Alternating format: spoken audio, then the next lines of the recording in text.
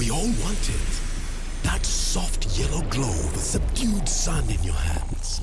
That precious polish of elegance. To hold it is one thing, but to taste it is everything else.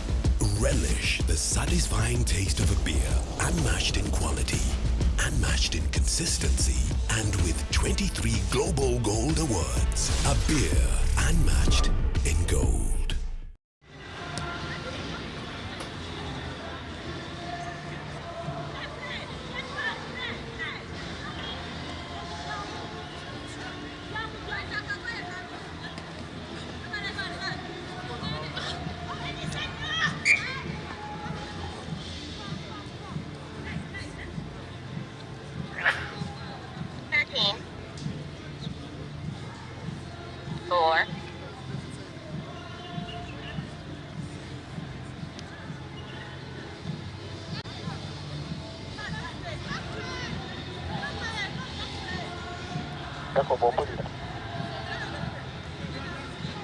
Three, four.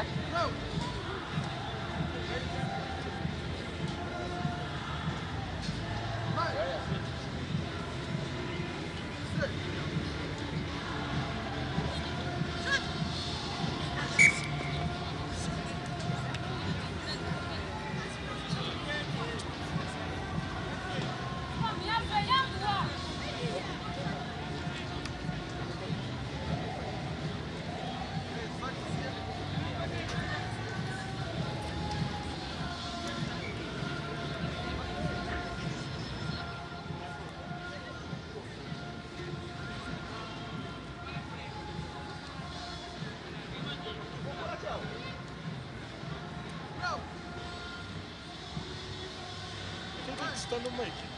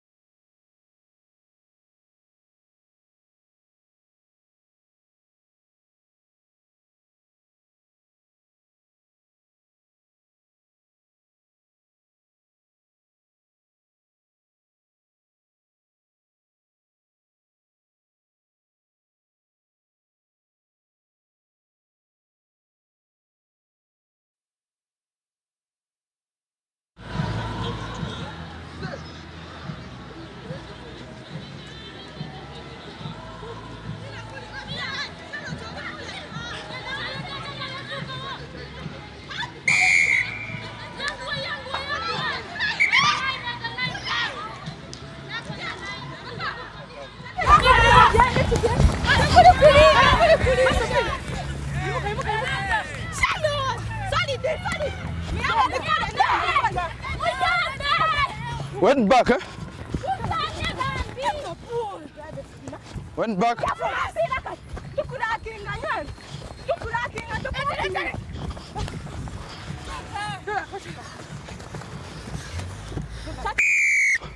On your hands, eh? So stay on your feet. Good drive, but you went on your hands, eh?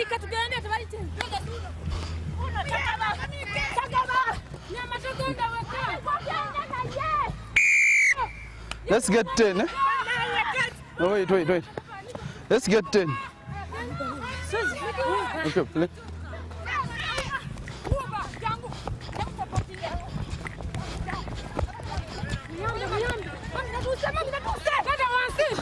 What about the man?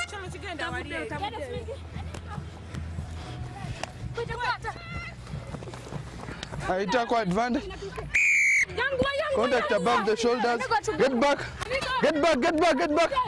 You're back now.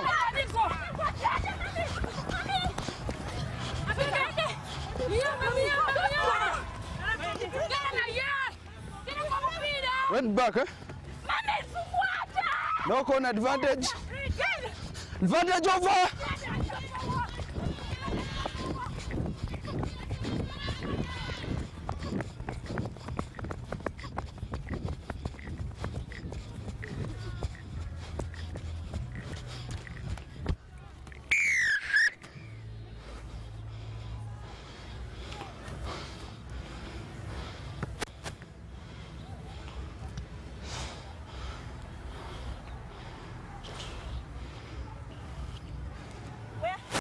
You're there? Yeah. It's fine.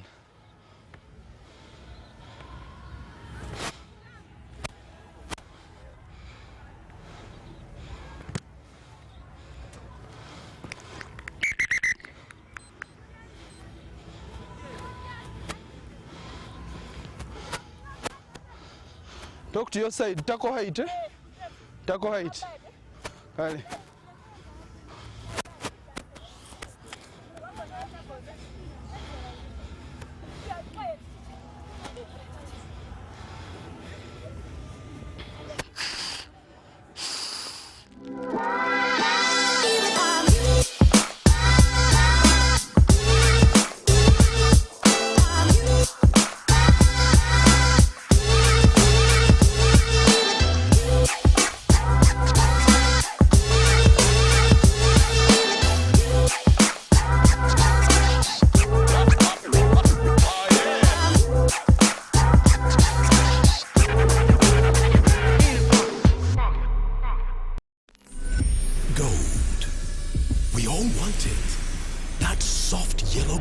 Subdued sun in your hands, that precious polish of elegance. To hold it is one thing, but to taste it is everything else. Relish the satisfying taste of a beer, unmatched in quality, unmatched in consistency, and with 23 Global Gold Awards, a beer unmatched in gold.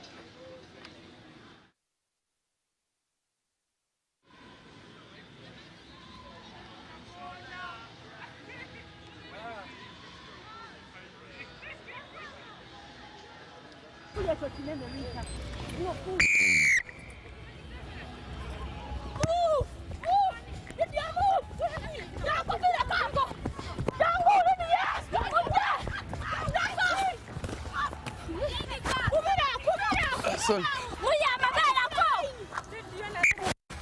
let's have a scrum, eh?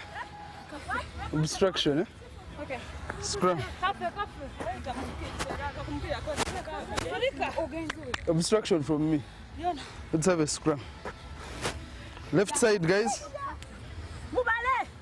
Guys, Mark is here. So hookers, left side. Musigale yo. Crouch. Bind.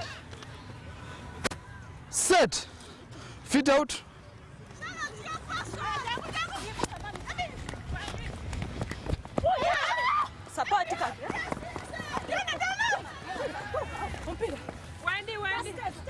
Let's stay.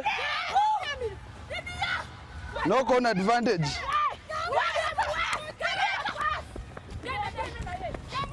Advantage over.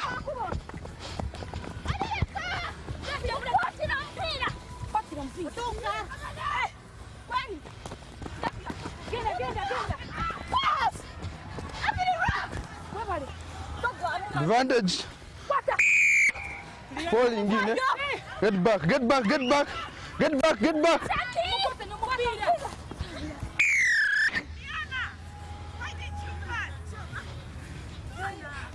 We move towards the center.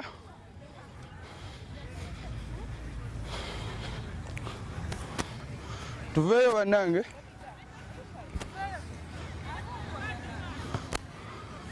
First of all, don't let them move. Okay, you can go now when you're ready.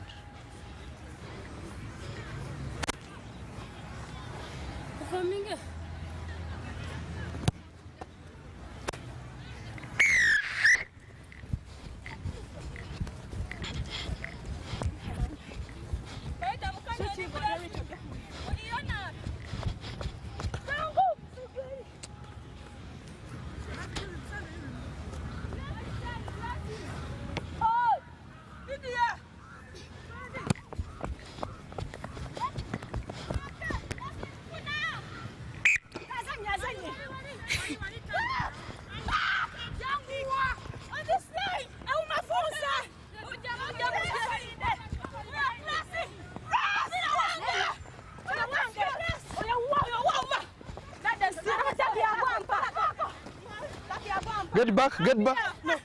No, it went backwards. Eh?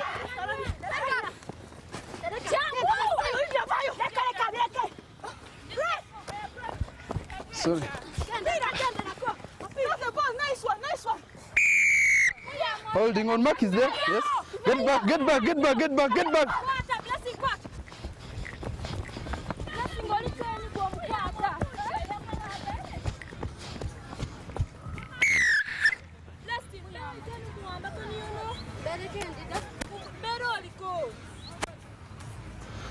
Captain, tell the players to get back 10 after penalty.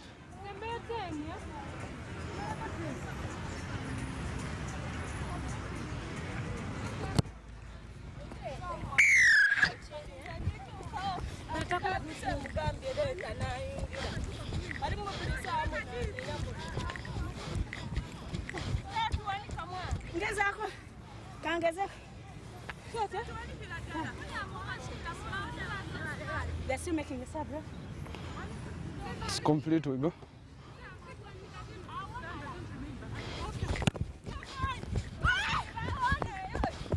Went back. Stay. Come. We are going to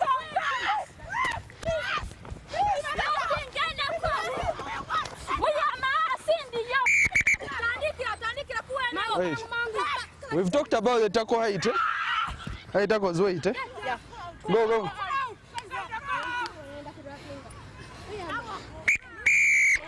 Height tackle.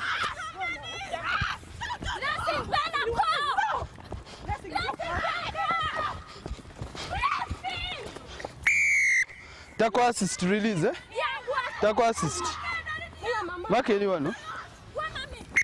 Mark is here.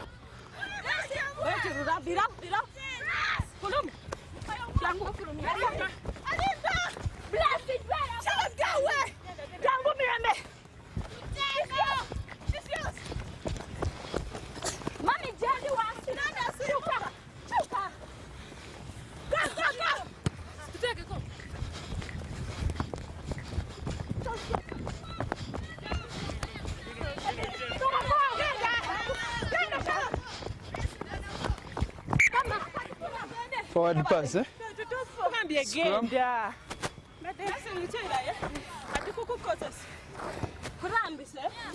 Mark is here, guys, eh? So go on, no? Bejangu.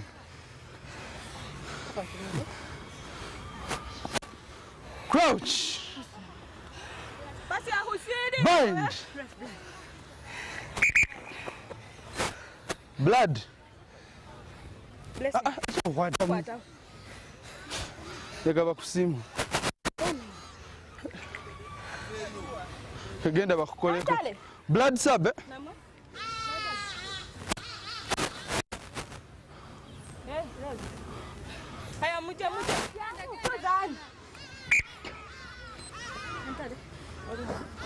Same thing.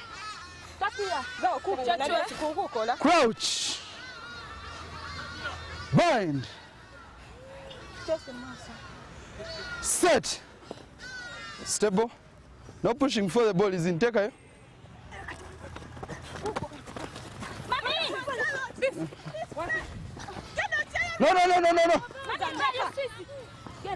Advantage over.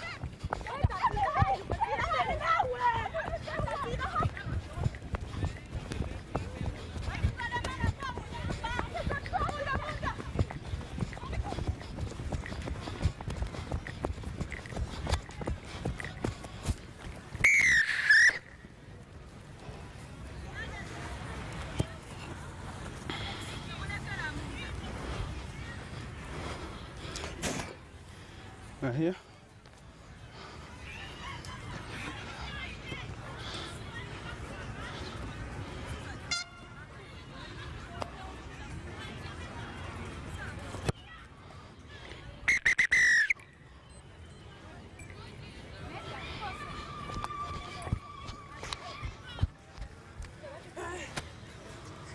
Apologies for the crash. Okay, well played.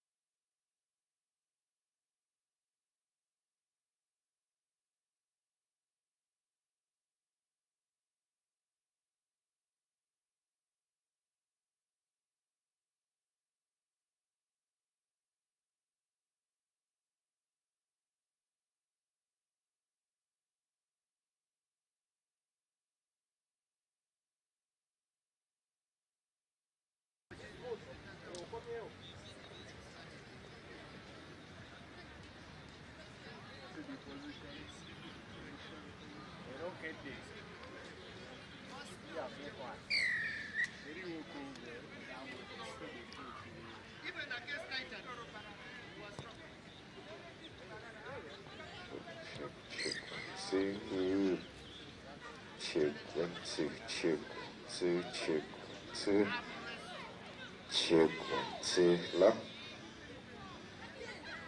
check, 1, 2.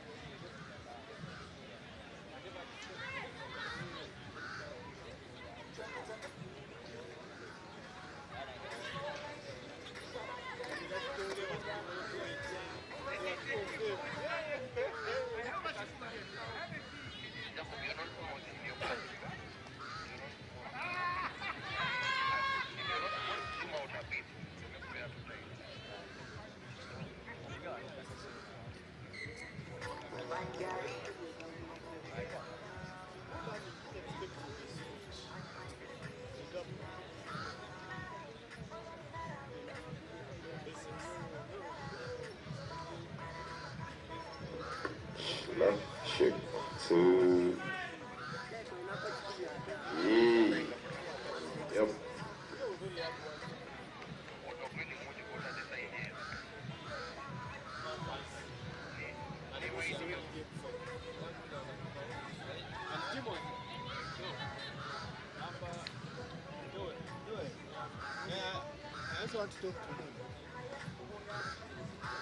Good morning from a sunny lakeside Entebbe. Welcome to day 2 of the Entebbe Sevens live here at Namate Stadium, Namate Grounds, Wax Grounds, I am corrected. The rugby has already kicked off, and the first game of the day were the fixtures of the ladies Kitgum Queens starting against the Avengers. Avengers winning that one. Thunderbirds also beating the Lady Pacers. Black Powers doing the business against the She-Wolves, and game on pitch is the NILE Rapids, who are leading the Panthers. And straight after this will be a short break, and we head into the main cup, rather the challenge quarterfinals for the men. The first fixture will be Impis against Eagles. Chambogo will follow against the Jaguars, and Elgon Walls will take on the Chisubi Pacers, and then Rams will close it off against the Warriors. And the fixtures for the main cup quarterfinals are as follows. The first one will be the Rhinos against the Hippos. Cobbs will follow on against the Walukua Barbarians. The Buffaloes will then take on the Stanley Black Pirates, and the Blasco Mongers, the hosts for this circuit, will take on the Platinum Credit Heathens. Welcome once again, day 2, and we are ready for some rugby action. Good morning. Get yourself something to drink, get yourself something to eat, and of course we shall be drinking now special later on and throughout the day. Why?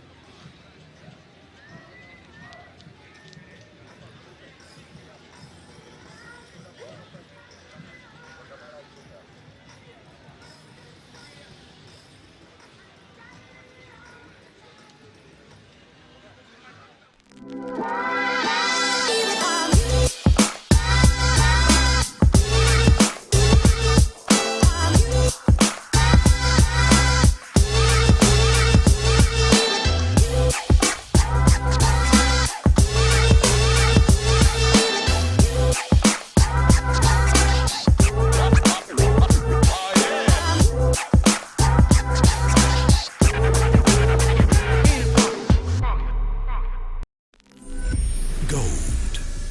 We all want it. That soft yellow glow with subdued sun in your hands. That precious polish of elegance. To hold it is one thing, but to taste it is everything else. Relish the satisfying taste of a beer, unmatched in quality, unmatched in consistency, and with 23 Global Gold Awards. A beer unmatched in gold.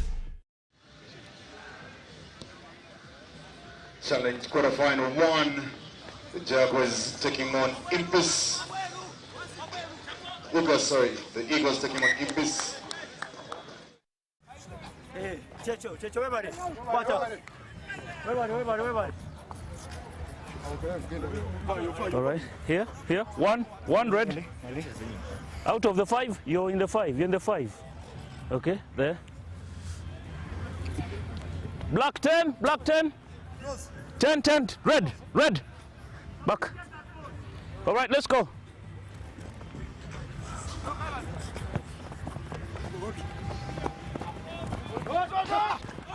Jaco. Play on.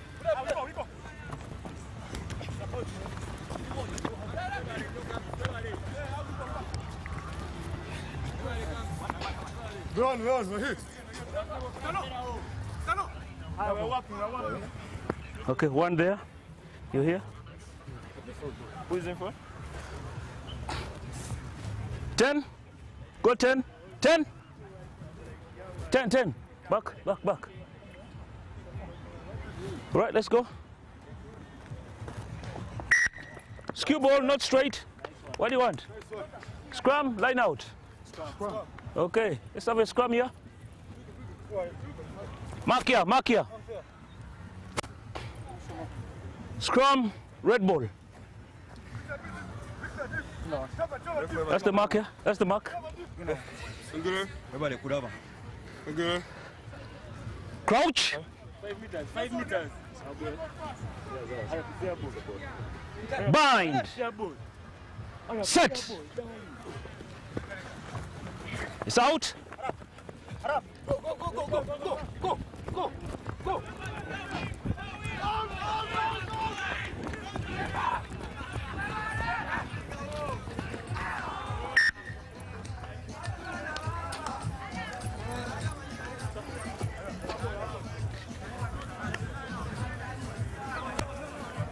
Did he step in touch before losing the ball? Yeah, before grounding. So it was a knock-on. We go with a knock-on. Touch before grounding the ball. Yeah. Yes. Okay. One here. Okay, there. 10. Go. All right, let's go. Not 5. Okay, what do you want? Scrum line up. Okay. Scrum.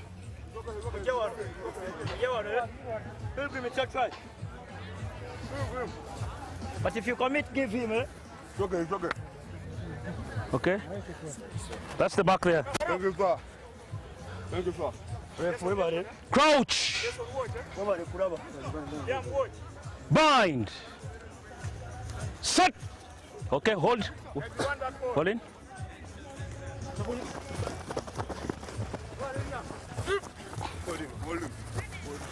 Okay, release.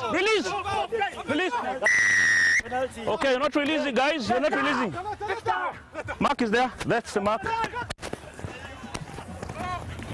Go, release.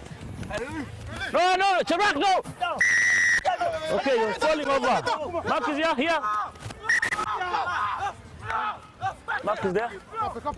Okay, diving in. Mark is there.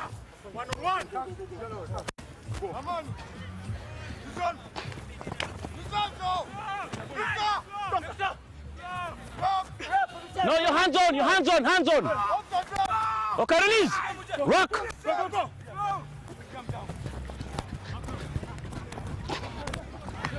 Playing advantage. No con. Advantage over.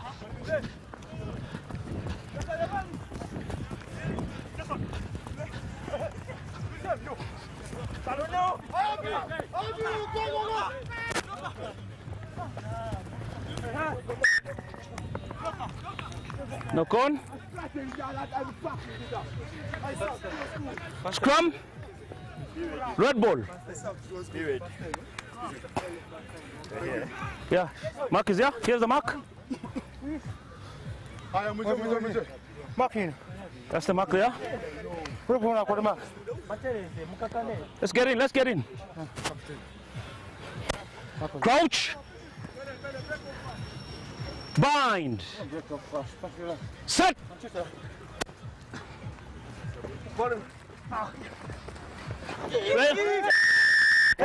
Okay. Mark up. Guys, you're not 10.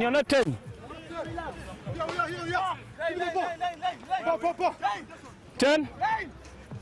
1-on-1. Here. That's the mark. Yeah, full penalty. What? Okay. There's no one move.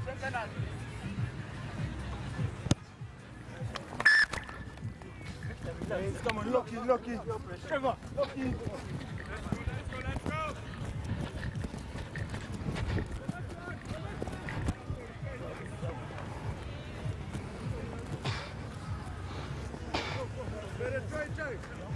Trade,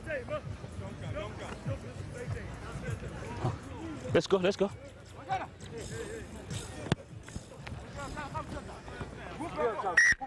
Free kick. 10.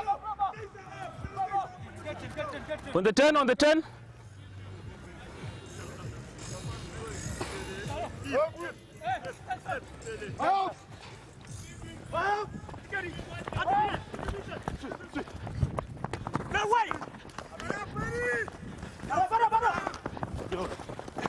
On the way!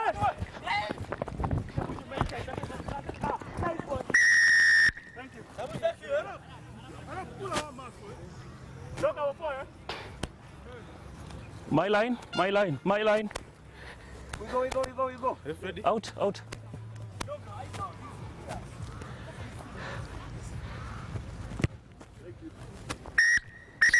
Half time. Come and stay, come ici. Viens, Bouddha.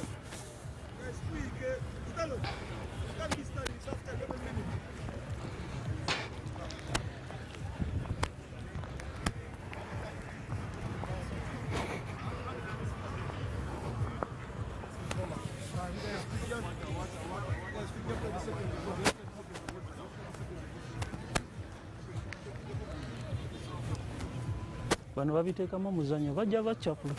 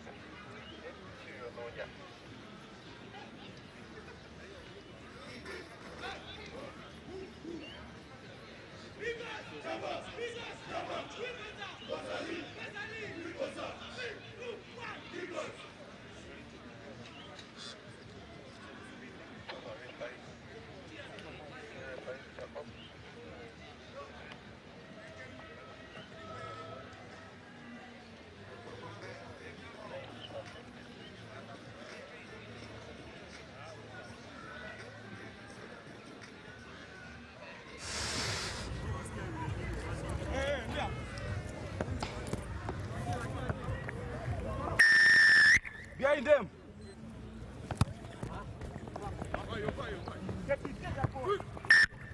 Free kick.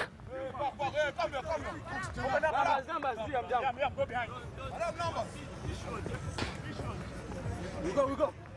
Go, go, go, go, go. Chaco. Oh, Arab! Arab! Open up.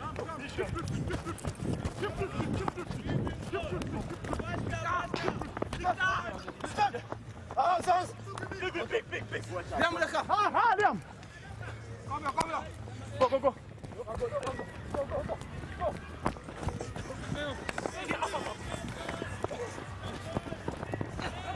Play on. It's out.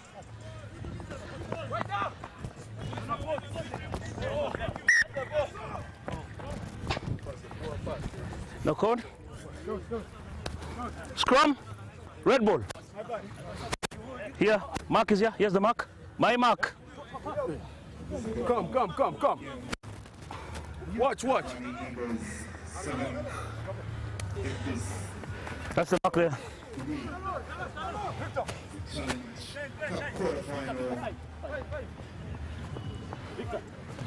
Crouch. Bind. Set. Okay, keep it. Ball out.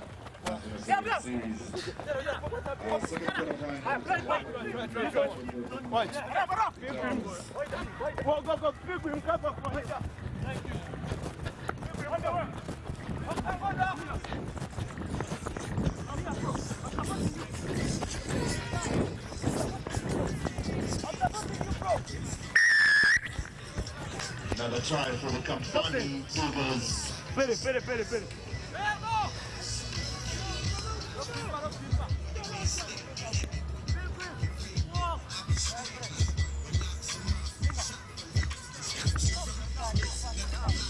My line.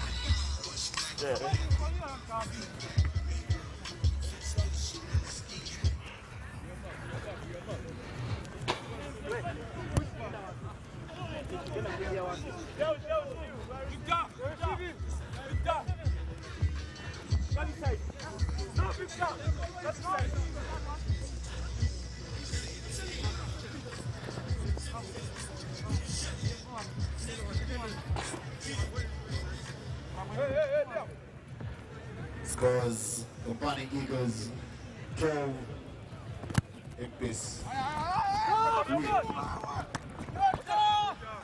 Play on.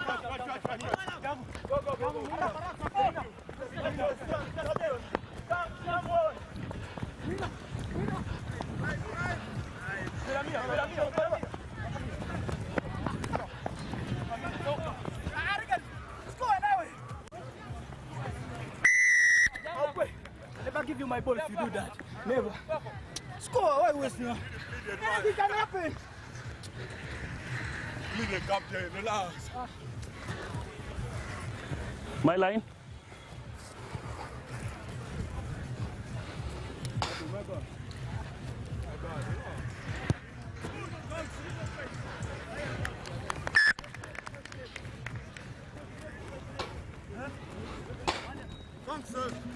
Try converted. Now 19 Ojana! to the Kampani Eagles 3 apiece. Number 26.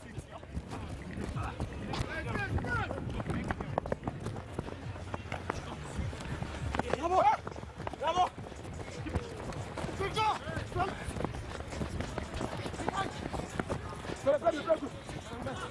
Back. Go!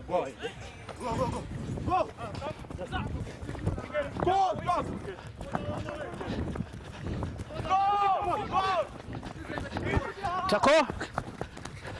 It's out.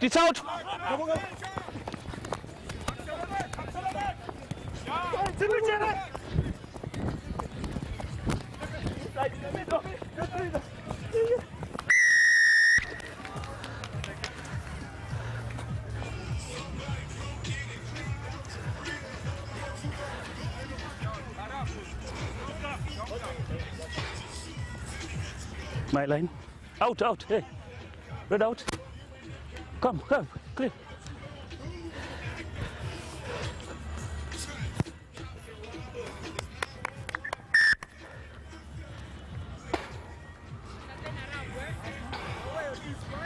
So that try, the Kampani Eagles go to 26 apiece, still holding a 3.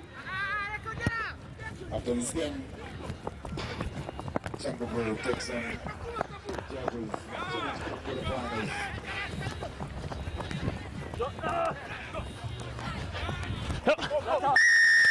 That was high. Yeah. 10. Go. Play. Advantage. Knock on. Over. Knock on. Mark here. Yes. Over. Yours was over. 2 passes over. Mark here. Mark here.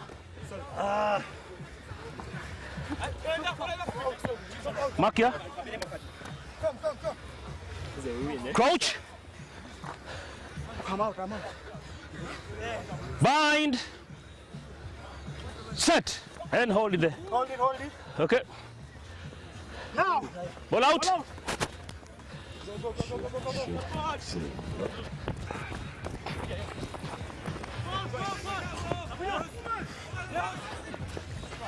Rock! Rock! Rock formed! Drive him! Rock formed!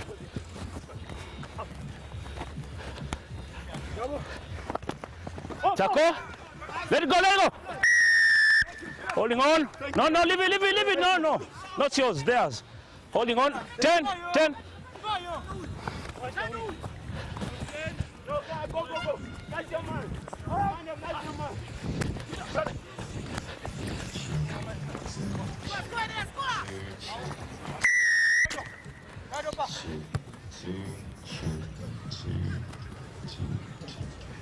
Thank you, Papa, bro.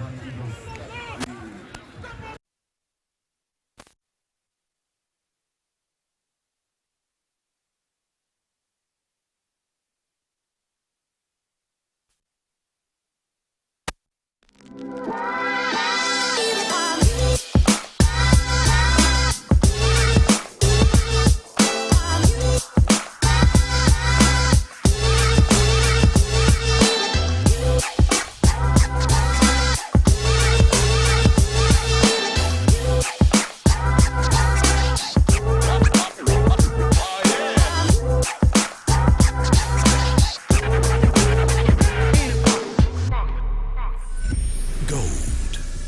We all want it. That soft yellow glow with subdued sun in your hands. That precious polish of elegance. To hold it is one thing, but to taste it is everything else. Relish the satisfying taste of a beer, unmatched in quality, unmatched in consistency, and with 23 Global Gold Awards. A beer unmatched in gold.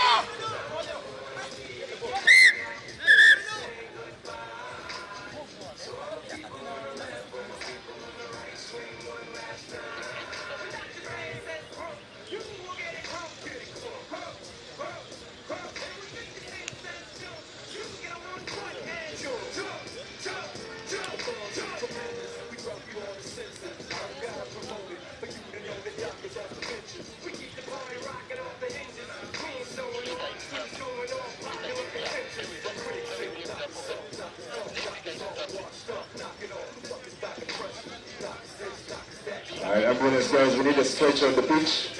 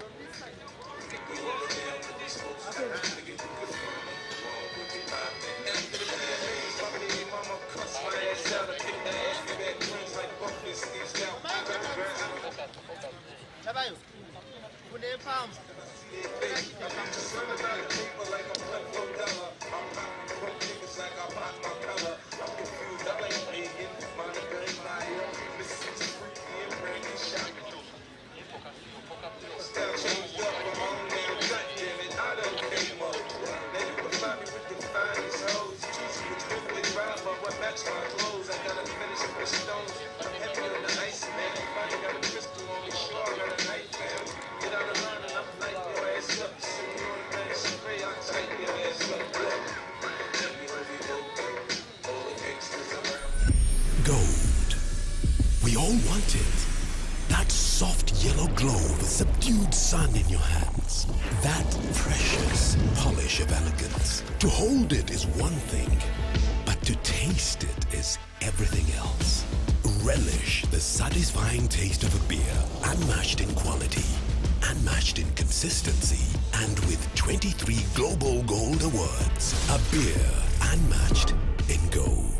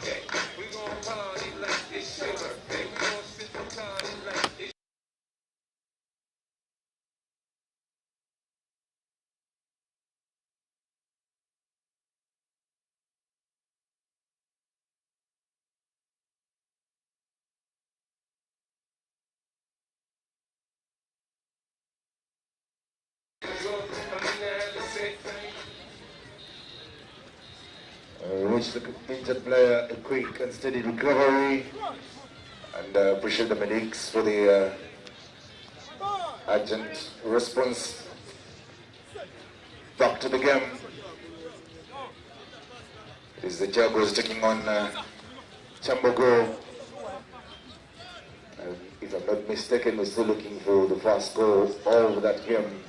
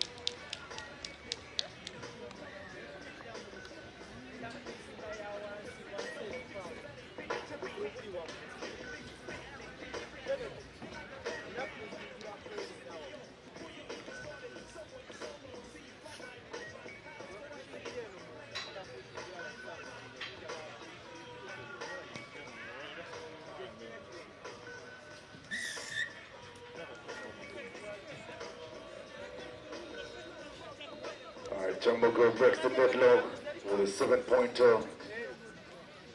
It is now 7-0 against the Jaguars. Chambogo in the lead. Welcome to match day 2 of the Glasgow Entebbe Sevens. We are at the quarter-final level of the Challenge Cup. Game on pitch is our second quarter-final.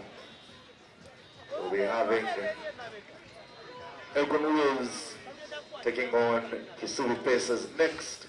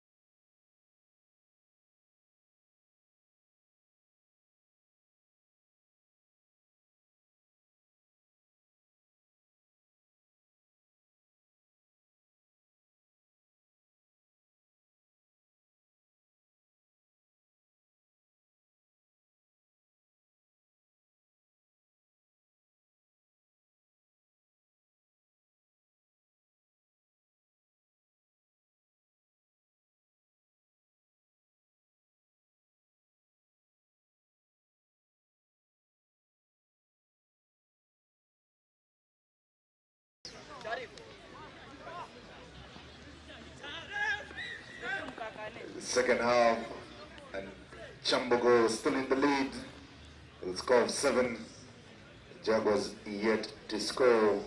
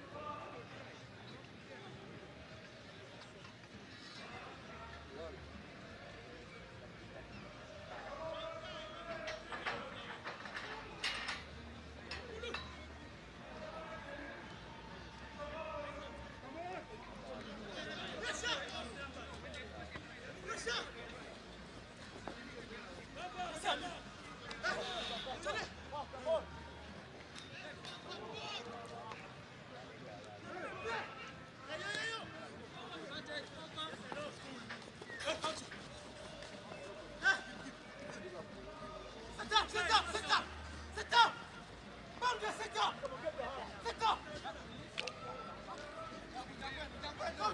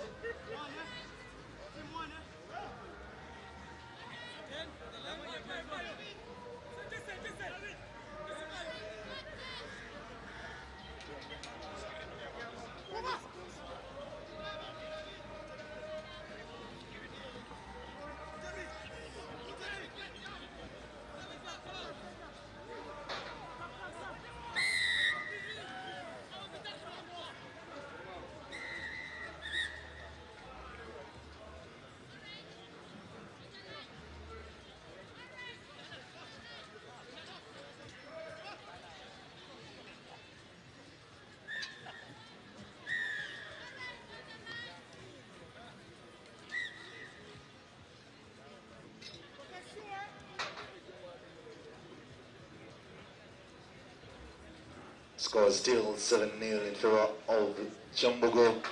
That's the team in blue. The Joggers in the orange. Yet to score. At the end of this game, the Elgon Wolves will be taking on the Subi Pacers for the third quarterfinal Challenge Cup.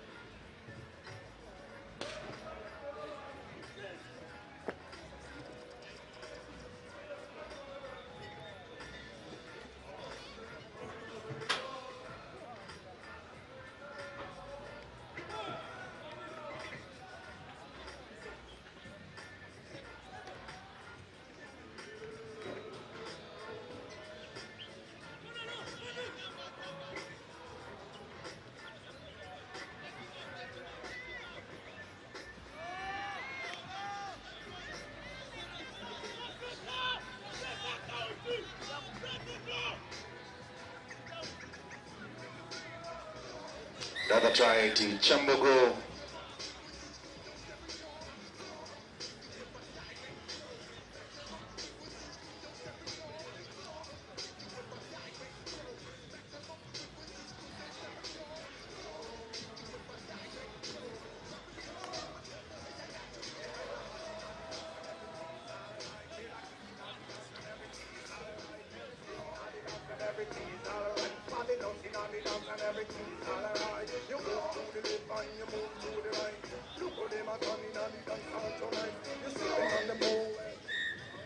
The conversion is good, and the game ends 14-0 in favor of Team Chambogo. Next, Elgon Wolves take on the Chisubi Pacers. Match day 2 of the Blascon Entebbe Sevens.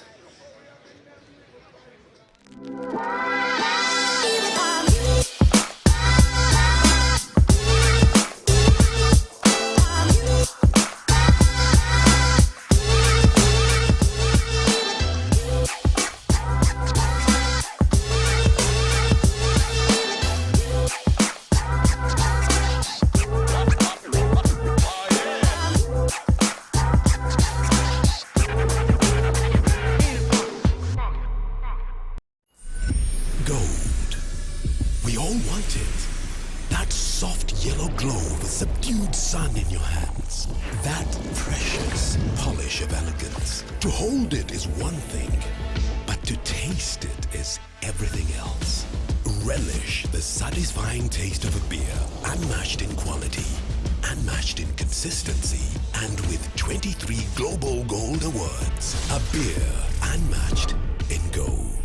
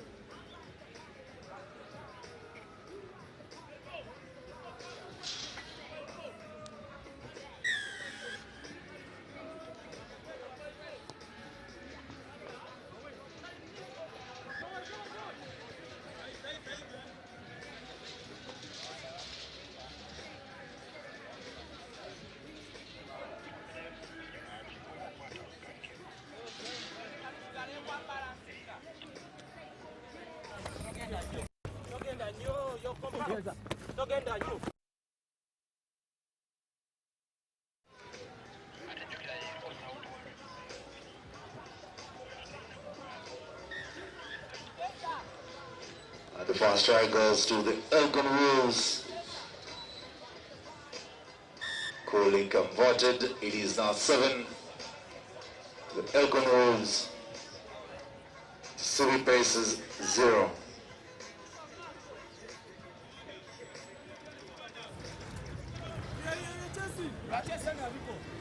Play when you're ready.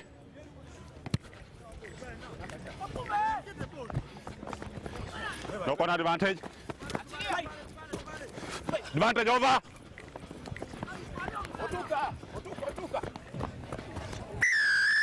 Tries. Wolves making good run. Opponents, another try. Back to the side.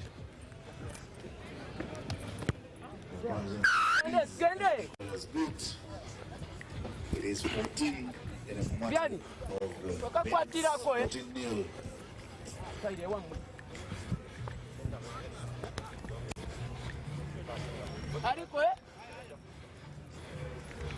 Let's play.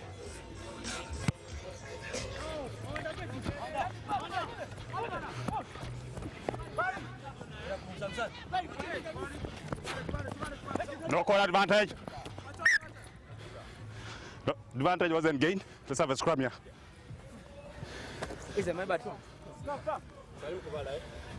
Mark is here.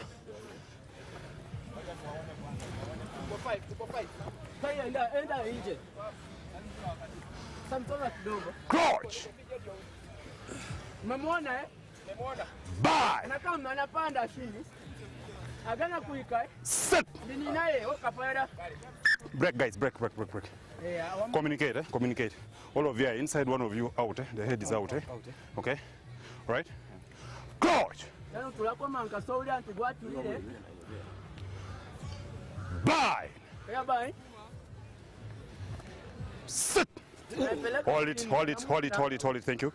Ball in.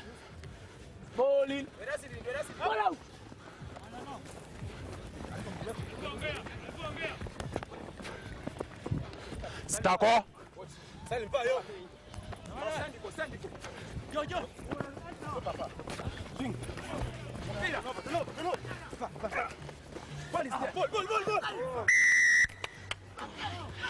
You're part of the rack. You don't touch that ball. Time off. Medical break. Relax. Relax.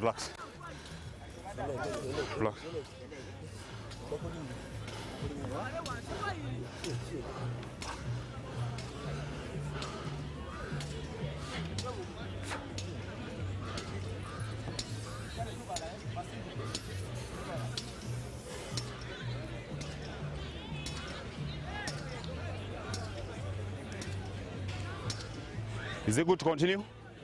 All right. Time is on now. Hands in the rack.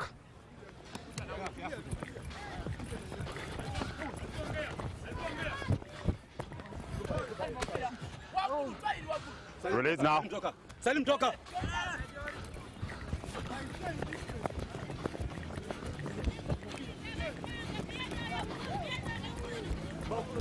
Ball. Advantage. No con. Body. Advantage over. Roll away. Get back.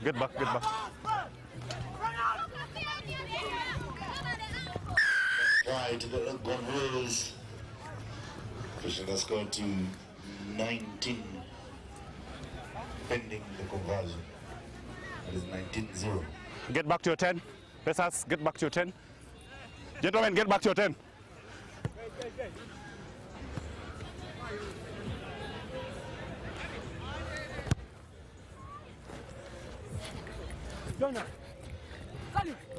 Salim.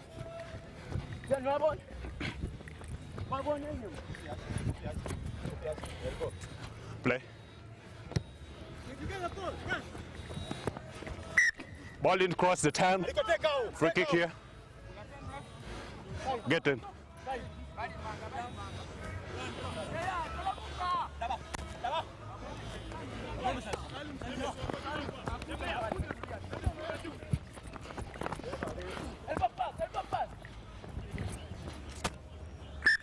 Let's have the line out. This is the line, Yellow, you're here. Chuka. Here, Pesas. Take here. Yellow there. Pesas, come and take a mark. One of you get there, 2 by 2. Mark is here. One. There. Space. Ngoja kwanza. Cheza basi.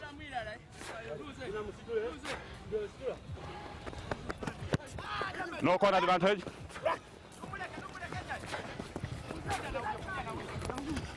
Advantage over.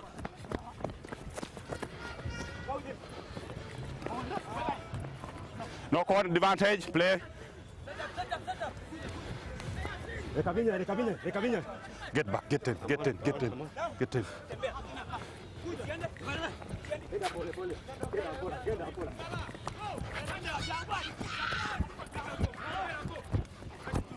Ball is open.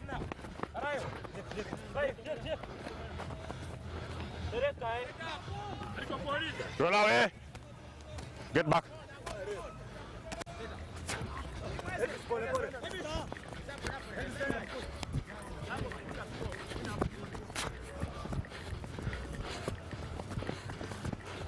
Going to back play.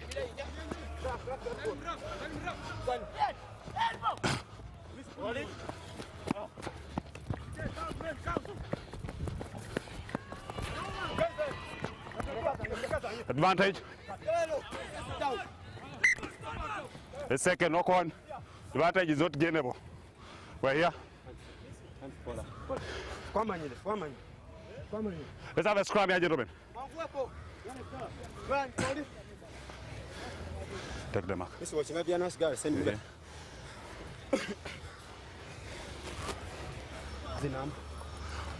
Crouch. Go away. Bye. Sit. Hold it. Steady. Thank you. Ball in.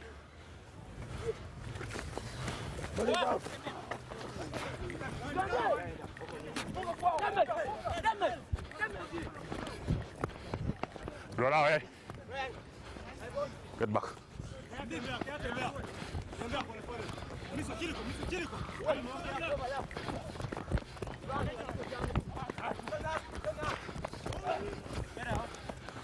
Get back foot, get back. Advantage offside.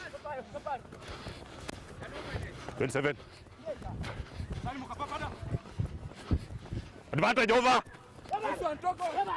Play on.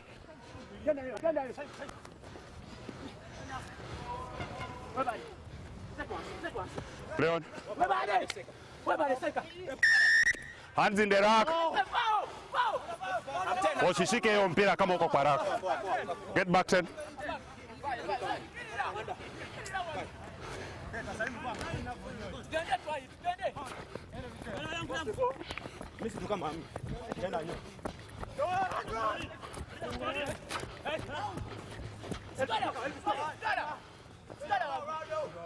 Play. To end back play.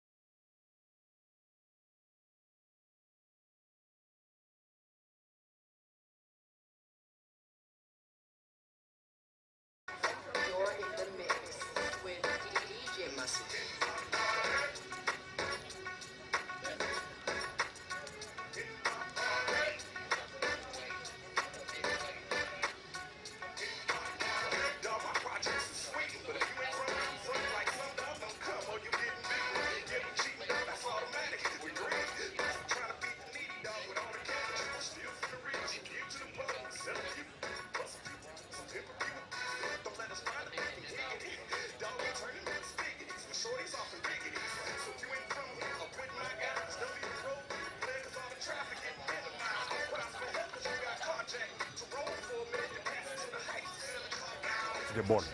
Okay? I just sweep off. Let's sweep, then someone else plays the ball. Eh? Okay. Ambulance! No.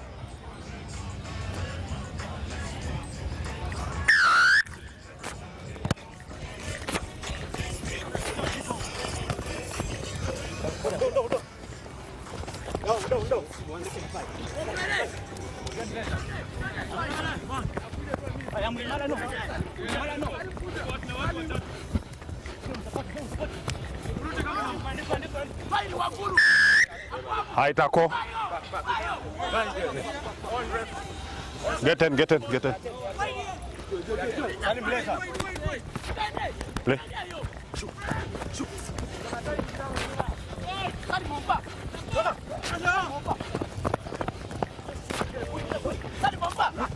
Down. Bring him down onto his feet. Good. Ball is open. Enda. Unafika wewe.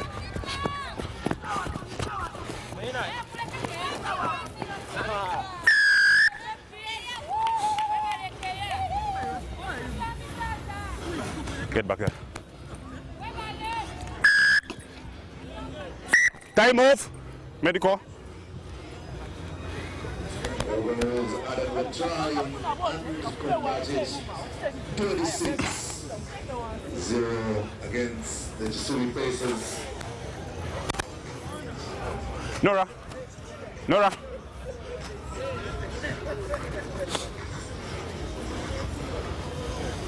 Last quarter game for the champion. What happened to him? It wasn't foul play. Okay. Just niliza kukula ganti waliwawa basikuwa mkula kwa medical na after all Hey, I saw because it wasn't affecting play. Yeah. Na bali nikakule ngamba na yeye tete makulu baba.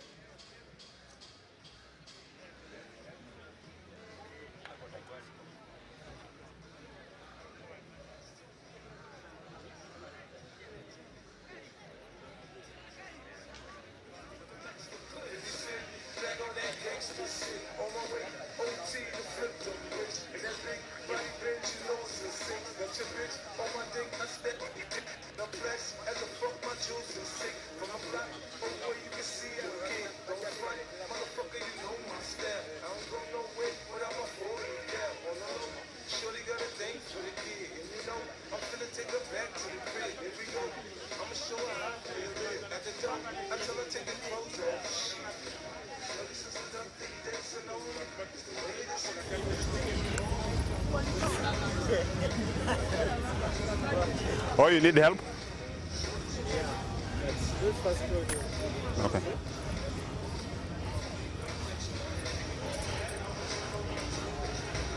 James! Jemo, send someone to help on the stretcher.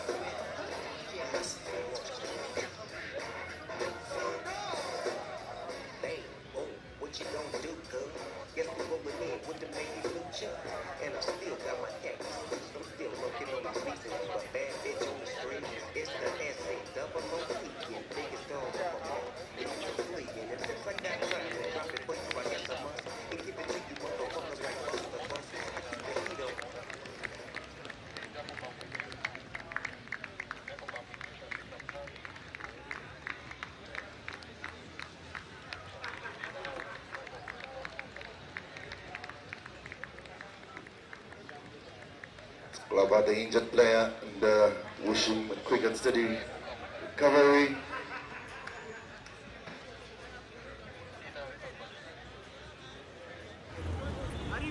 Wait. On my call, eh? Hey.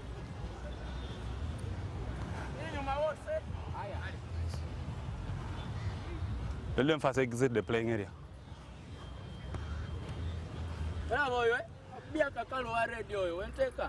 Okay, time is on now. Time is on. Play. All right, the game resumes.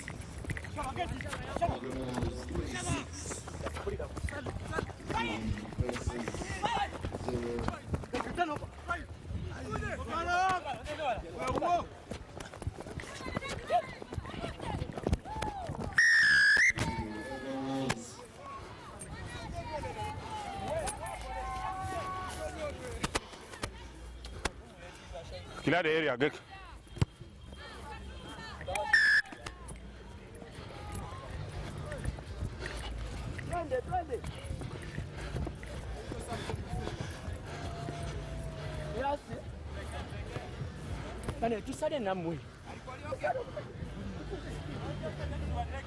We keep behind the kicker, gentlemen. Behind. Let's play.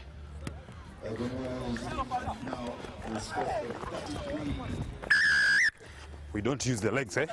Don't do that again. Take the mark there.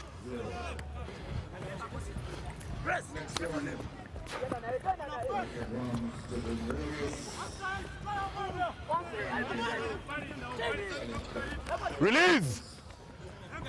Keep back. I will have a slow break before that.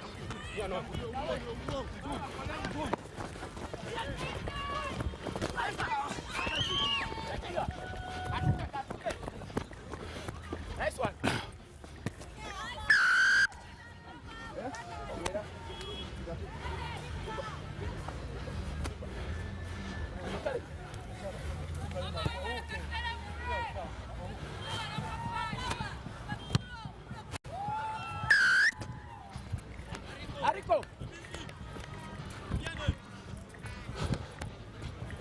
Version is good. It is now 40 points to the Elgin Wolves. The Subi Pacers 0. Let's play.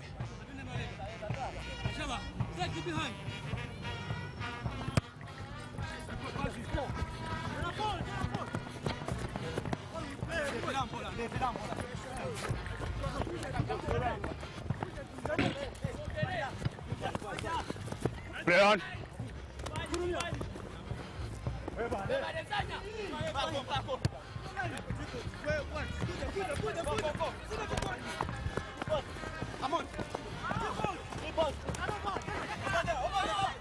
Ball is open. Roll away. Play. Went back, play.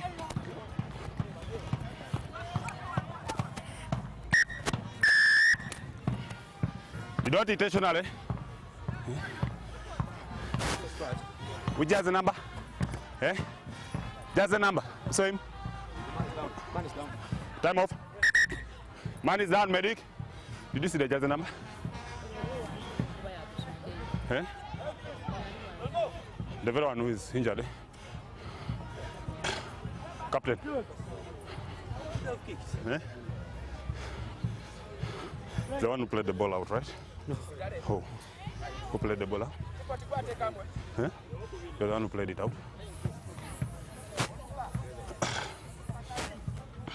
That was intentional. We don't do that. You don't intentionally do it, and that qualifies for your card. Eh? Okay. So next time you don't do it. Eh? Okay. So you go the other side. Eh?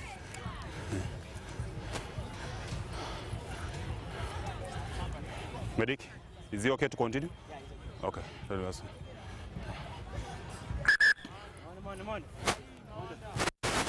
It's a penalty, gentlemen. It's a penalty. Intentionally throwing the ball out of play, so it's a penalty. So you guys get 10. Eh?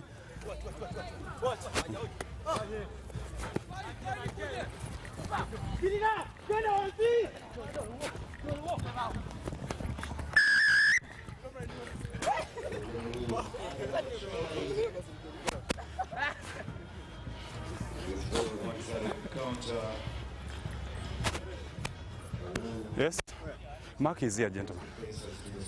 Guys, get to your 10, please. Clear that channel.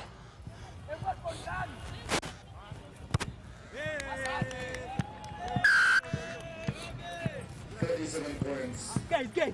Nothing. Challenge.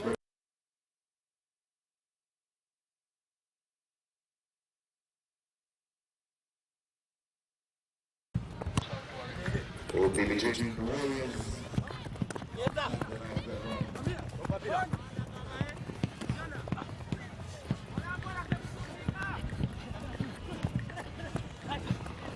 Run away. Get back foot. Advantage, offside.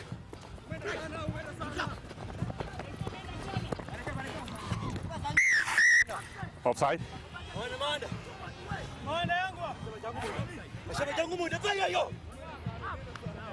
Play.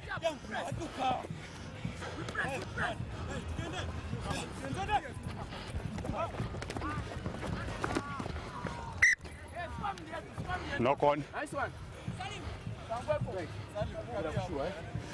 Take the mark here. Yes, please. Time off. Lenses.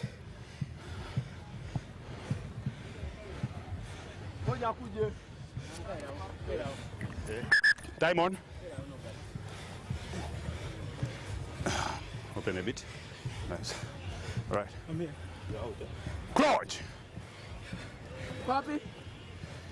Bye. Sit. Hold. Ball in.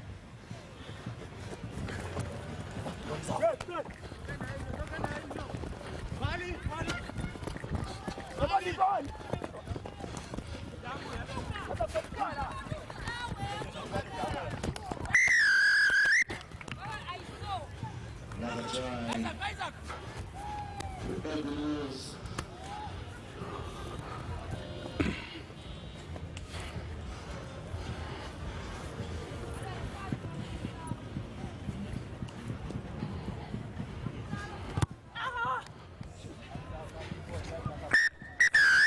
Game is down. 52 points to Elgin Wills, 0 to Subi Faces. Next, Dr. Williams taking on the Warriors.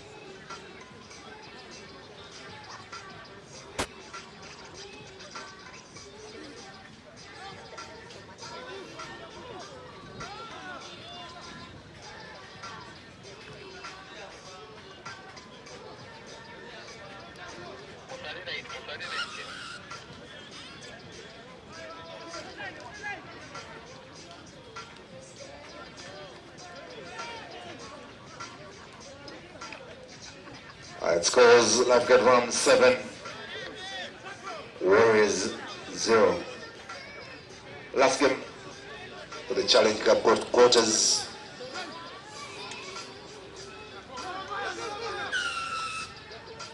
Jacob soko sembeleke mavega.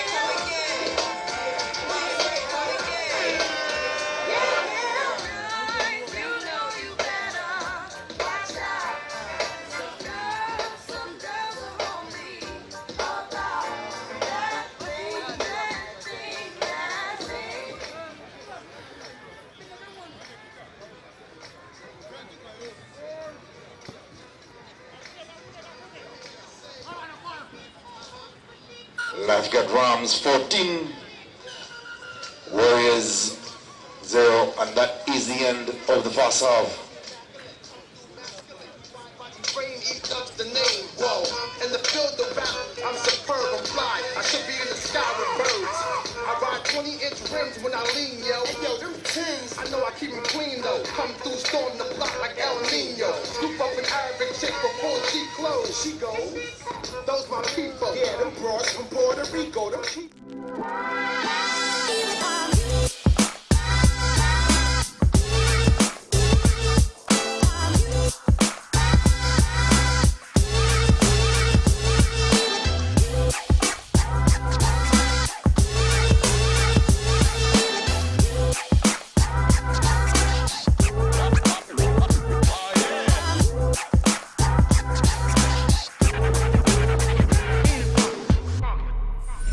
Gold.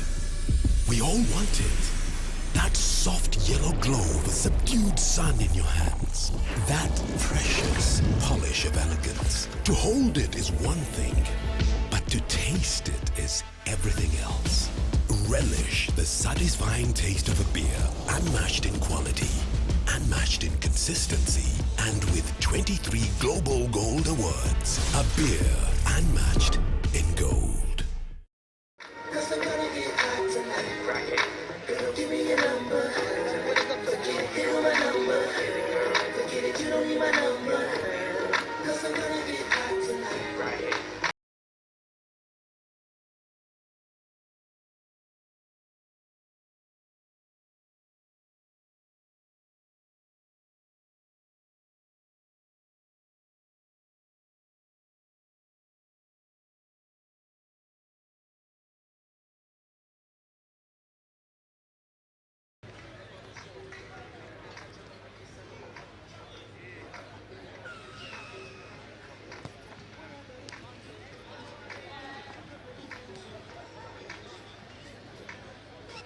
Back for the second half.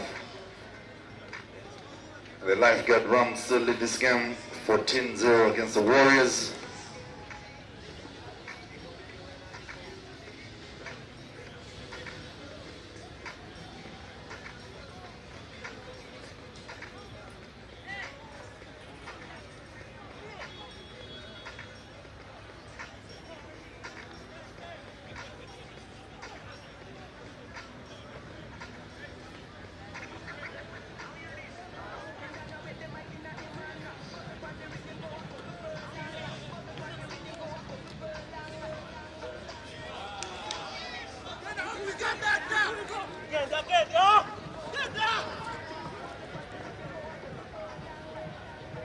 Box is space, and we have a third try to the Lifeguard Rams.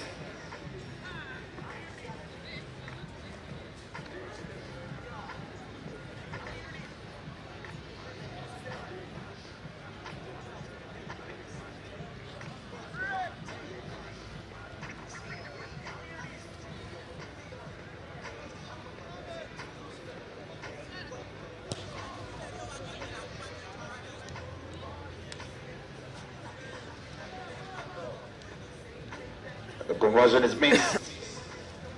Scores 19 for Lifeguard Rams, Warriors 0. Challenge Cup, fourth quarter final.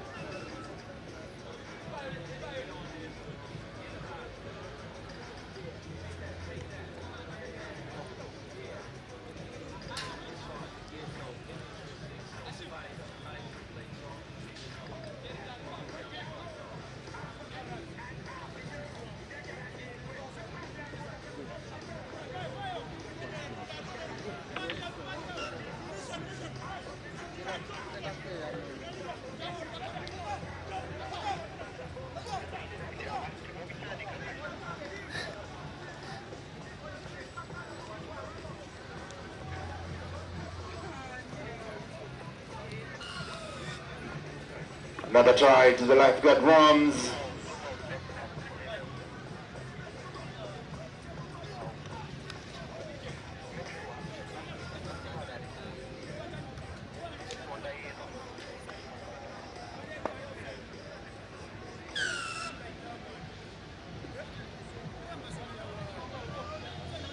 Scores right now 26. The lifeguard Rams, 0 to the Warriors. Second half of this game. Welcome to day 2 of the Entebbe, we call it the Plascon Entebbe Sevens. Our first destination on the road of the now special National 7 Series. And it's not too early to kick off with a cold NILE special.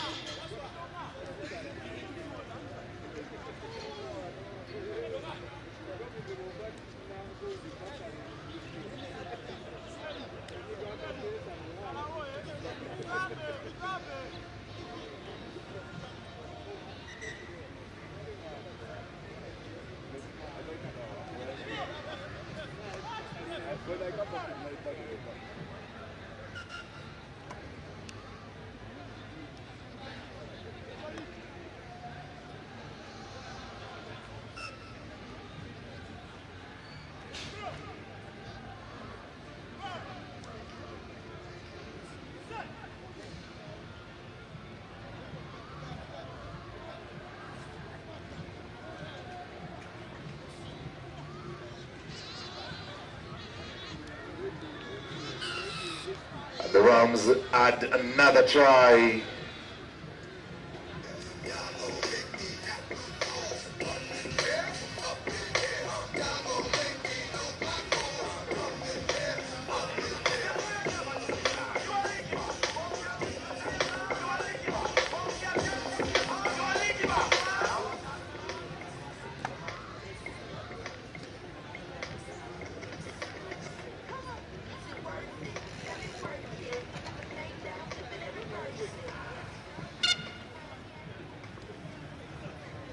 And as the full-time hooter is sounded, is 31, the lifeguard Rams. Warriors yet to get into the fight.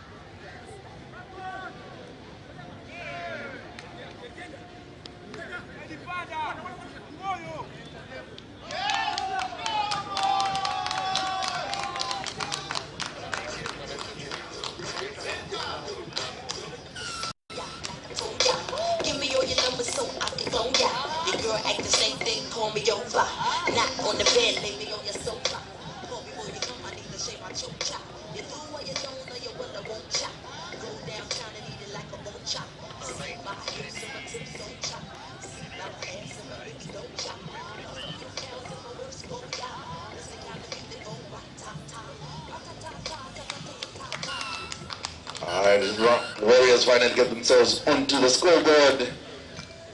7-31 was the Coral Town score. And now, the main cup quarterfinals. Hippos.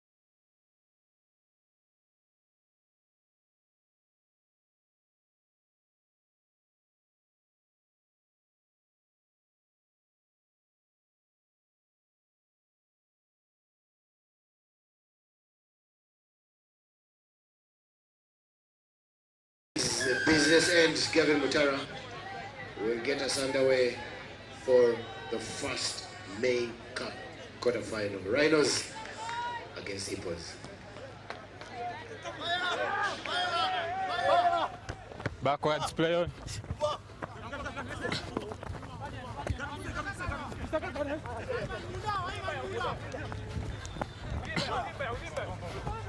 Tackle.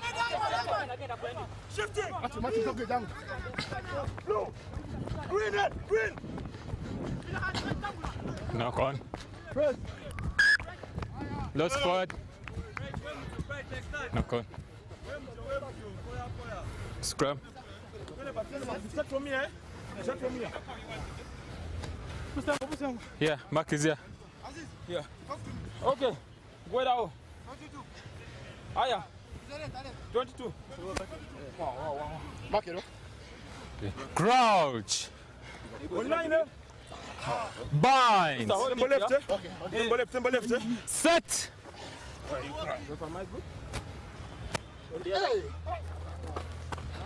Good.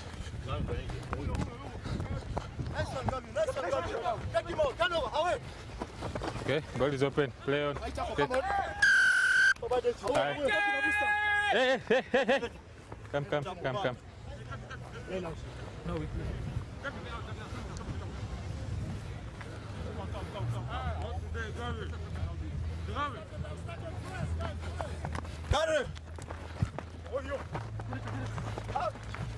Okay. Yeah. Come. Hey, two. Nice one.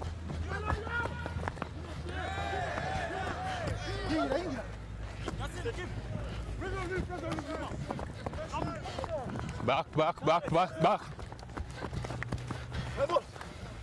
Away. Ball is there. Play on. Go. Patience, boys.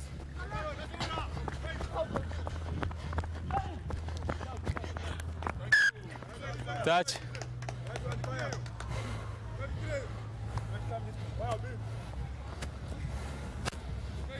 Hippos.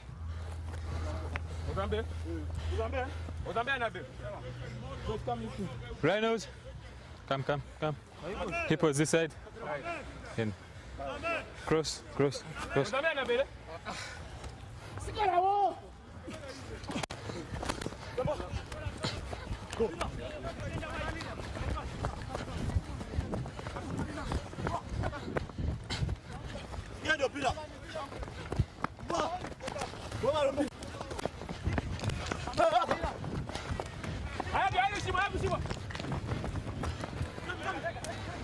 Tackle.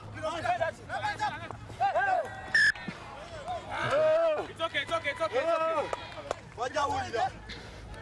Scrum down. White ball.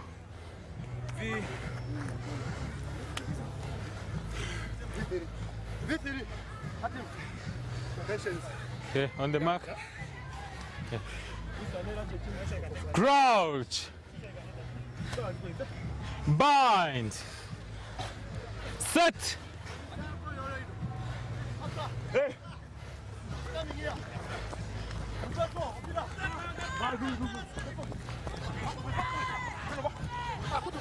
Hey. It's fast. Okay. Relax. Holding. No, baby, no. Scrum, quoi? Okay, scrum.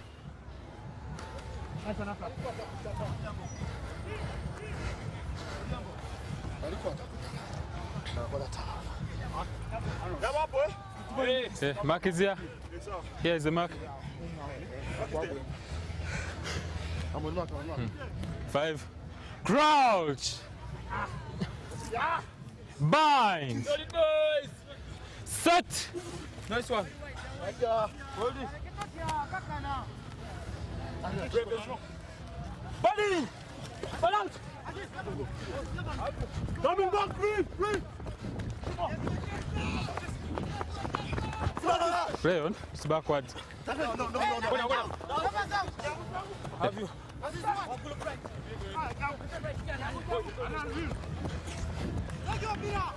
Play on. Off the ball. It's off the ball. Offside. Fringe. Okay. Offside 9. Here. Number 9. Yeah. How?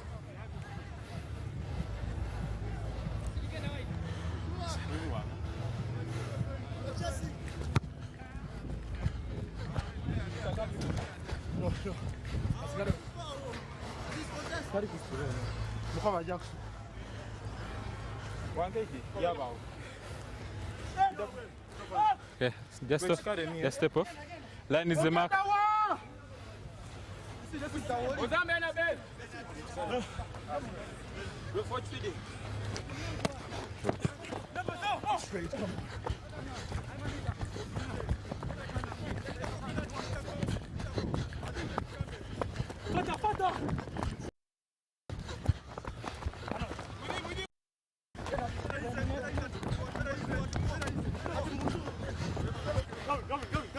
Go. Offside.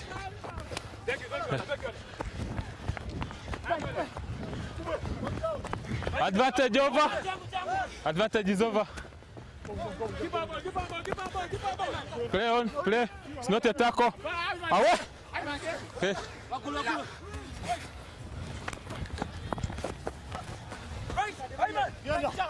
Go.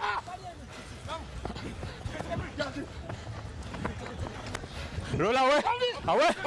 Okay. It's on the wrong side. Okay. Roll.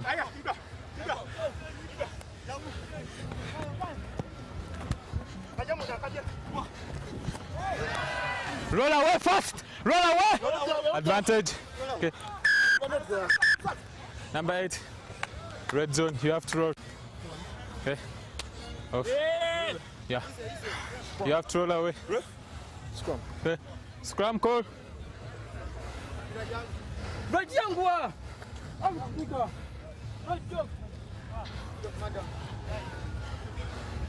Okay. Come. Time is off. Booster.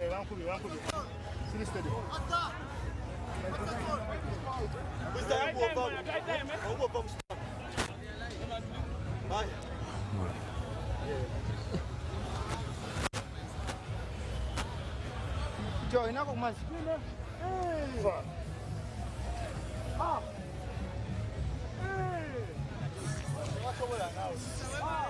Engulf! How it's time to engulf? Ready?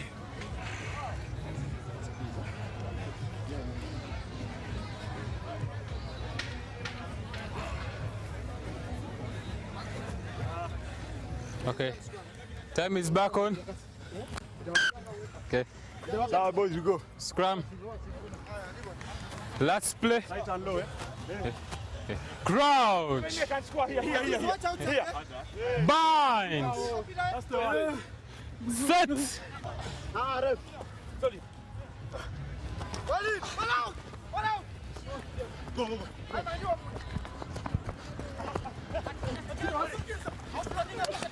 Advantage. Get up. Get up. Okay. Okay. Get up before you tackle.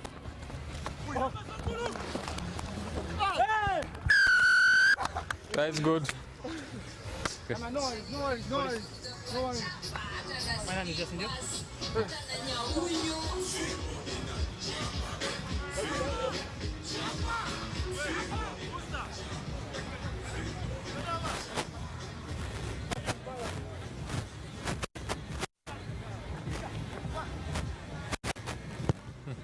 Okay. Okay. The first try of the game comes at the halftime whistle.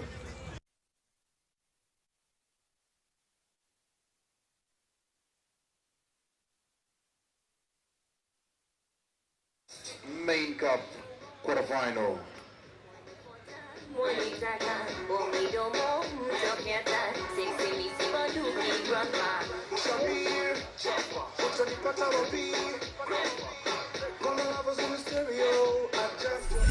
Gold.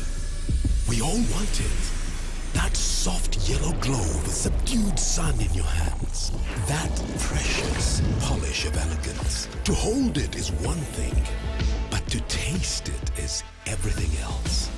Relish the satisfying taste of a beer, unmatched in quality, unmatched in consistency, and with 23 Global Gold Awards. A beer unmatched in gold.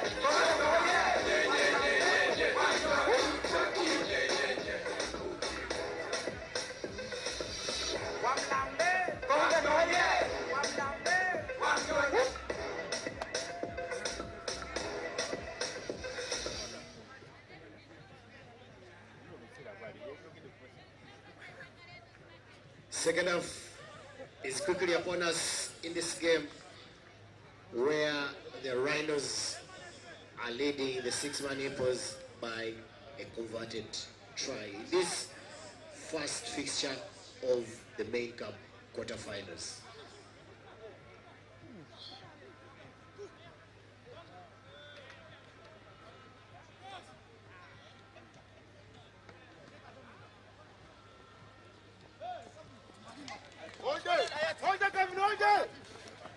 Support!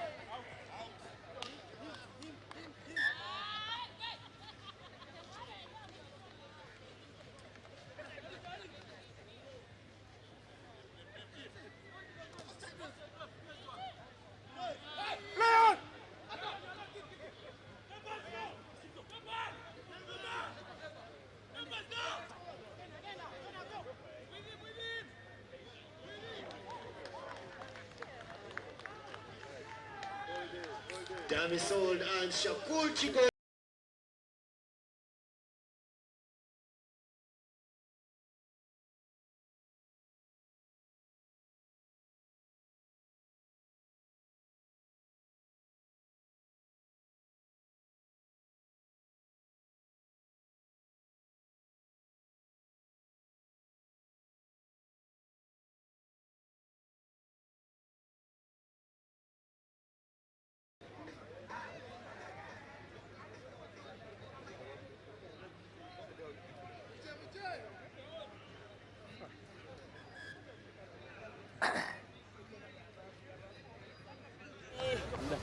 Done?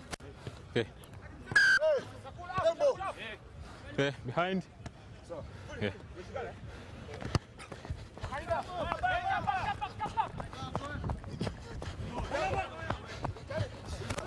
Okay.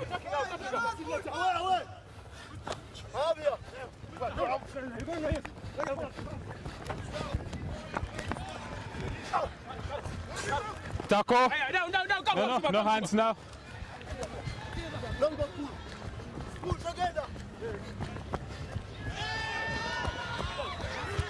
Okay, touch.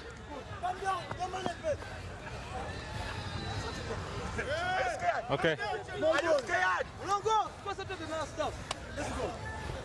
Hippos. Hippos. This side. Yeah.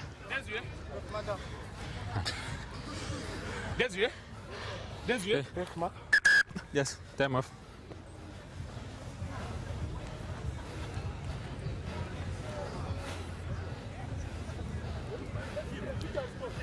Sub, booster?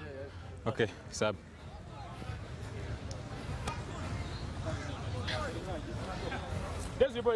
Time is off, guys. Time is off. The sub is coming on. Right. Right. Take a man, we'll fix them in. I want to fix. Yeah. Come. Yeah. Okay. Yeah. Pressure, come. Good ball.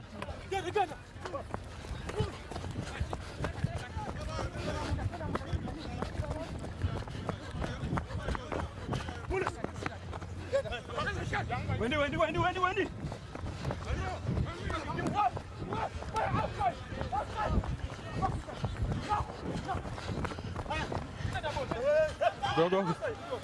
Go. Offside.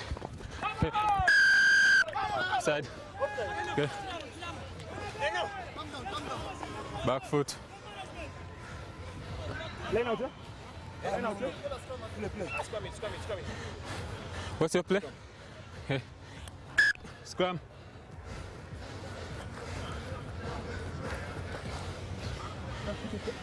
Is in our scrum? Thank you. Okay. Time off.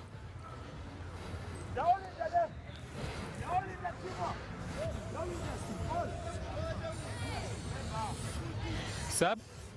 Yep. Is that sub for him? Yeah, okay. Okay. Shorter side.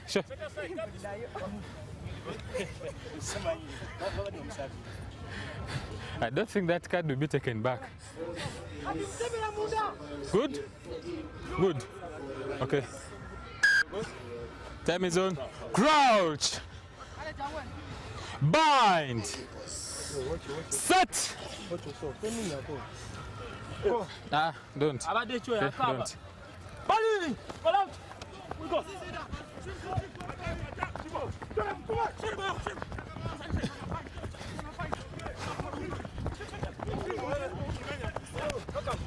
Together. Knock on. No. Scrum down. Let's have a scrum. Guys, safe. Keep it safe, guys. Okay. Crying for us. They are attacking you. You're not here. Okay, on the mark. Mark is there. Yeah. Here. Okay. Subs, rhinos. Okay. Crouch. Bind. Set.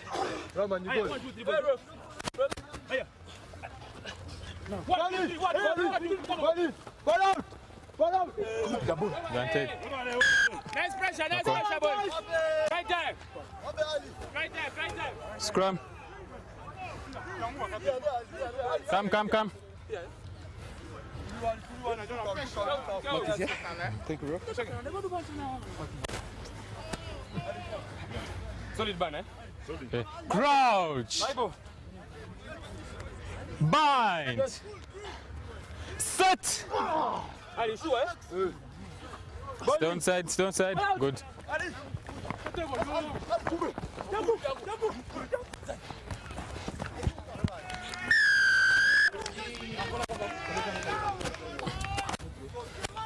I don't know. Okay. Are you sure? You're 21. Wait. Hippos. Move out. Okay, now.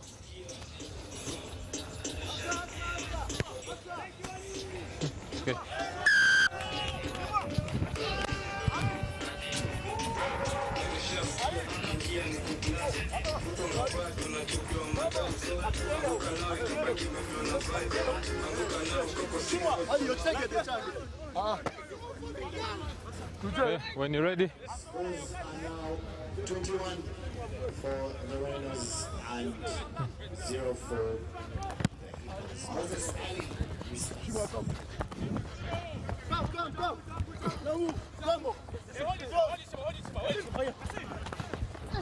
Play on. Play on.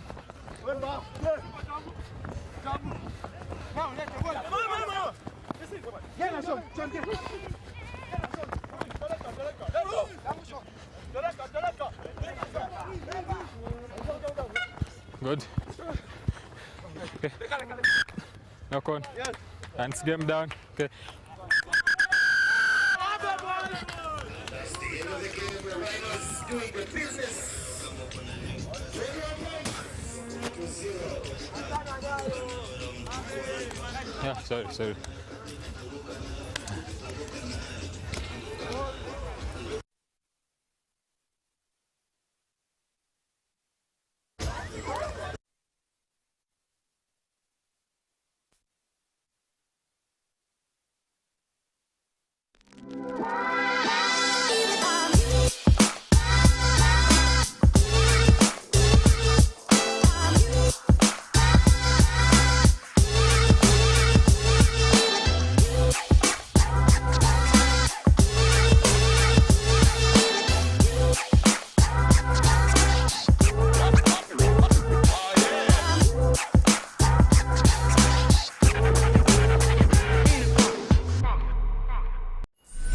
Gold. We all want it. That soft yellow glow with subdued sun in your hands. That precious polish of elegance. To hold it is one thing, but to taste it is everything else. Relish the satisfying taste of a beer, unmatched in quality, unmatched in consistency, and with 23 Global Gold Awards. A beer unmatched in gold.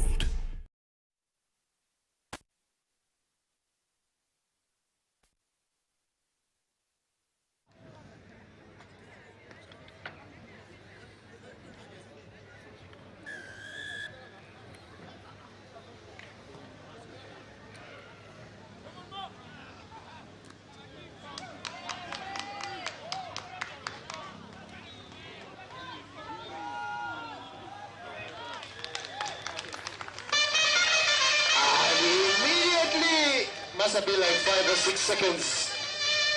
And the Cubs are in for their first try.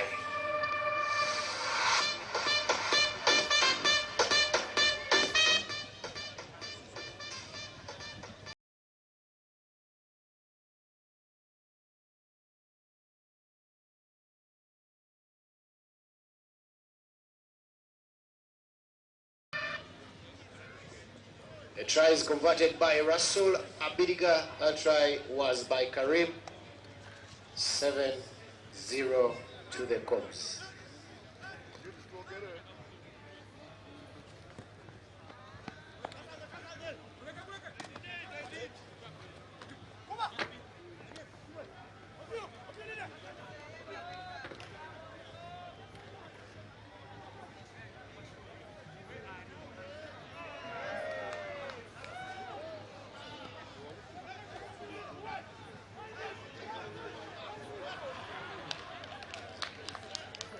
And the Barbarians are in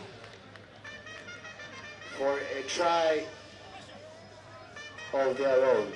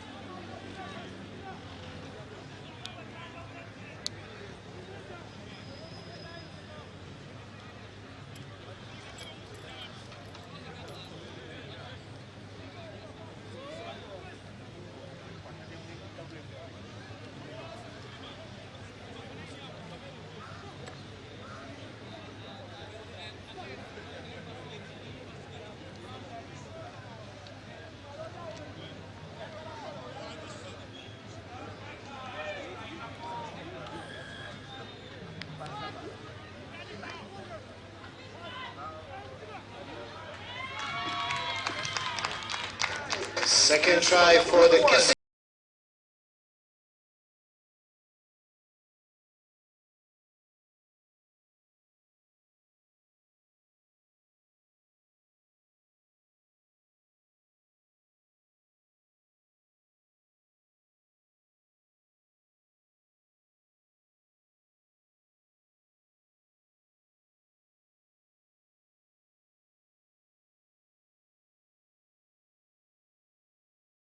Scores 14 for Cubs, 7 for the Barbarians.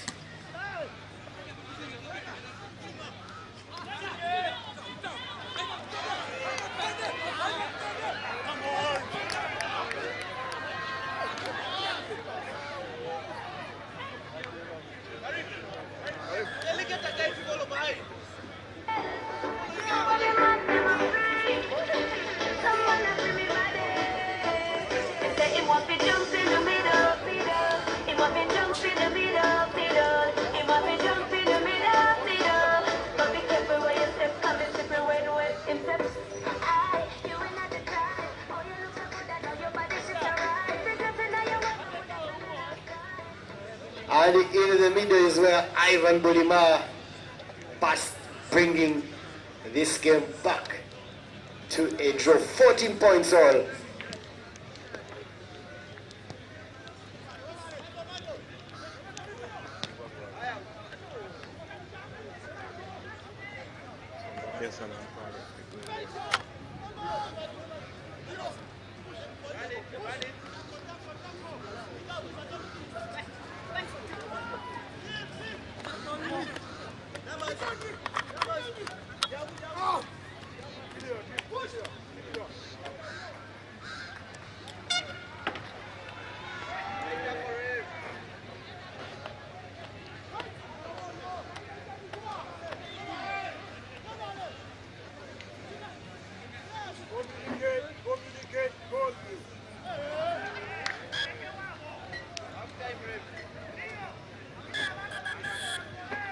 And that's the end of the first half. Scores 14 points apiece. Go! Couple of drinks in me, feeling my...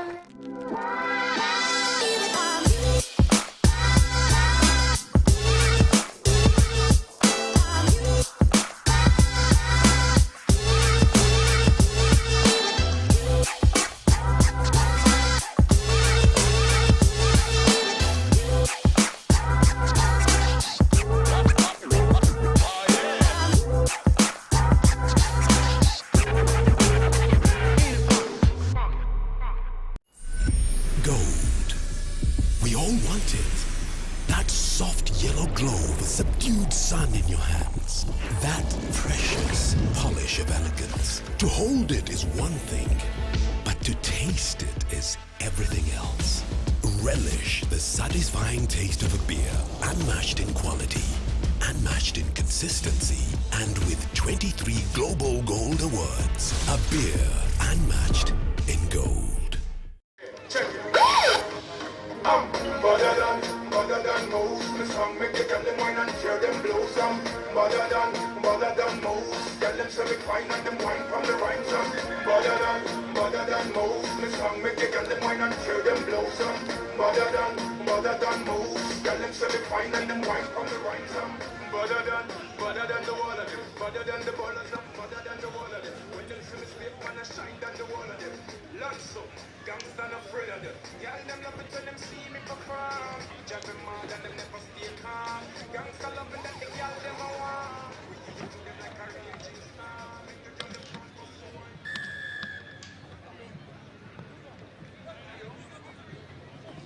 We resume the second half of this second quarterfinal with 14 points for both sides, Cubs and the Barbarians. Make it count. Nothing will punish you.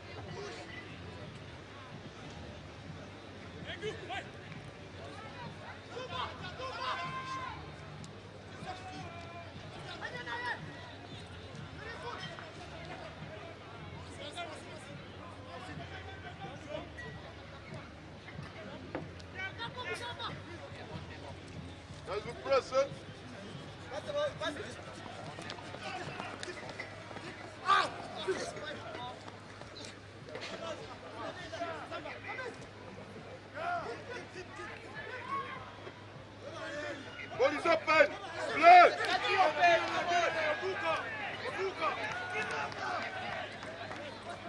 Eddie, come on, for the same of you. Don't lose the scrum. Come on. Don't lose the scrum. Don't lose the scrum. And the Barbarians go through for their third try through Shakim Sembusi.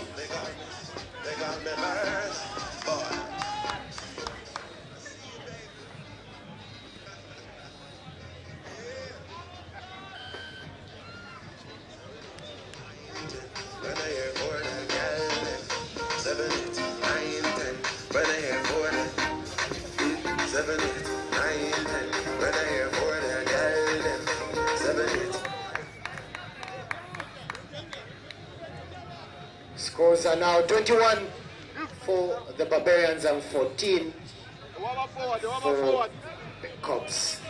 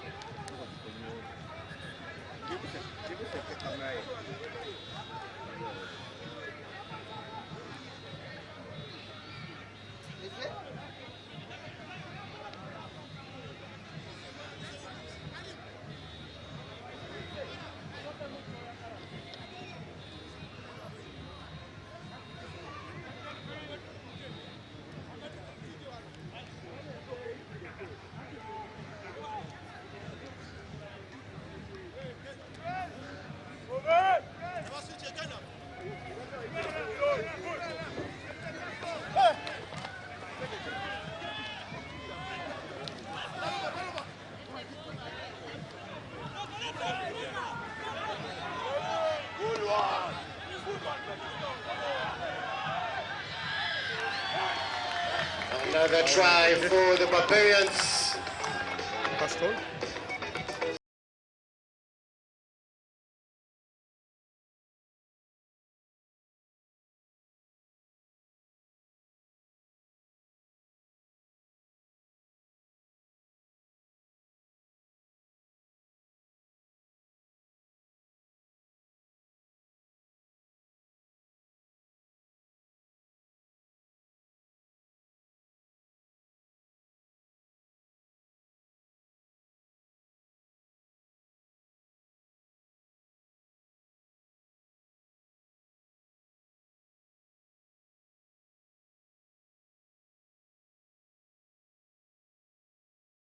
$28 for the Barbarians and 14 for the Cubs.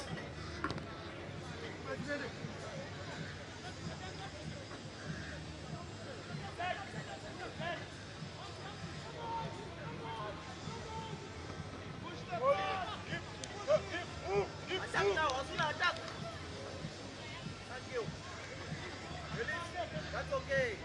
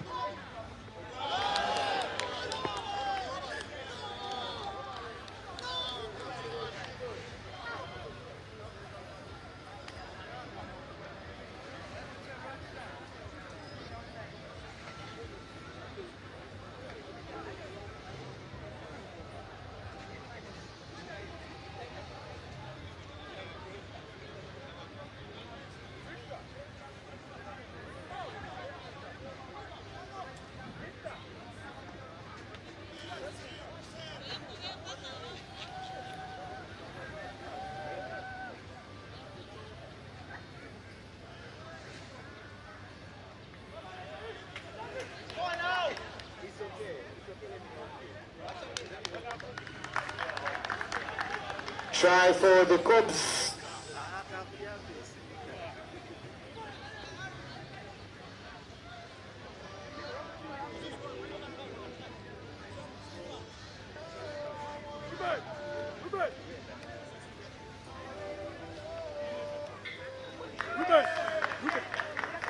Scores are now 21-28 to the Barbarians.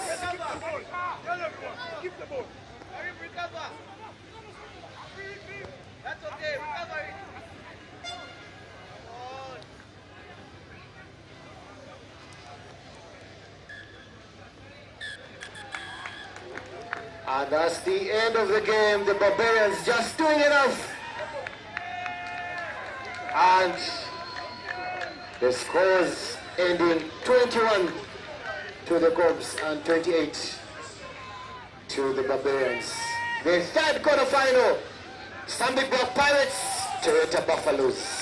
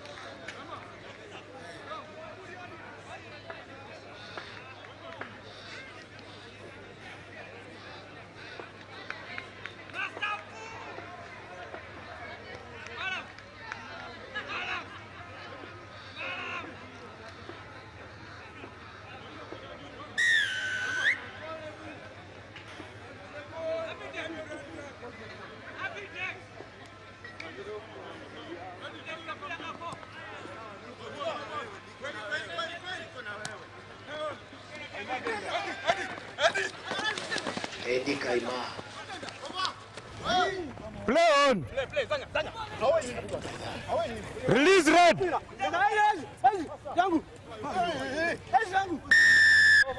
have to roll away.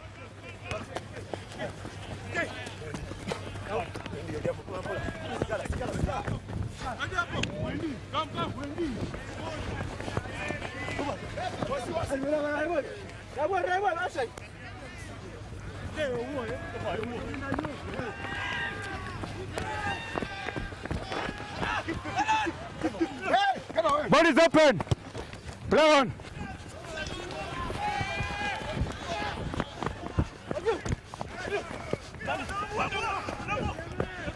Play on.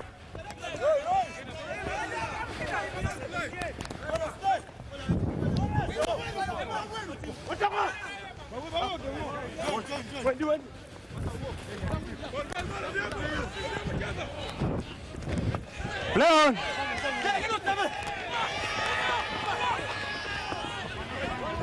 Again. Twala mpira go. Jana, Emma. Wendy. Play on.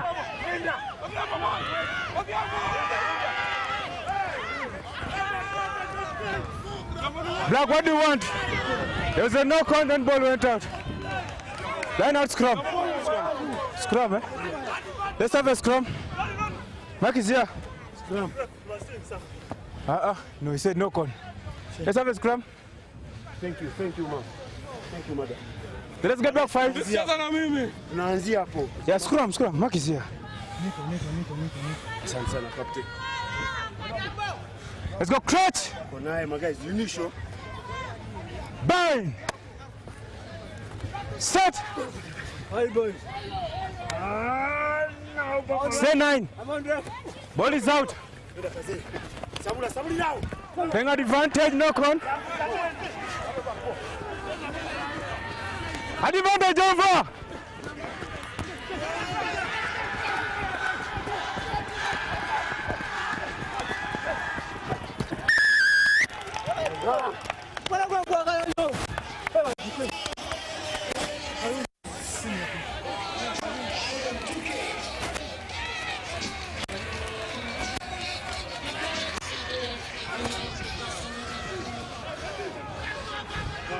Yeah.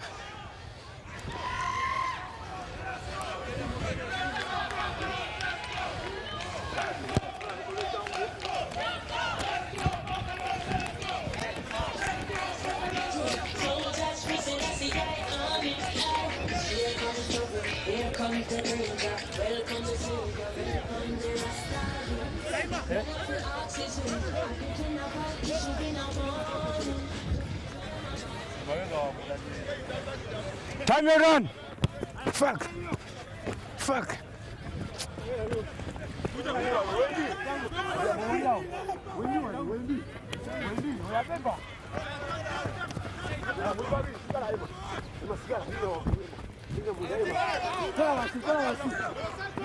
Release. Yangu wendi wano. Wendi wano. Oya mkumi nao. Wala mzee. Ufate mzee. Ufate wao. Wala mzee.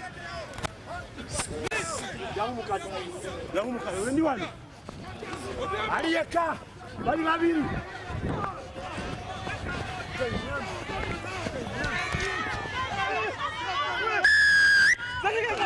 Playing ball off feet. No. Your knees were still on the ground. Playing ball off feet. Play on. Play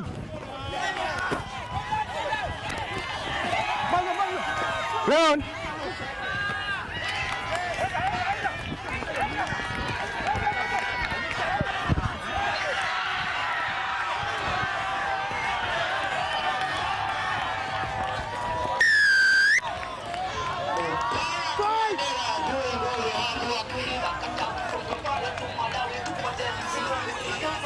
To even discuss for the Pirates against the Buffaloes.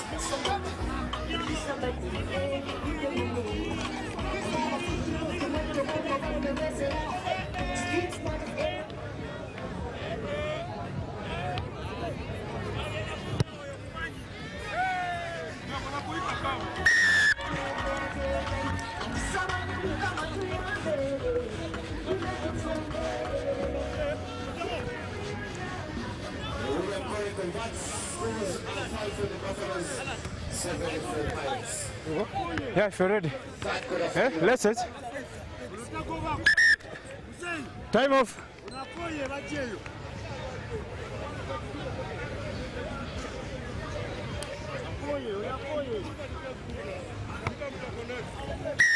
Time back on. If you're ready. Time your run.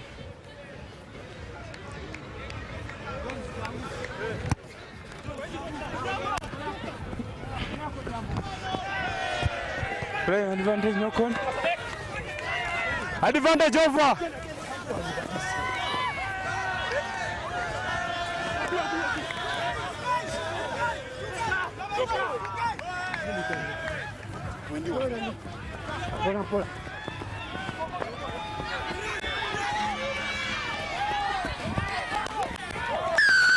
But guys,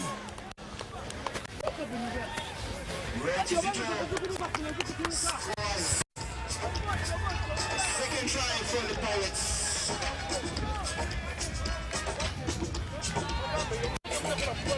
If you're ready. Buffalo, move to the 10.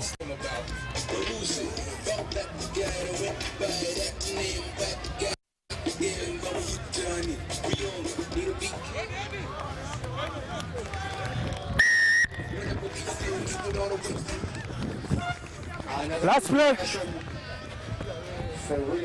Last play.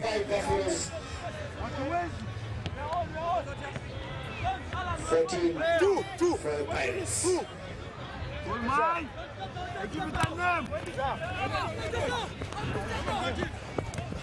Plan. Wendy.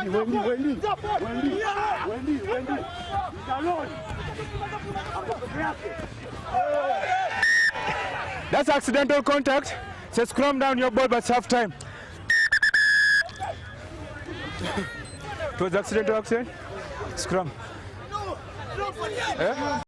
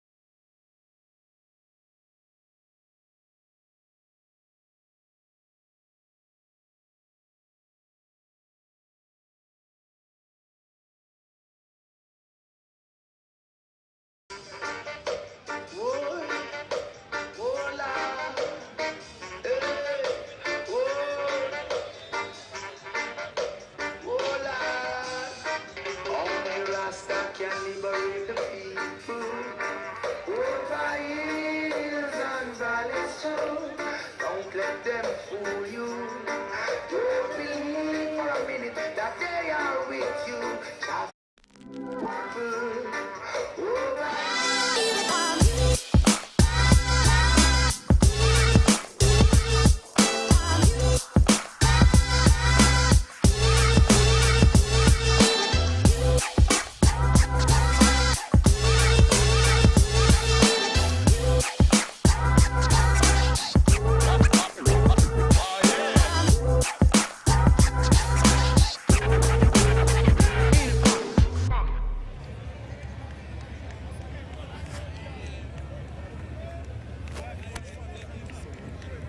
Black ready? Hold on. Pirates ready? Not yet. Black red? Guys ready?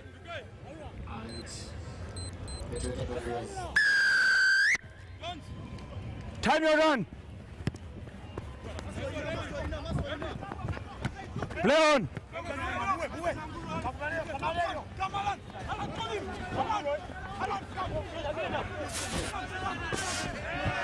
Leon! High tackle. Play, certain. Yes, your turn. Play.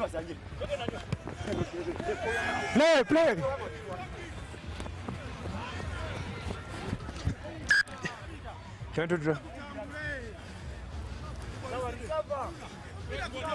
Yes. 22. What do you want? 20 scrum. And scrum is just here. The first scrum.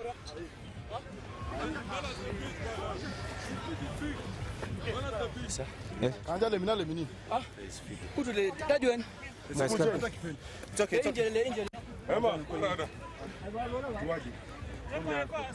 Yeah, sub. Substitution, red. The phone. Then Tanzania. We are talking about the Time back on. Crouch. Initial Mabuda. Bang. Set. Stay.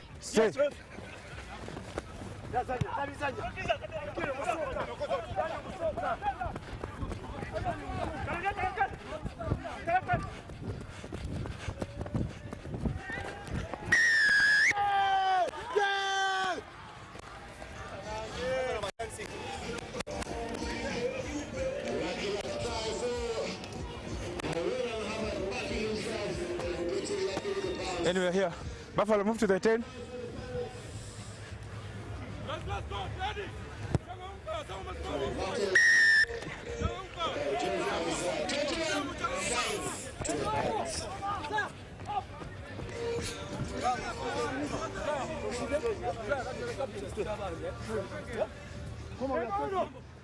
Hold on. Substitution. If you're ready.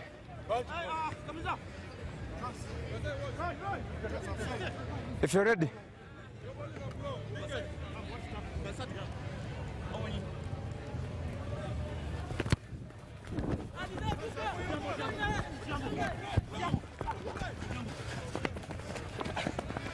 Play on. Play on. Advantage over. Advantage.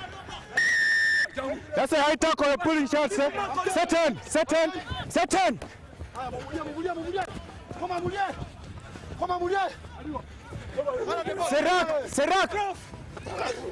You run away. You have to run away, number 6, faster. Number 6, you have to run away faster. Set in.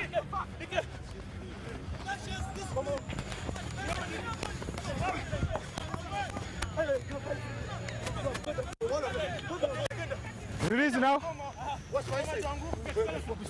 It's okay. Hey.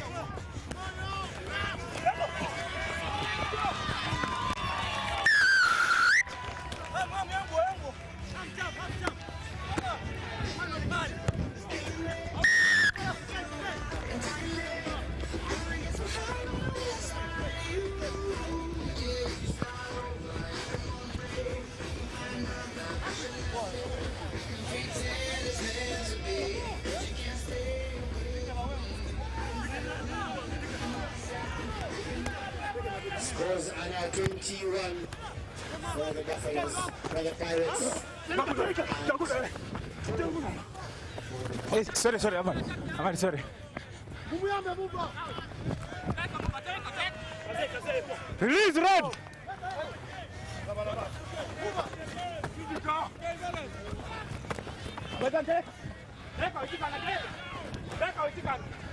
Run away!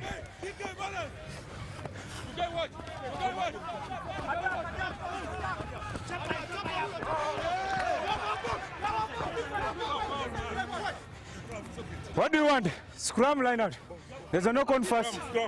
Want a scrum? Hey, you have called the scrum. Let's have a scrum here. Eh? Mark is here. Let's have a scrum. Red ball, knock on first.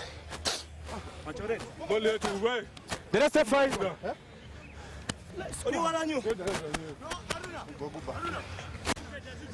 Let's go, clutch! Bind! Set! An engagement! Set on! I don't know, you're wasting, you're getting space, eh? Penalty was there, I don't take. Head back 10. Hey, come here. Guys, you're not 10. Clear release! Ball is open, play on. Go.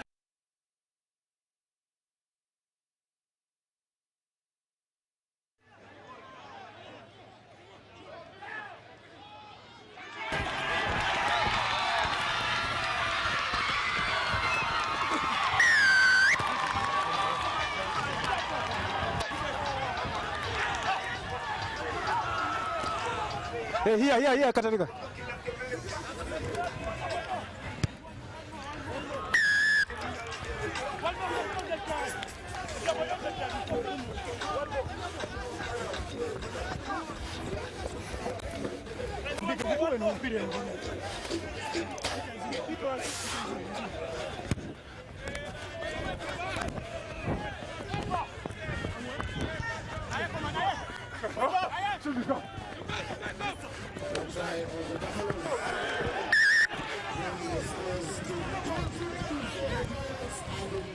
Let's have a scrum. Hey, boy. Substitution block. It's okay. They are timing from that side. Substitution block. Okay. Time back on. Let's have a scrum here. I have seconds. Come on. How many? Seconds to go. 5 seconds to go. One try. Crouch. Leave him, it's just crouch. Bind. Start. Hold. Stay.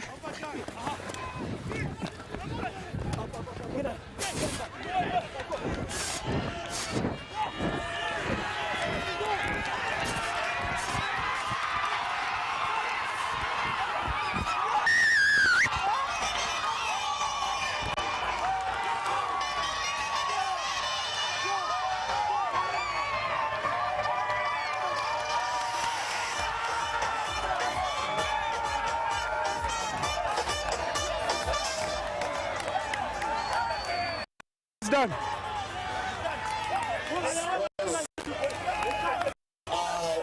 You have less than 5, eh? You have less than 5 seconds. For the Buffaloes, pending conversion.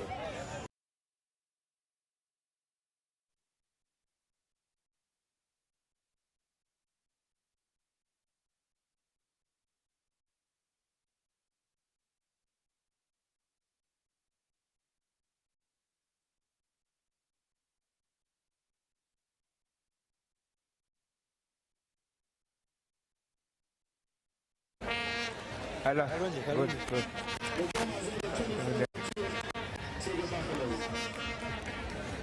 Hey, Buffalo, oh, you man.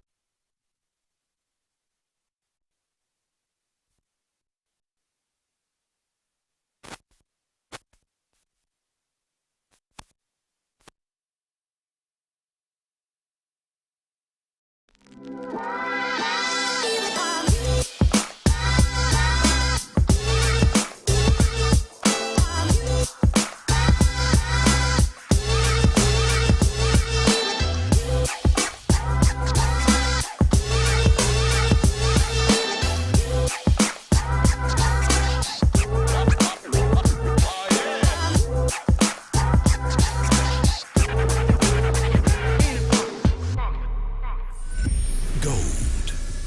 We all want it. That soft yellow glow with subdued sun in your hands. That precious polish of elegance. To hold it is one thing, but to taste it is everything else.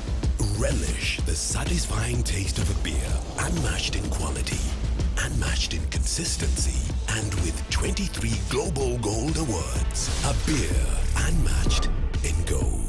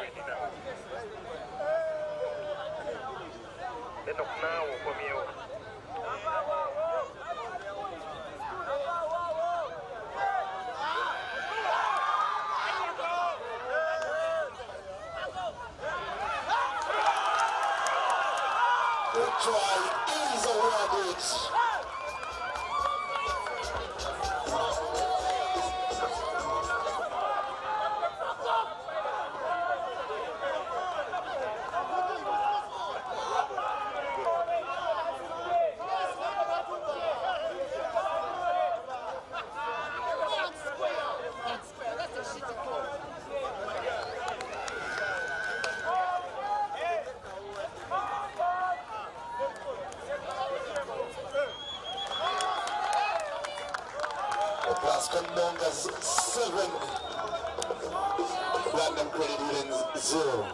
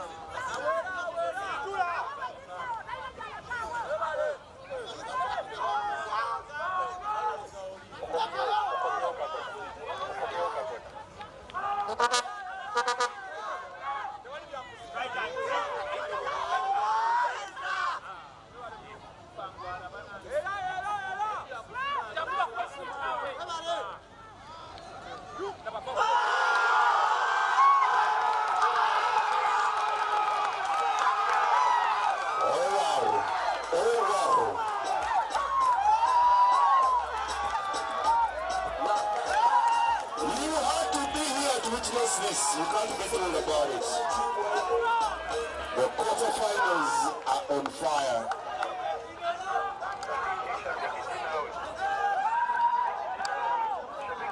Platinum numbers 13.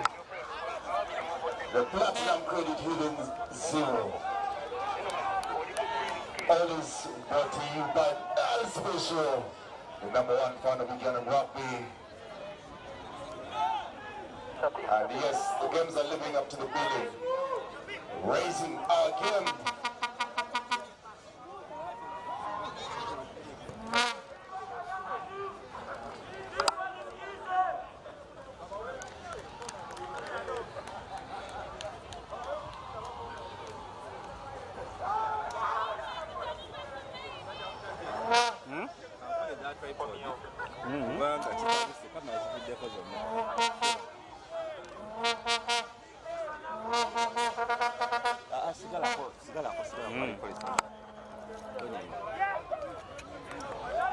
I went to use the tripod. Okay.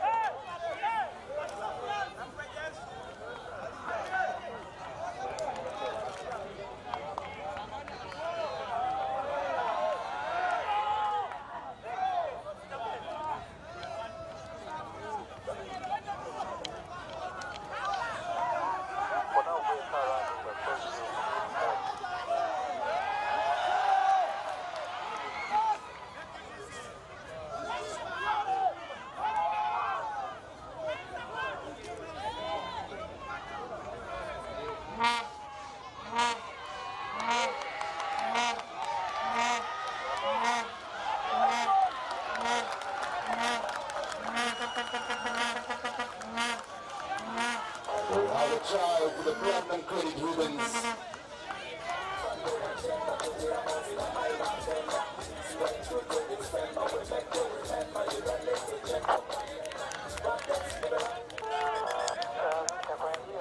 And that is the end of the first half.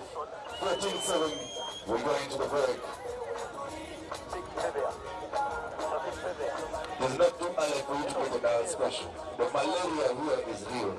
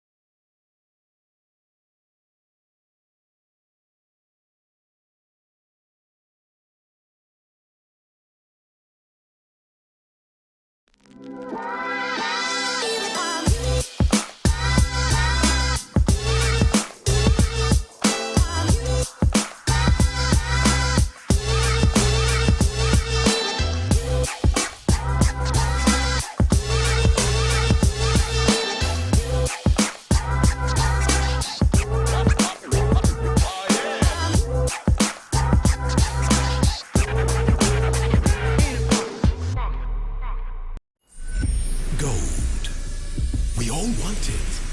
That soft yellow glow with subdued sun in your hands. That precious polish of elegance. To hold it is one thing, but to taste it is everything else. Relish the satisfying taste of a beer, unmatched in quality, unmatched in consistency, and with 23 Global Gold Awards. A beer unmatched in gold.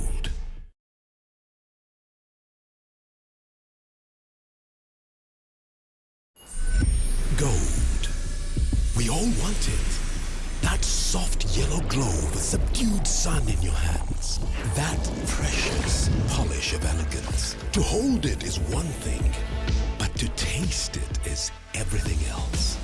Relish the satisfying taste of a beer, unmatched in quality, unmatched in consistency, and with 23 Global Gold Awards. A beer unmatched in gold.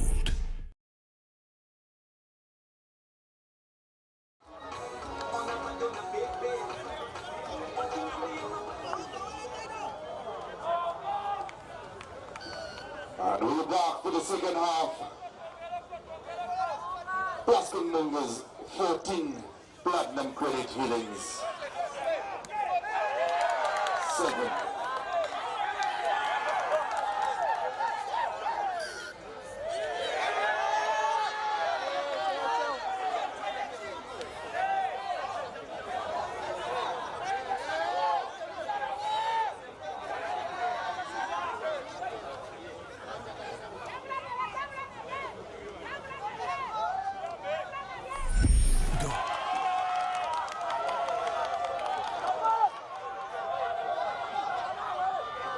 And he gets there, it's short, and the try is awarded.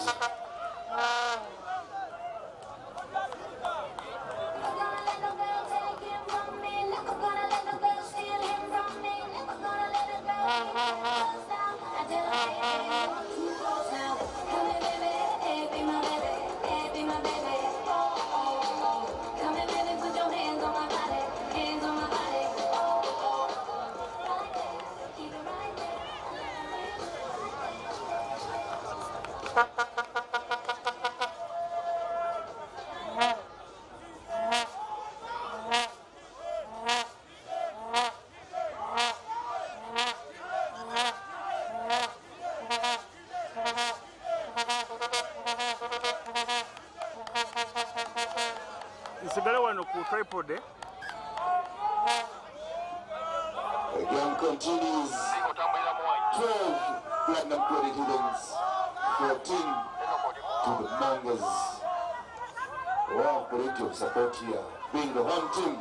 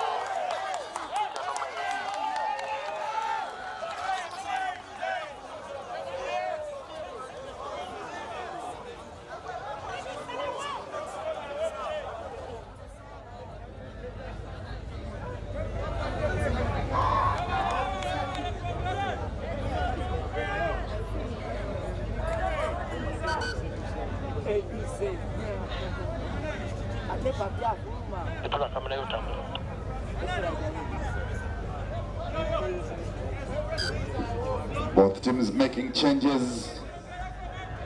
This is for a place in the semi-finals of the Plascon Entebbe Sevens.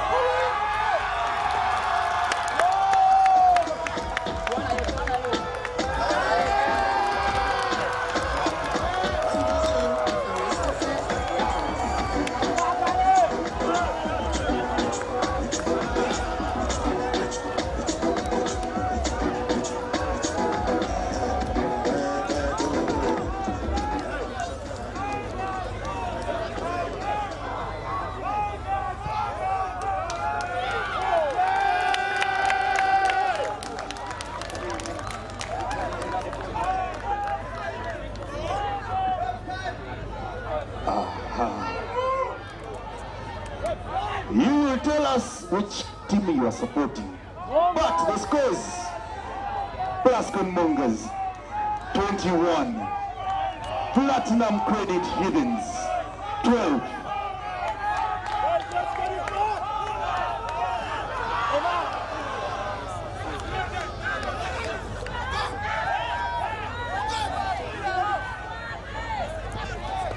Nice one, support him!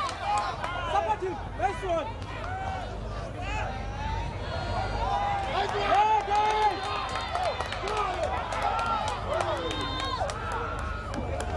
Try to the Platinum Credit Hiddens. Very bonus. Star boy. Them say them bad, but I swear them do nothing, no way. Them say them go throw me punch, but I swear them no reach, oh, way. 20 man shall fall.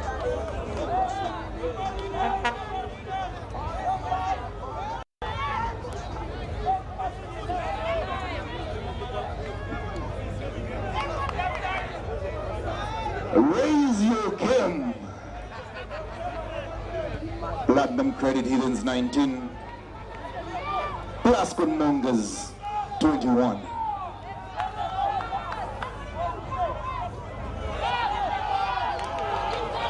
Ball is just up, gone forward.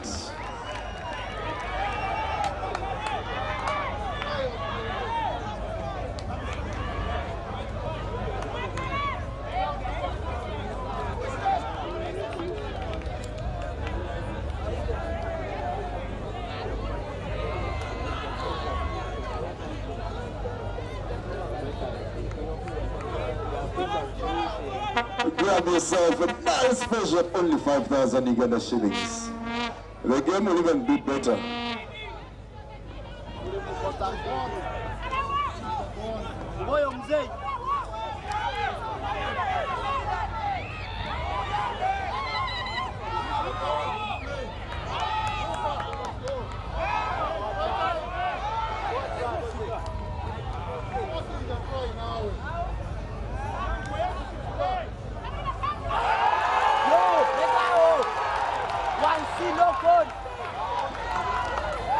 The ball has been knocked forward. The malaria is real. 5 bottles of now special, 20k only.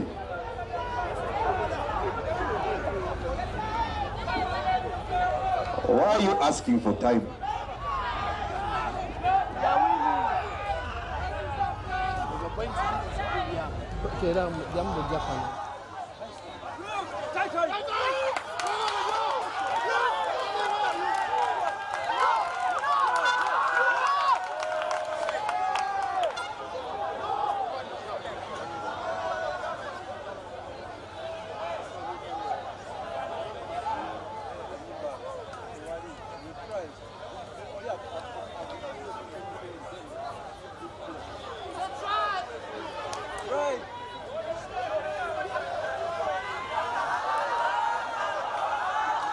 The referee has the right to consult his assistants.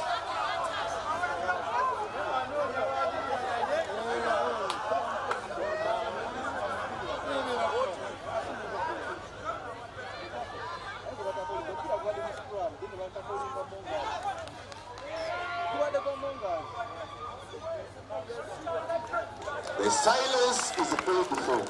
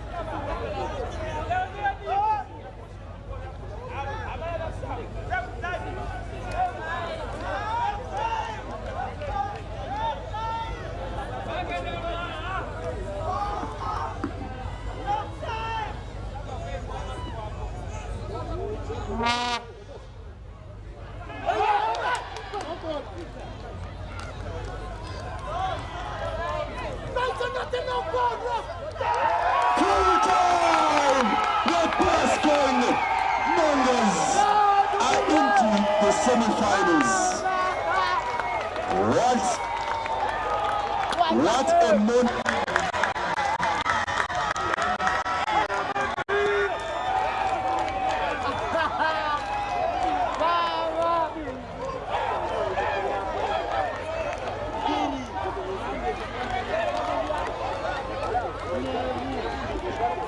Just to remind you, the teams in the semis.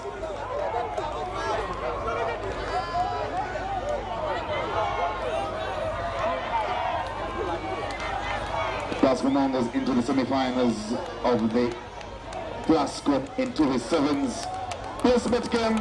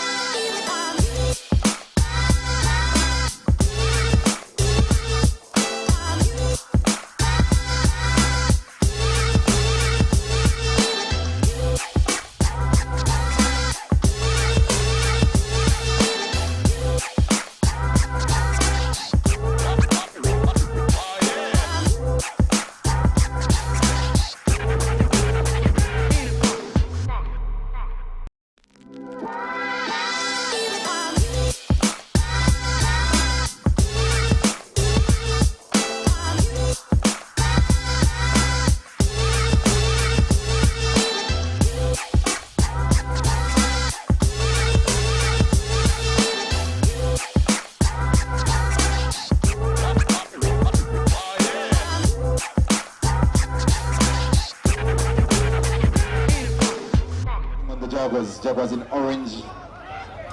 It is in that other kit that looks closer to pink.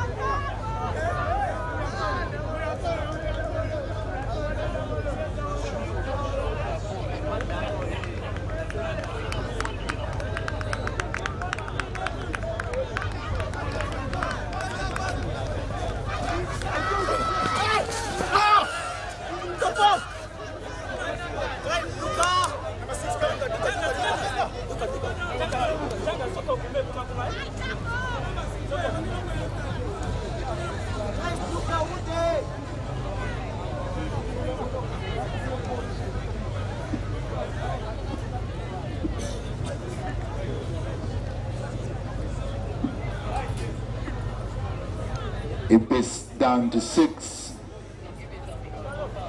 For a dangerous tackle, one of the players sent to the sin bin.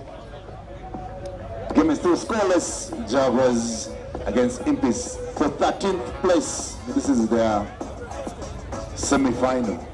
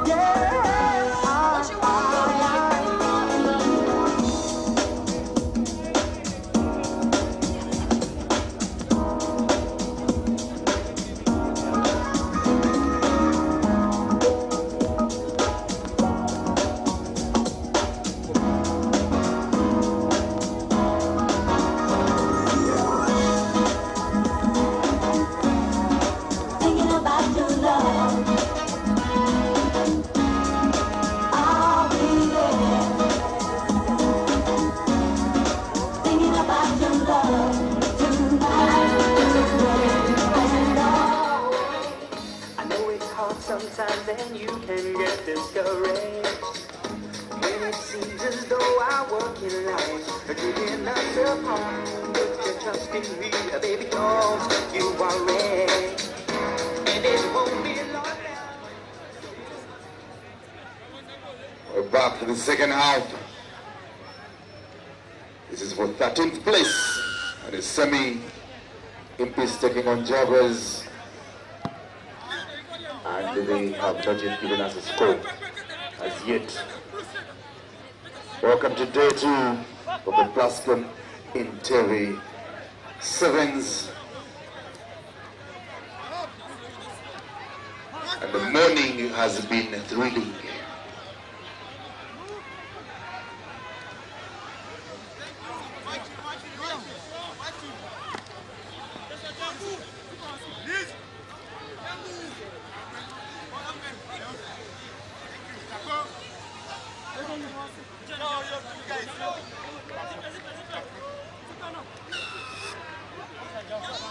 Back, on the line, this.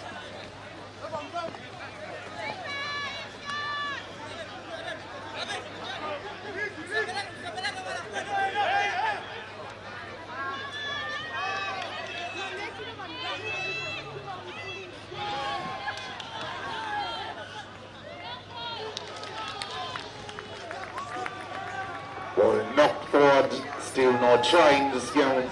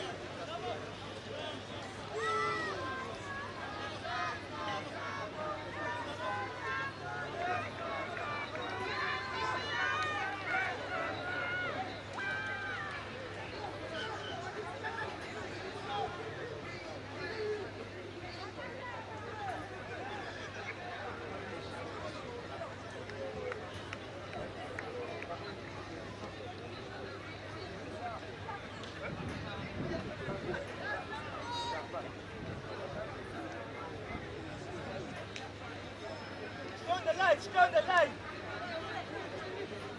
on the line, eh?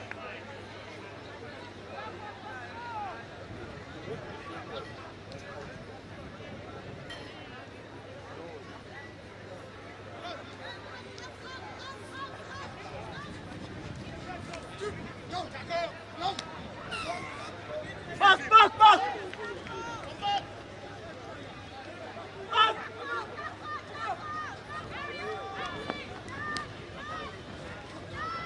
Whoa!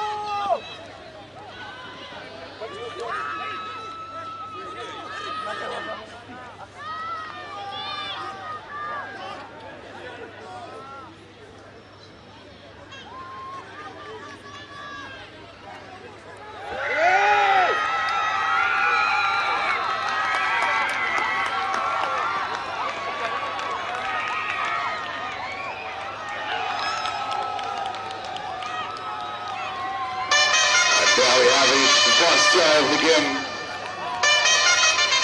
to the Jaguars.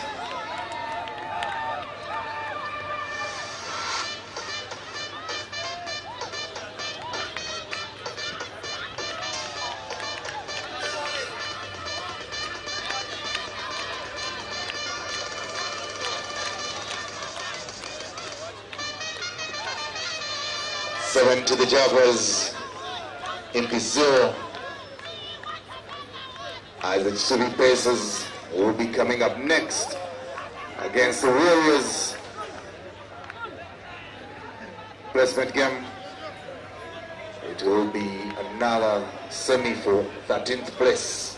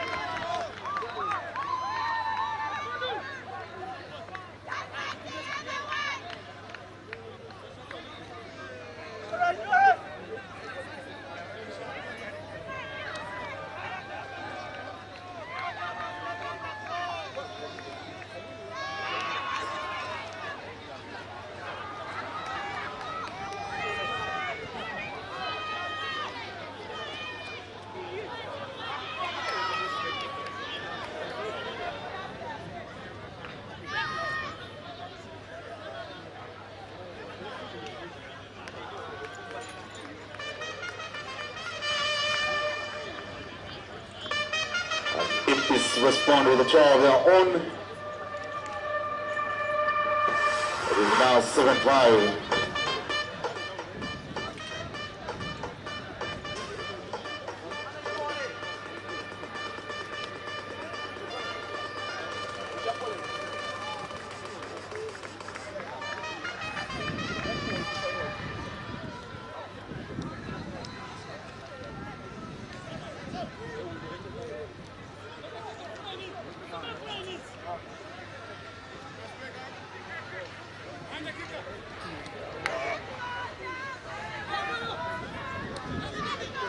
Scores 7 to the Jaguars, 5 Impis.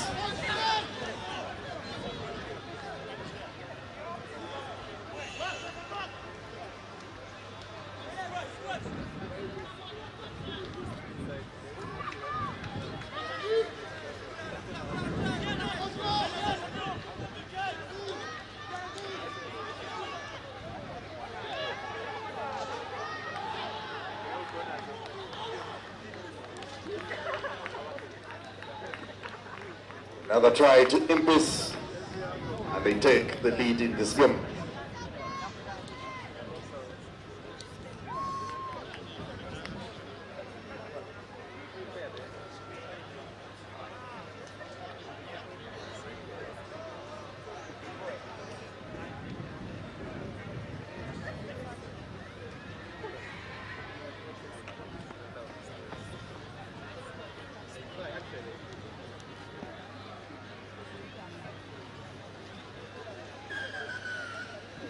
That's the end of the game. Impis winning it 10-7. Next, Warriors taking on Subi Pacers. Fair place against Impis for 13th place.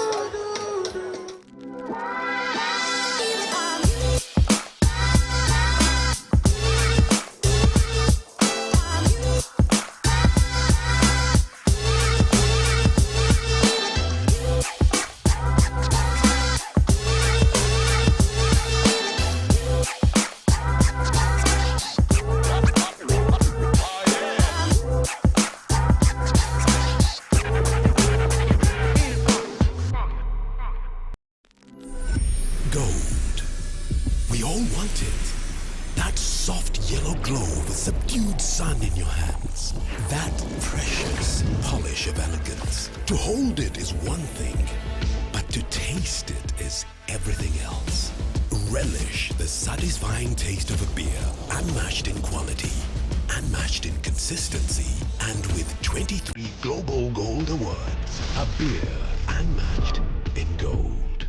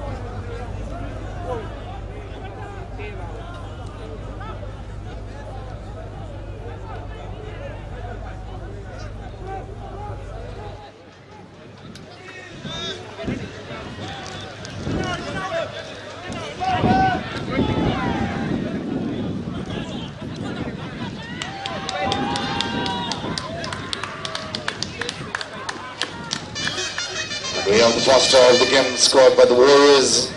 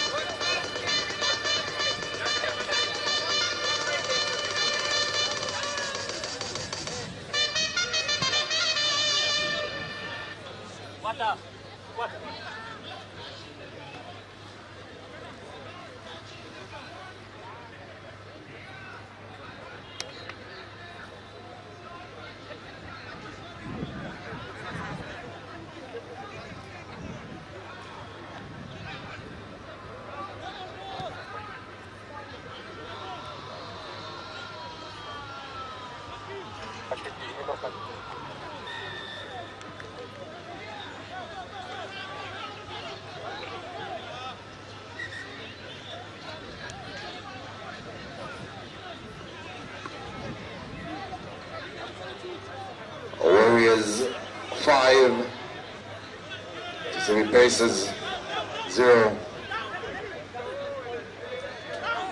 Match day 2 of the Plascon Entebbe Sevens. If you've just arrived, you missed the main cup semis, but don't worry. The quarterfinals are done. You're going to meet up with the semis, and also the placement for 5th place is going to be a hot one. All this brought to you by Now Special, the Plascon paints.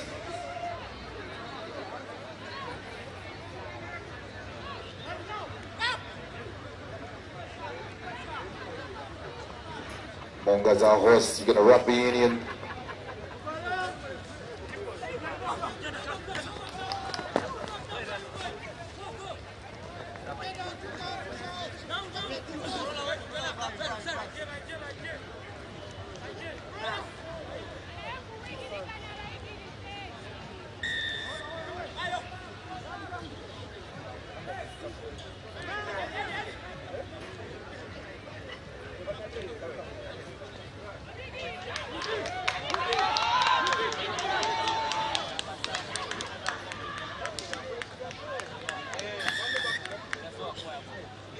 Another try to the Warriors, pushing the score to 10, pending the conversion.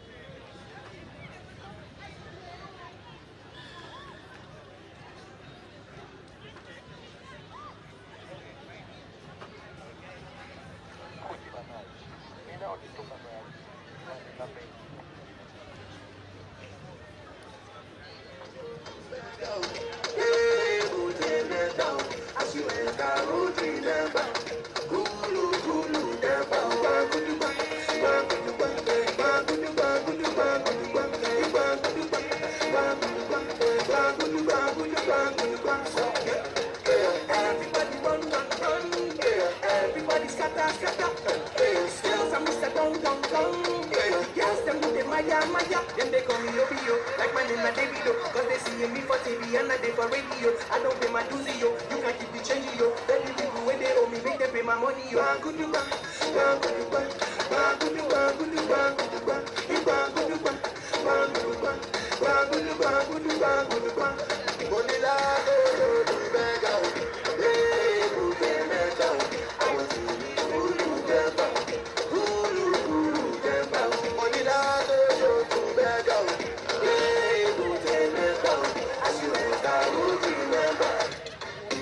She loves done back here.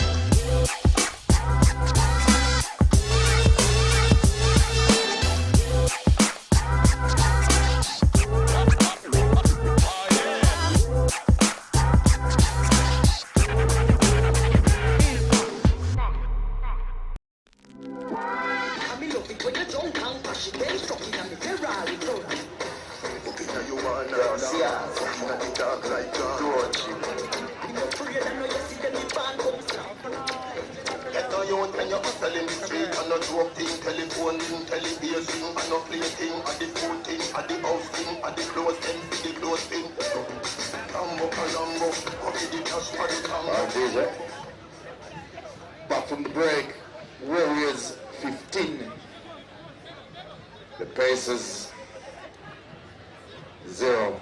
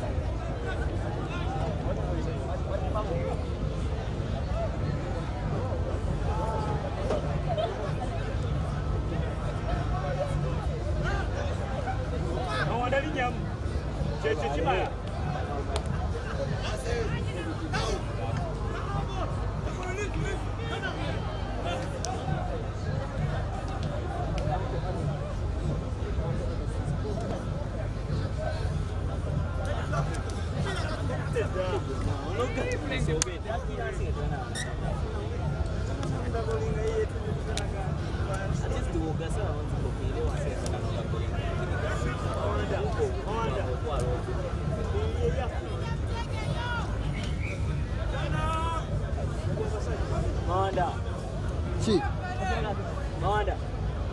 Hajakola ki?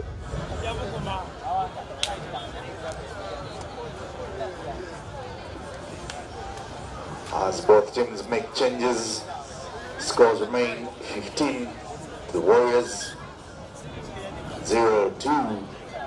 The Pacers in black, the Warriors in maroon, yellow, some maroon purple, and among other colors, yellow, black, color blocked team.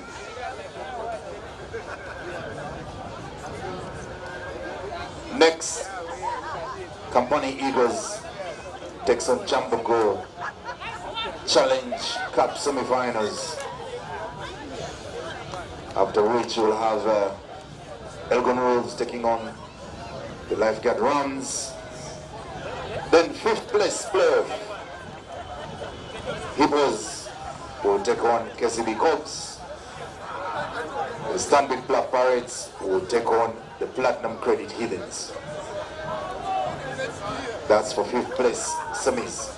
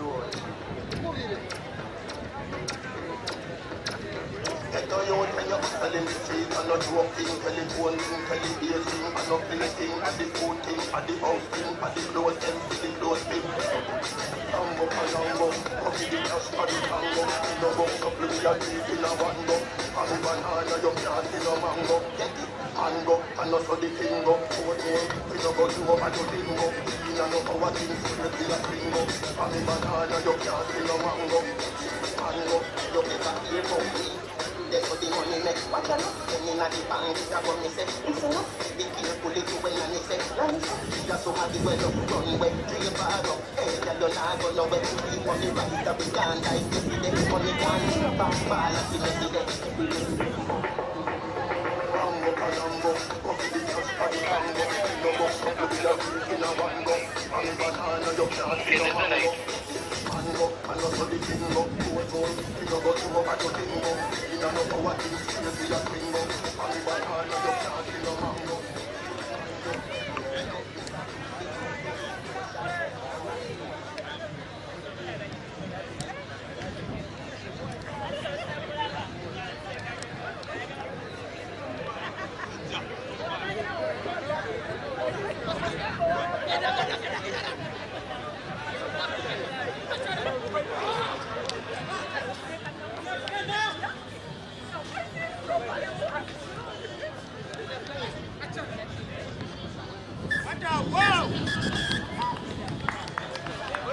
That's the end of the game. We're through to the third, that is for the 13th place. Final. And now, Challenge Cup semi-final 1. Company Eagles, Chambogo. You are the prettiest girl in the dance if you want. Give me say, take a big up. I must see that say you from up above. Baby, me tell you me falling.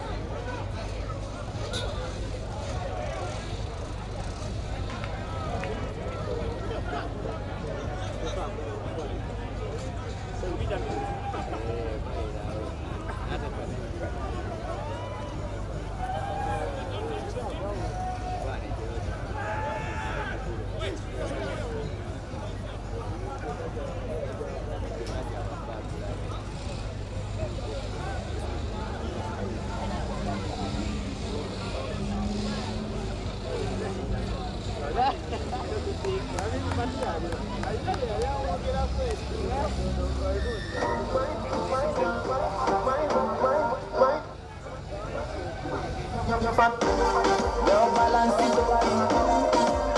Give me that. Give me wine. Give me dance. Balance it over. Give me that. Oh, you're the prettiest girl in the dance. Give me one, me no come feel romance. Star boy, them a copy my dance. Let me dance, put me in a trance. My guy, you know you nice and not. Your dance gonna come from.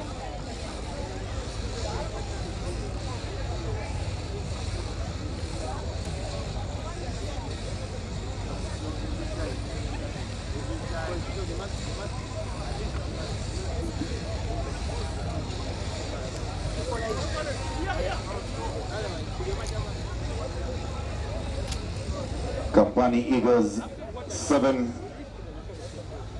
Jambogo 0.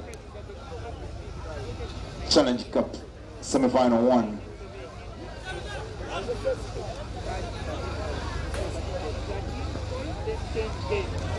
You have yourself a nice special, only 5,000, you get the shillings.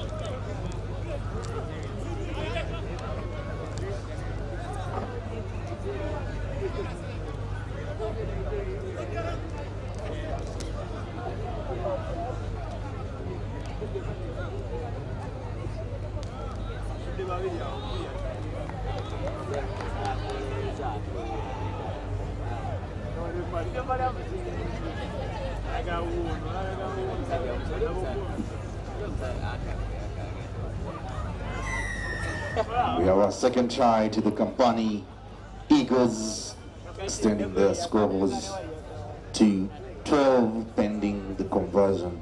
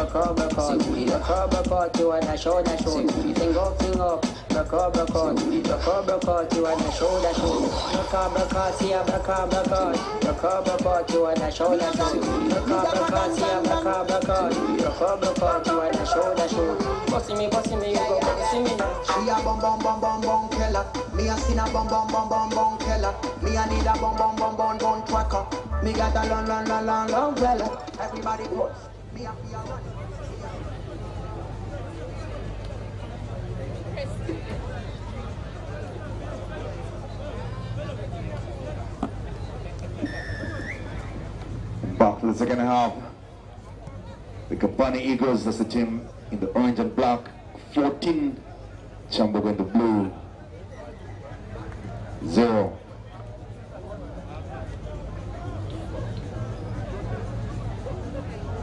At the end of this game, we'll have Elgon Wolves taking on the Lifeguard Rams. Challenge Cup semi-final 2.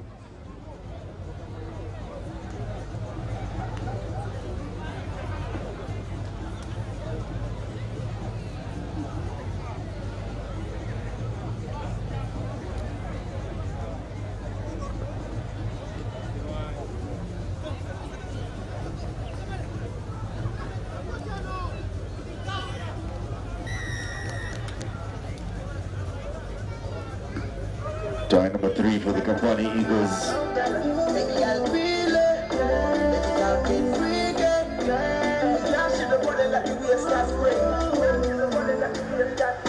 Boy, when you touch me and ting ting. Body make a really like the waist of spring. Baby boy, feel it, and I'm freaking. Body make a really like the waist of spring. Me got gun. If she let me touching me here, ting ting. Girl, she the one like me, it's got spring. Oh yeah.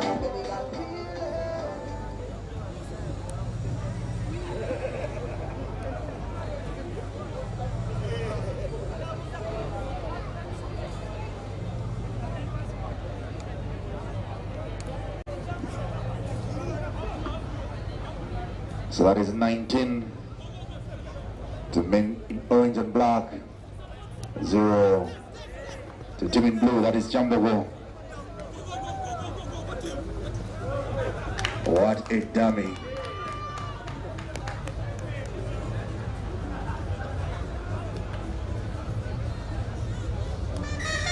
Turn number 4.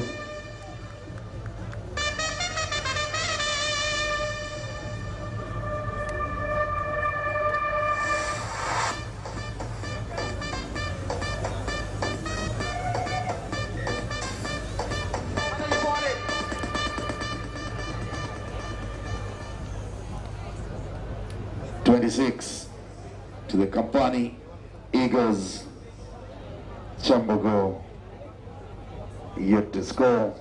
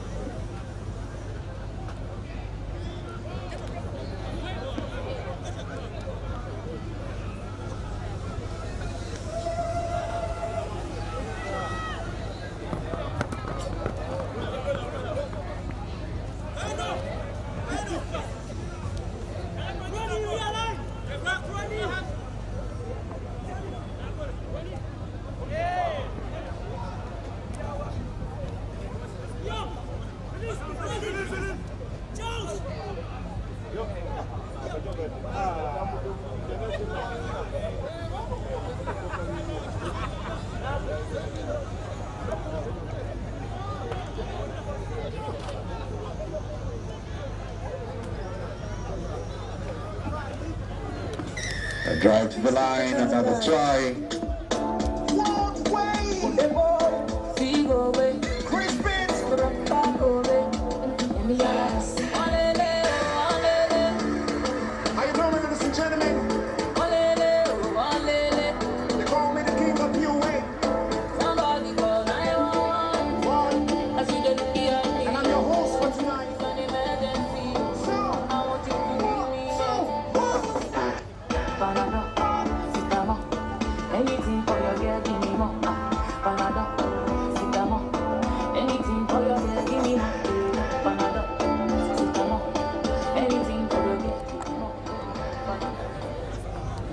Points to the Kampani Eagles.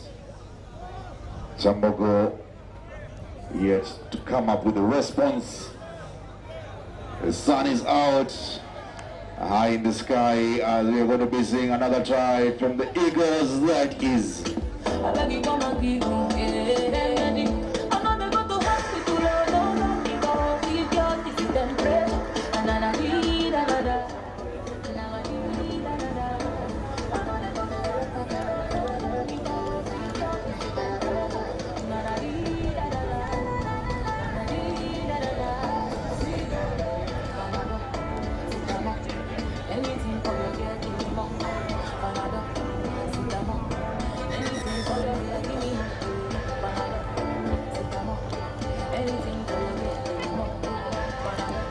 it ends 38 points to Kampani Eagles, Chambogo 0.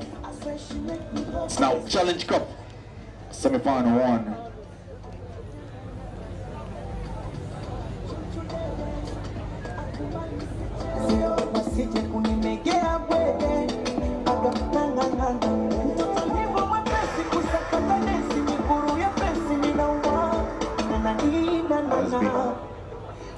On pitch, Elgon Wolves in yellow taking on the Lifeguard Rams. There are a couple of kids.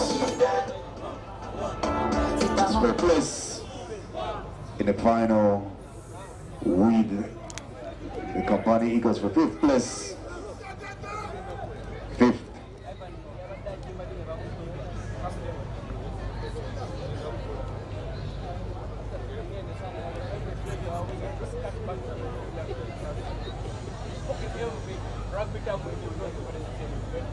Just to let you know about the updates that are going to come about in the next few, at the end of this game. Hippos, or the Ginger Hippos, will be taking on the KCB Cubs, after which the Stanbic Black Pirates will take on the Platinum Credit Heathens. Then we'll head into the women's semi-finals. We'll be back for the main cup semis, which stand as Rhinos taking on Molukuba Barbarians, Toyota Buffaloes taking on the Plasco Mongers.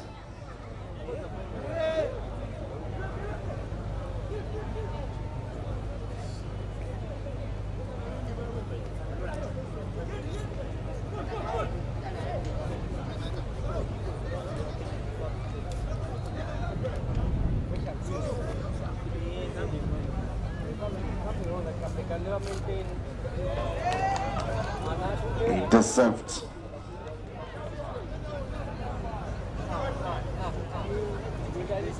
It's a try to the Lifeguard Rounds.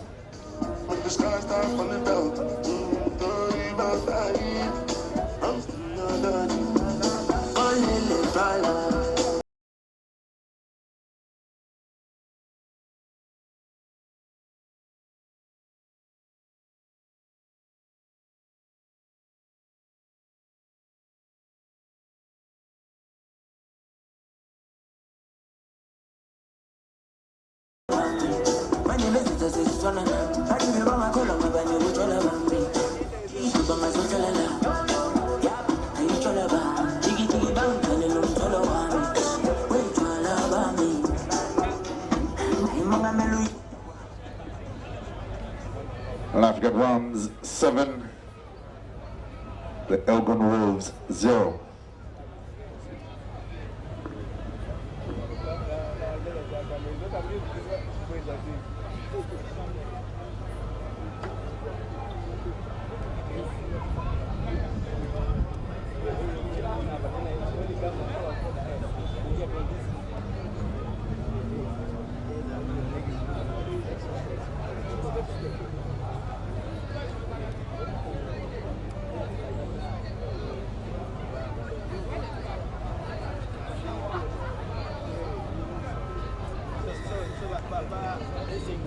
There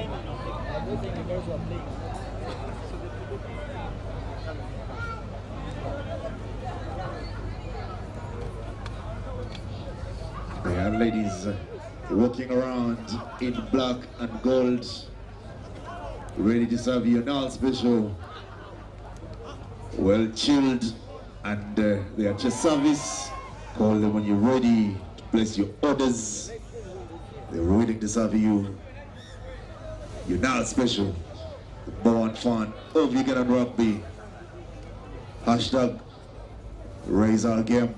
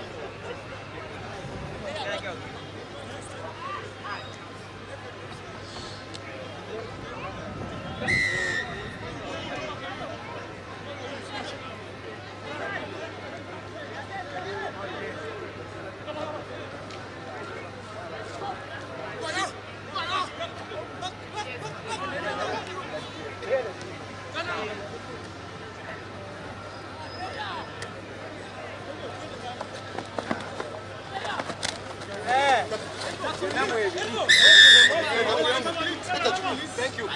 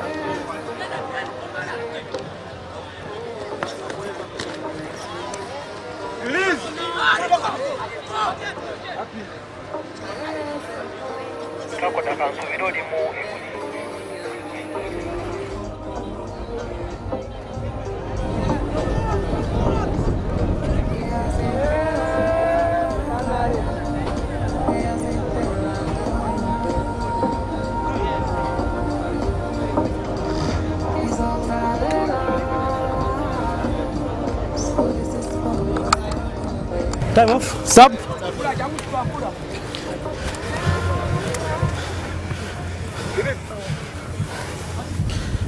Yeah.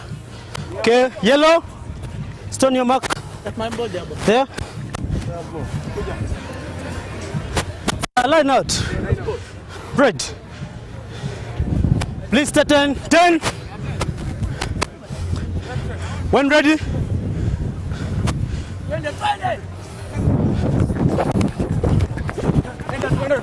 Enda.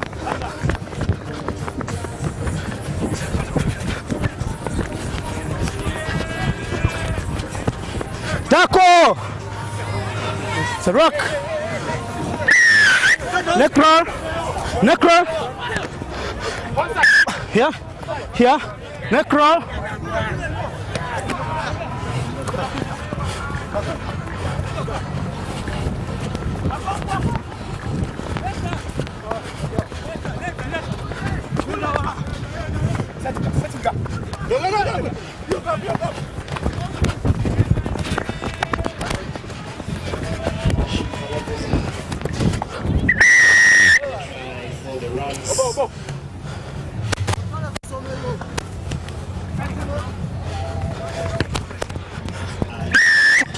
Scores 19 for the Rams and 0 for the Wolves.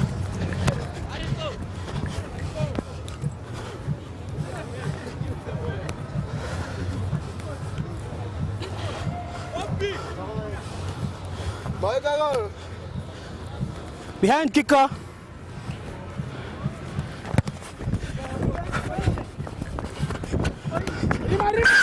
Straight out. Free kick, yellow ball. Straight out. Straight out.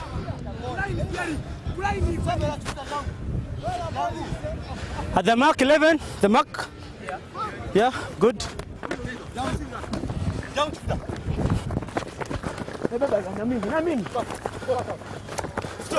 Tackle. It's a rock.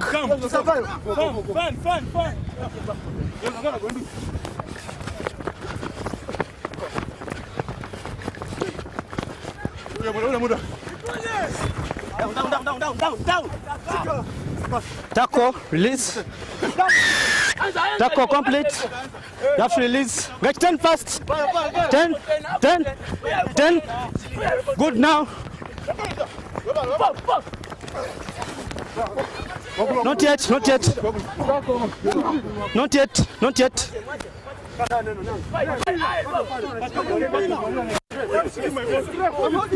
What is this? What is this? What am I? Tackle. Rock, rock, it's a rock, it's a rock. It's a rock off, Kaya.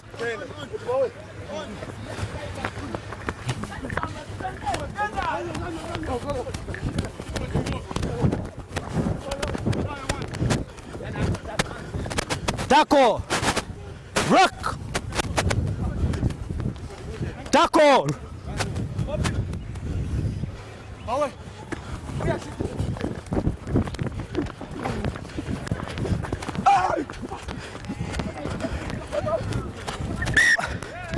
It's a no call. Time off. It was taken back, okay. Time back on. Scrum, yellow ball. Sub. It's okay. Time off.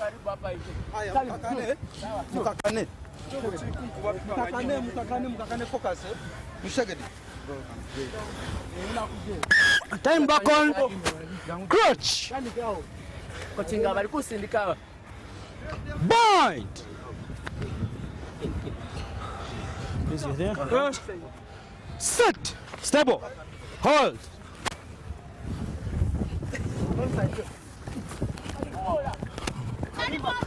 Tackle. First come back on your feet. First come back on your feet. No. Released it.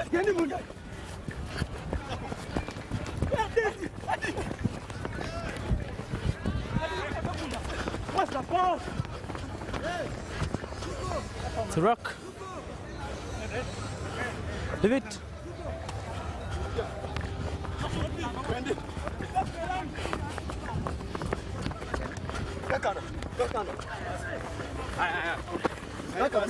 Tackle now, tackle. Isaac,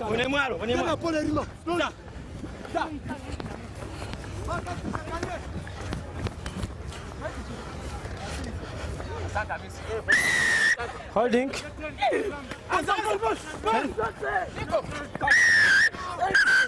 Please come. You have to be 10. 10 offside. Wait. Time back on. Offside. Scrum. Yeah.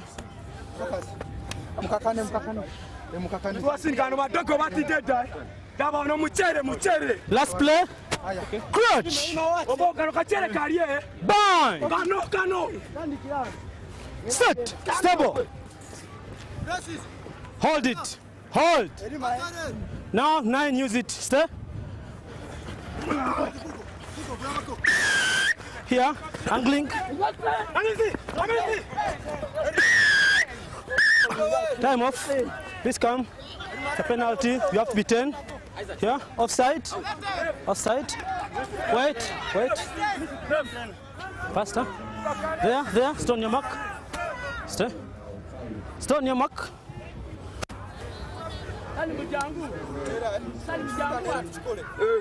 Okay, now 10. Time back on. Offside. Scrum.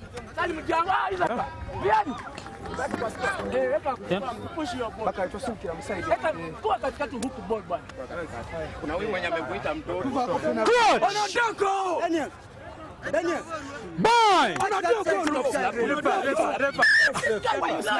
Time off. Some silence. They're saying bind your slap. Guys. No, yeah, I'm going to time.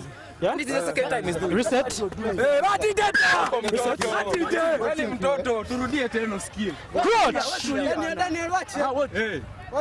Bind. Set. Stable.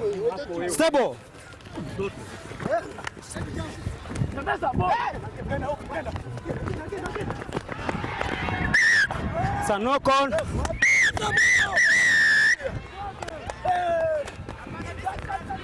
Full time. Everyone's tickets and now fifth place, first one. Because KCB calls onto the beach. Break volume. Allez.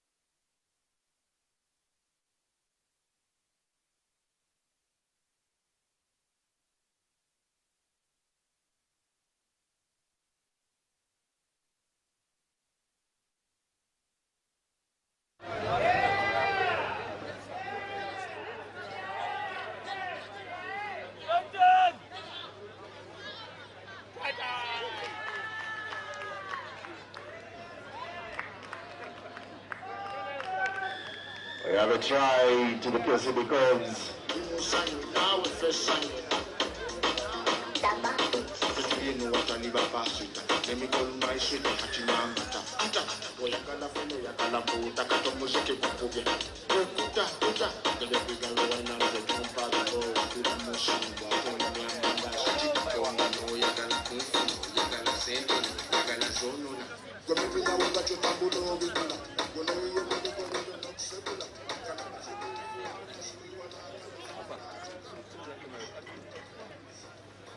Seven to the KCB Cubs. 0 to the Eagles.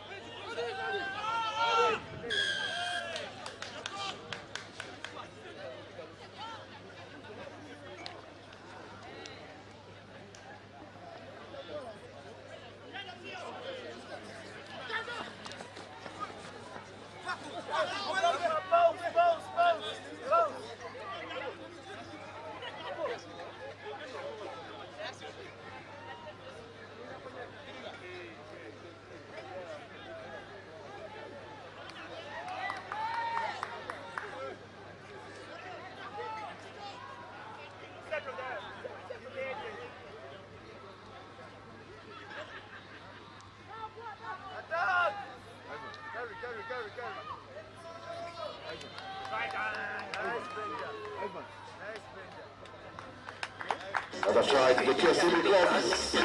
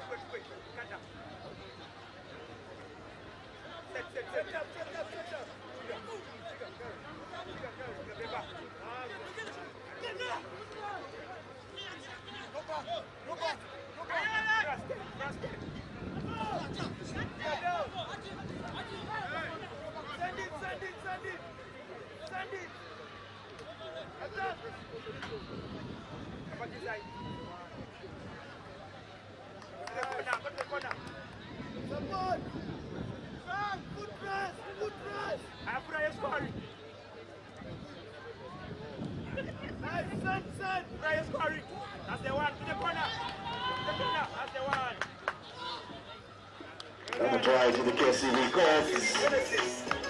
Chameleon, doctor. One time we tell him, two time we tell him, and three time we mission. No. Let them know that we are better than them. Them no know that we are shatter than them. Video already say we bigger than them. Them no know that we are badder than them. Them no know that we are shatter than them. Video already say we bigger than them. Well done! This is the family, the family, the fire can't cool. This is the good master, you know they can't chill. Family, pull it banda. Standing as a rockabilly and making you tender. Zero to hero like the mask of Sarah. Bako never face it, the thing I say, Wagambe. Them no know that we are madder than them. Them no know that we are shatter than them. Give me already.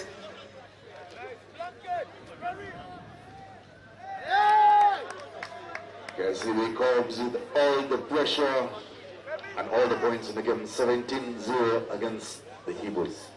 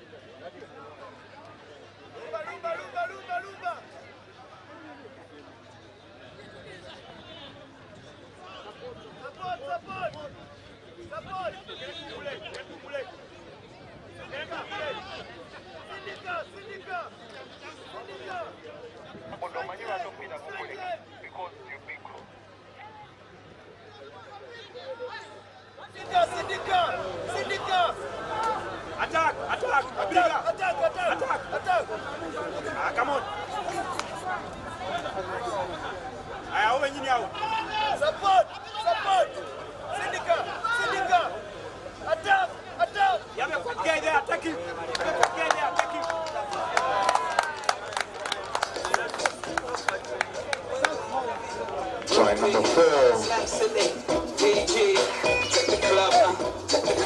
Outside, inside the place, sit down. Dance floor tight, but we don't give a damn. Man, all your girls, girls, all your man, and do the damn thing. Up that crisp. Know what tomorrow when you know I ain't driving. Excuse me, miss. Tell me what's your name and tell me what you're drinking. Tonight, party's going on till 6 in the morning. Yeah, just everybody's up. And at the halftime break, 24 to the KCB Cubs. The Hippos are yet to cross into Cubs territory. Get yourself a call now, special under 5,000, you get a shillings. The number 1 fan of you gonna rock the hashtag raise our game. We don't give a damn. Man, all your gal and gal, all your man and do the damn thing, do the damn thing. Outside, inside, they sit ram. Dance floor tight, but we don't give a damn. Man, all your gal and gal, all your man and do the damn thing, do the damn thing. The sun is up. After the show, it is the after party. It don't stop. It don't stop now. Everything nice and we feeling irate. We don't care. We don't care now. Nobody wants this session down. People everywhere.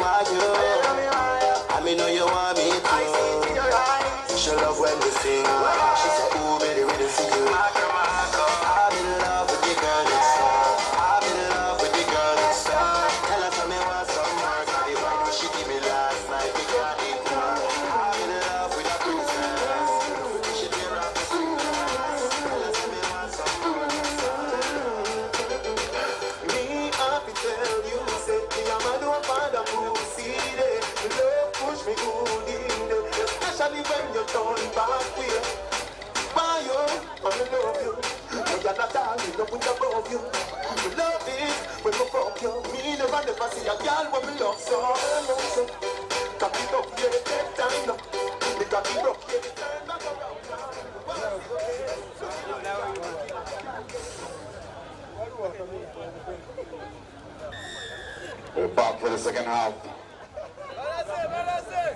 Hippos 0, KCB Corps 24.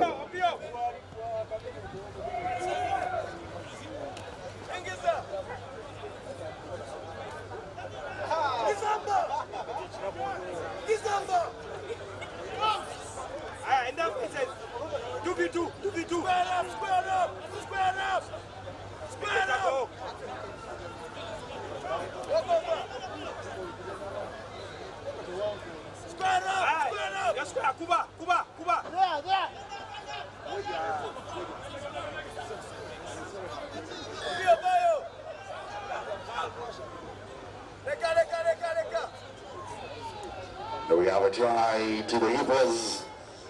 One pumpkin. Hey, I know hot skull, but tell me something. When you get the new clocks, the daddy. Which color that? Party no party. You alone have the style, the daddy. The England have love of yardy. When you get the new clocks, the daddy. Which color that? Party no party. You alone have the style, the daddy. The England have love of yardy. Real bad man, no model in a shots. Straight jeans, cut that footballs. Everybody have the arms when me get my clocks. Everybody have the arms when me get my clocks. The leather hard, the sweat soft. Toothbrush get out the dust fast. Everybody have the arms when me get my clocks. Everybody have the arms when me get my clocks. Clocks me prefer. Clocks. Clocks me prefer. Clocks me prefer.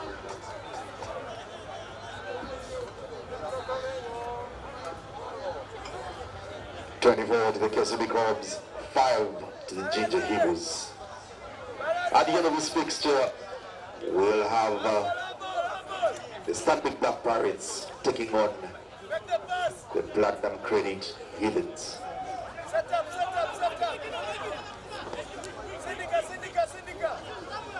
Send the pass. Make it count. Back in, run!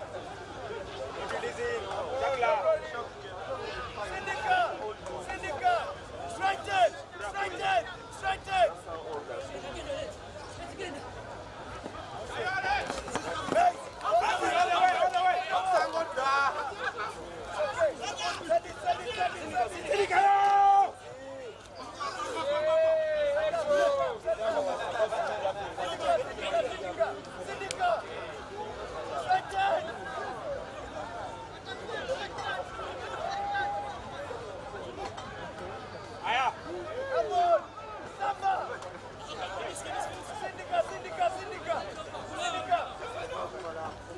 That's the one.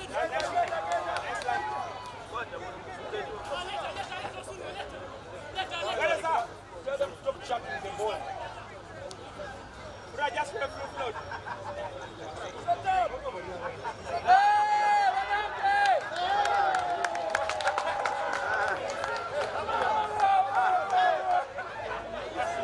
A quick step. And we have another try for the KCB.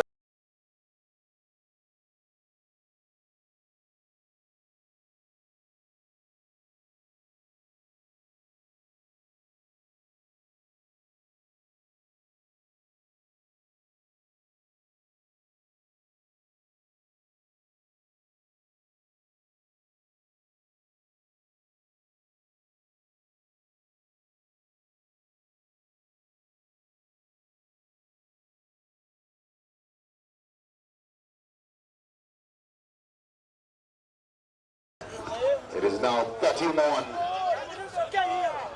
to the KCB Cubs and 5 to the Ginger Hippos.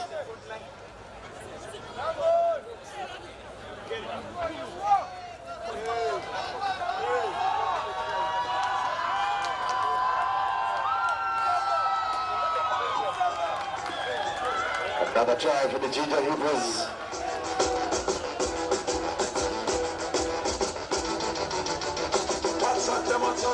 Yap them a yap. Go inside we are action pack. We no front, we no way talk.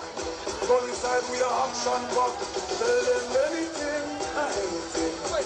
Any DJ, any vocal, anything.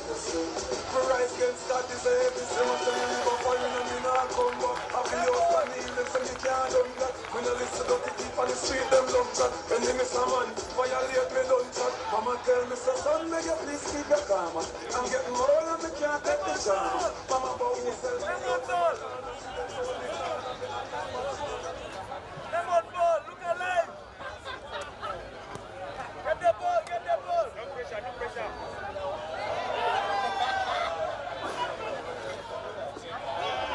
Scores 10 to the Ginger Hippos, 31 the KCB Cubs.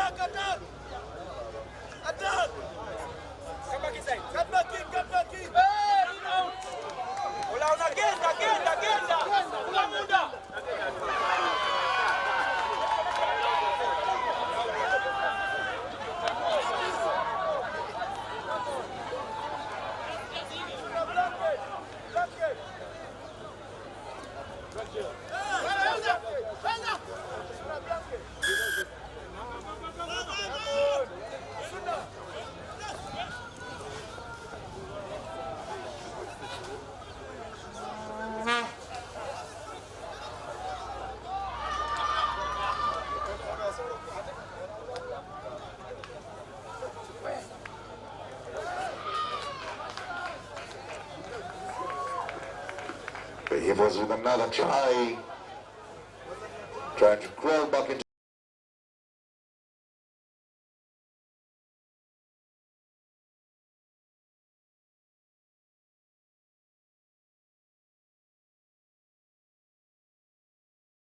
Girls all around, go so round like an English pound, like a dog me around, like a dog to a bone. That is full time, 17 to the Ginger Eagles, 31 to the KCB Cubs. Familiar sight of these teams, very unfamiliar position they are playing for. It is the Stanbic Black Pirates taking on the Platinum Credit Helix.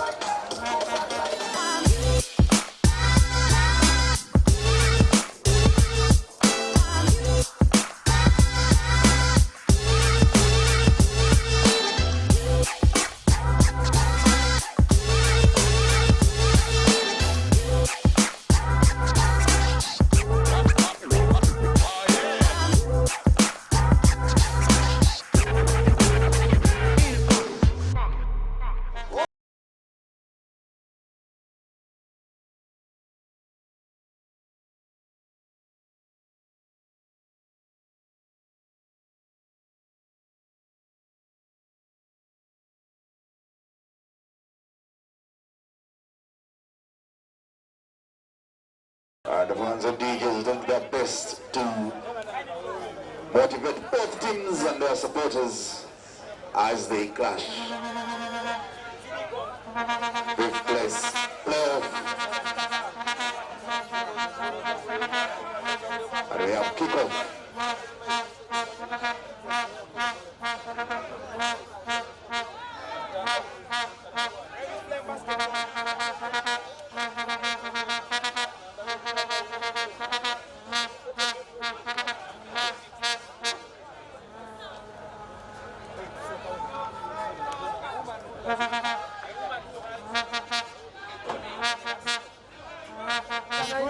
Bind. Set.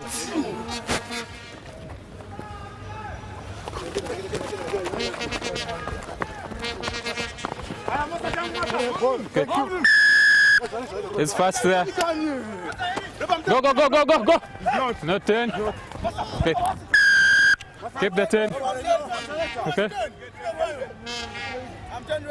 Okay. Scrum call.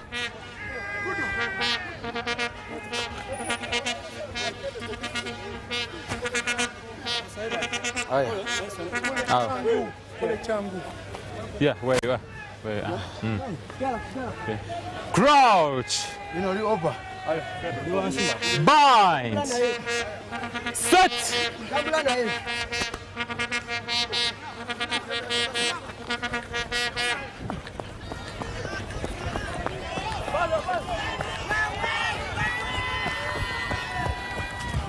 Okay.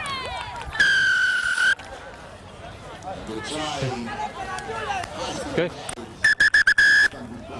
Time.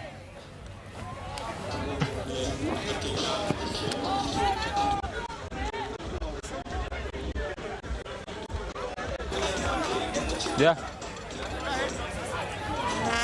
Just move out. Étoile. Let him convert.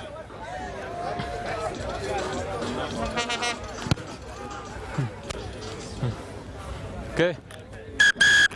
Time off. 6.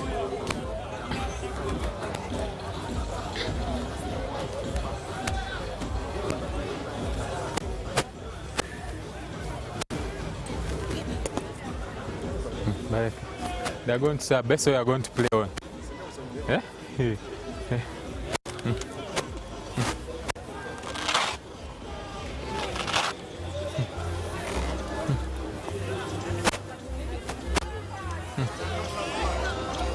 Malcolm, we are going to play on, eh? Since they have subbed him.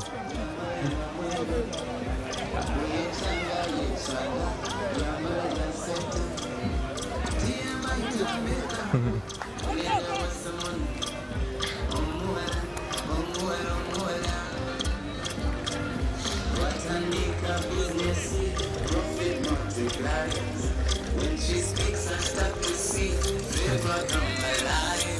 She makes me so happy.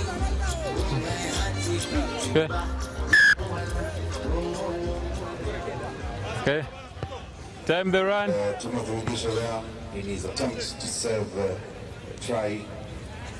Is comfortable in quick recovery. Not touch the game. Play on.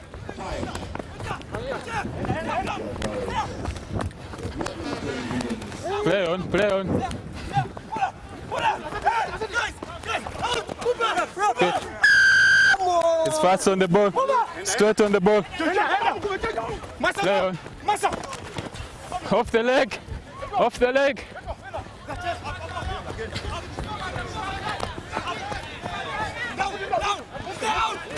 Tackle. Go.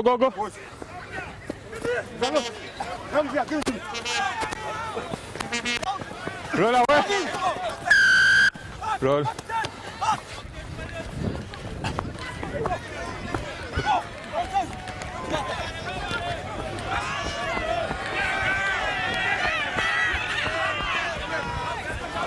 Advantage.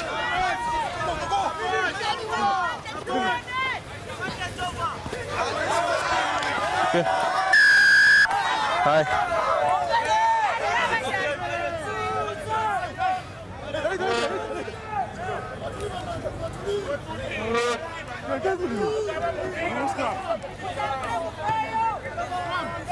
Cool.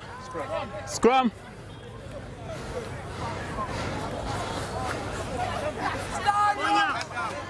Just come here, out of the 5. So,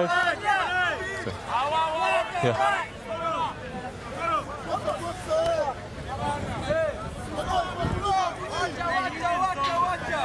Okay. Crouch. Bind. Set.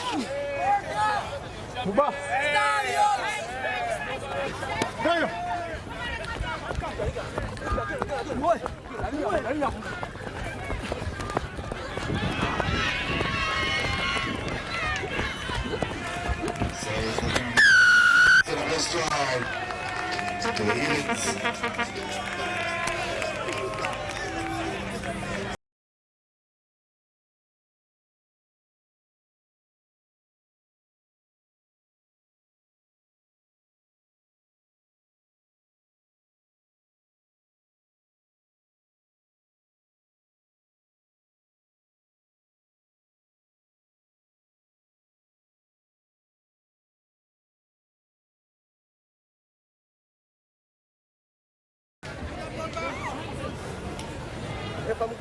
Yeah. The scores now. Okay, when you're ready. 7. The starting black Pirates. 5.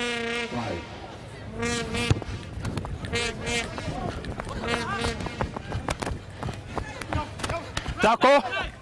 Yeah.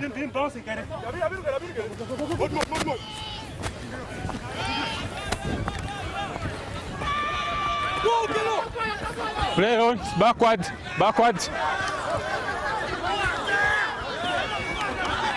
Release! Yeah, knee, don't drag. Okay. Yeah. One.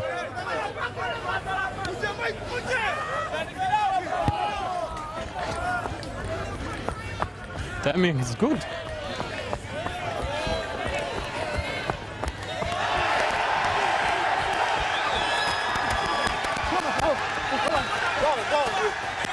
Play on.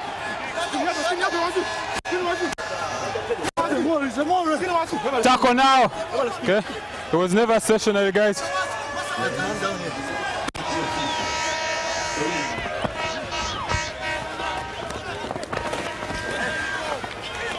Okay. Side.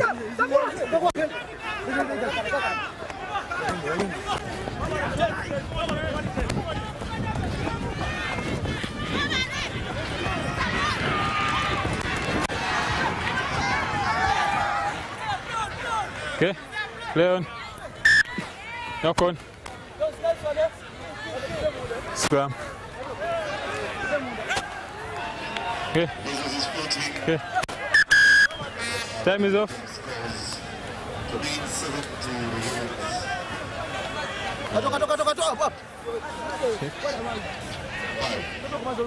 Sub for him.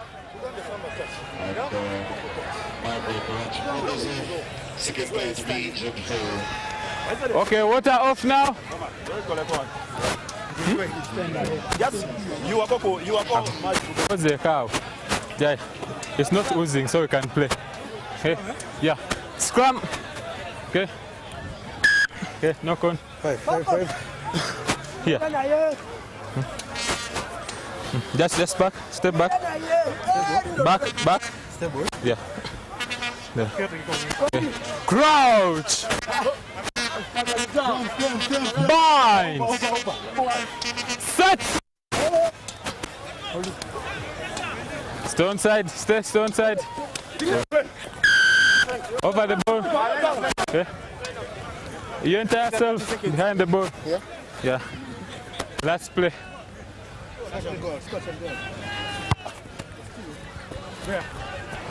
Hey, father! Oh no! Hey.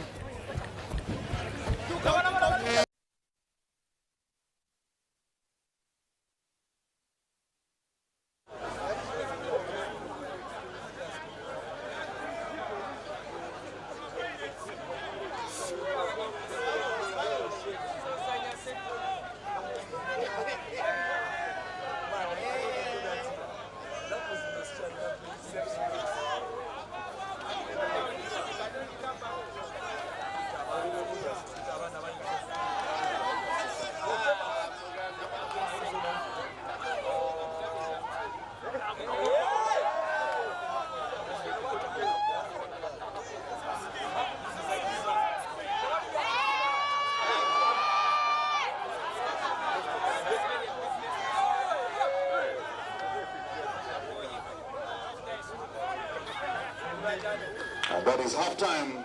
Going to the break, the Heathens with a now lead of 7-5.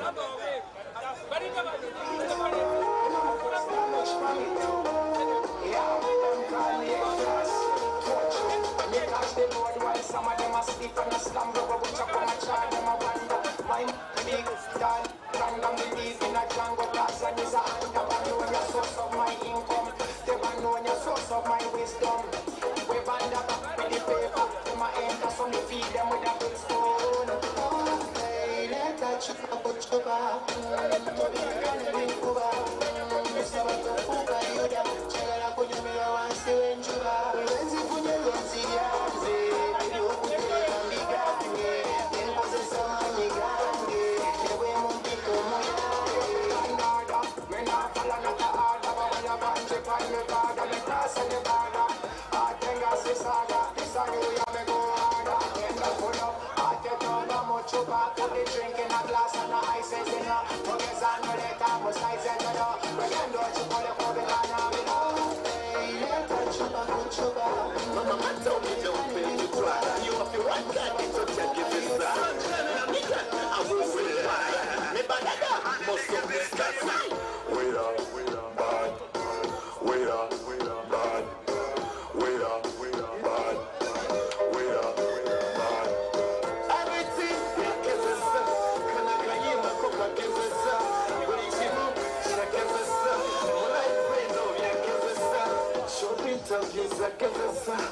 Okusoma kwa gezesa, no kuyimba kwa gezesa, okugwana kwa gezesa, muno muweko bya gezesa, na yaya mbali si bya gezesa, kubona mubose wa gezesa, gezesa mumboza gezesa. Baby, we can do this all day, mother, we can do it my way. Truth is, let's see how fight can go.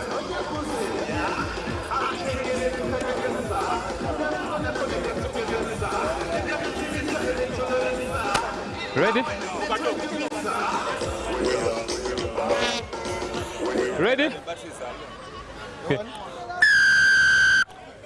BDO will be celebrated right here. Match day 2. Play on. Entebbe Sevens.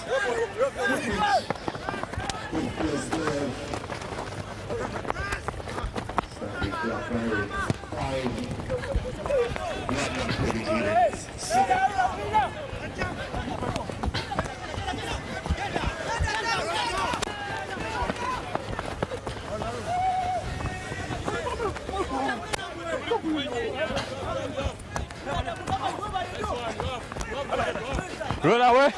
Away.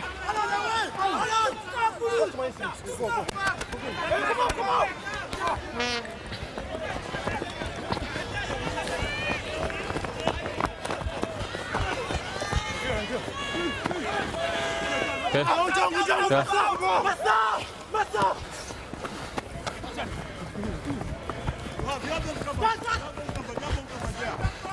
Advantage. Hi. Okay. Back. Okay. Scrum down. Scrum call.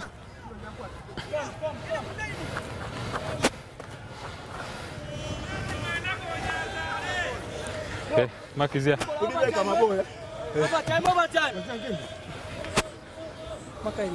Ow. Yeah. Okay. Crouch. I'm out. Okay. Bind. Set. Steady.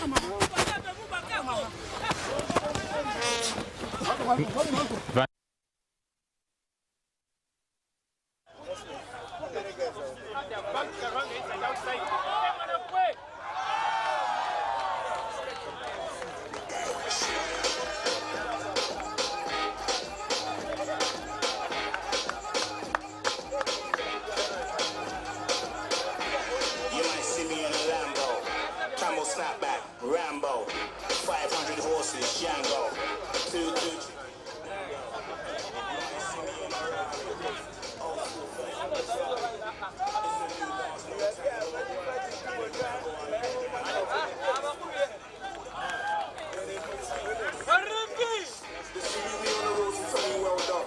If I haven't told you where you go, though, I can't even tell you where you go, though. Anywhere I go, I'll let you go, come. Black woman looking like a skeptic. On the wall when I move that in the Another try by Sarah Liverpool, the Bandam Credit Heathens, and it is converted. Scores 14. The team in yellow and blue, and 5 to the team in black and white, and that is the Pirates.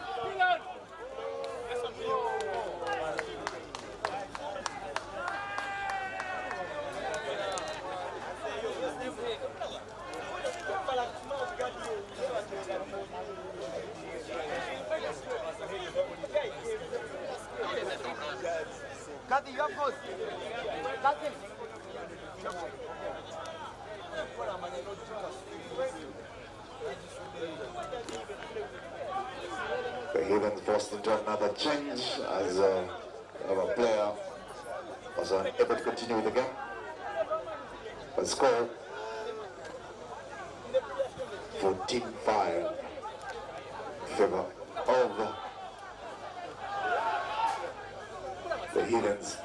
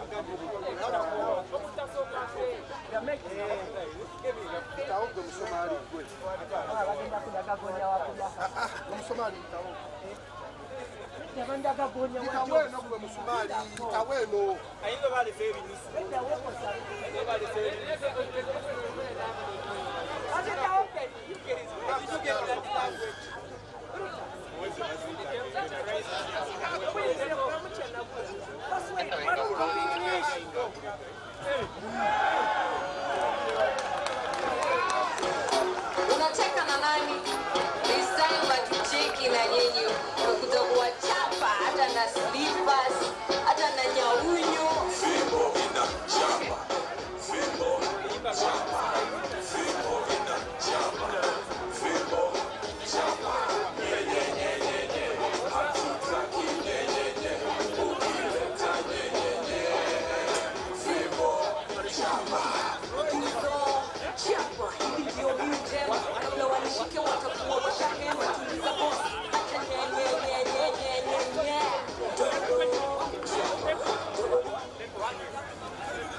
10 to the standing Black Pirates and 14-2. The Black Dam Credit Heathens. And just after his heroics of scoring a try, Desire sent to the sin bin. Pirates down to 6 players on pitch.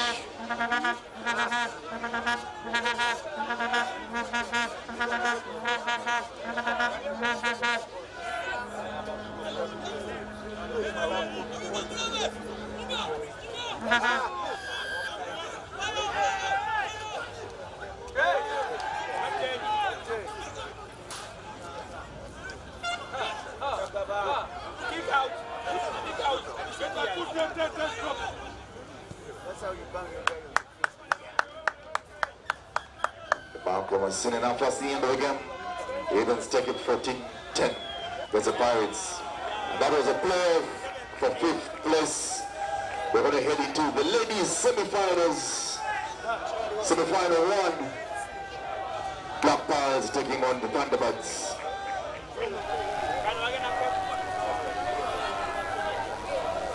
And after that one, we'll have Avengers taking on the NILE Rapids in semi-final 2. The main cup for the ladies. Main cup semis for the men. Riders. Entebbe has been very unforgiving when it comes to the sun. It's been scorching. It's been very violent, as it is known in the rugby fraternity of Uganda. Always give violence a chance. The teams have all put up a show so far, and we have come to the point where you like it the most. The semi-finals of the inaugural 7th circuit for 2024. It is the much stronger Black Pearls and the always improving Thunderbirds women's rugby on show in the semi-finals, and the two teams are up against each other, with Charlotte Mudola finding her bounce, and me and Anessa Korebirunji will be very happy to bring the game live to you Kickoff.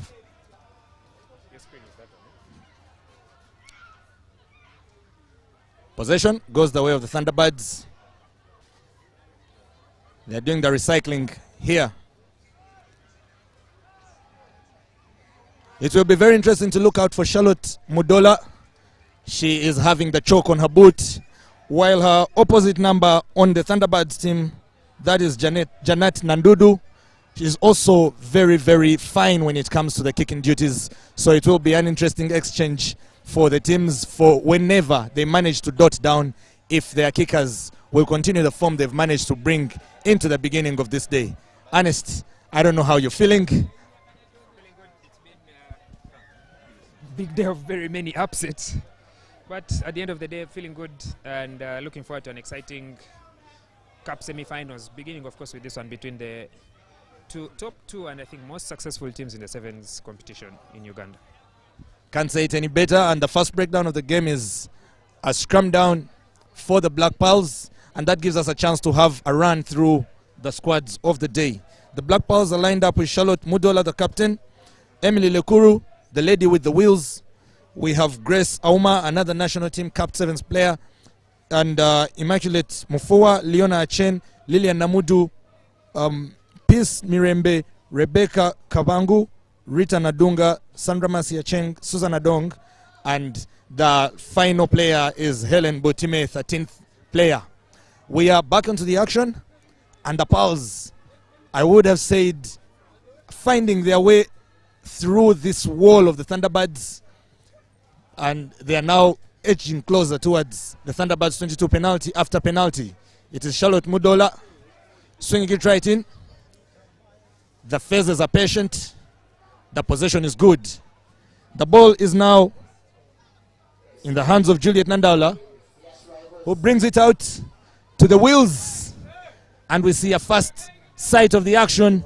She goes physical, the ball goes open, and referee Kabagambe says it's good to go. It's now a turn for the Thunderbirds to have their own dash towards the Pearls try line.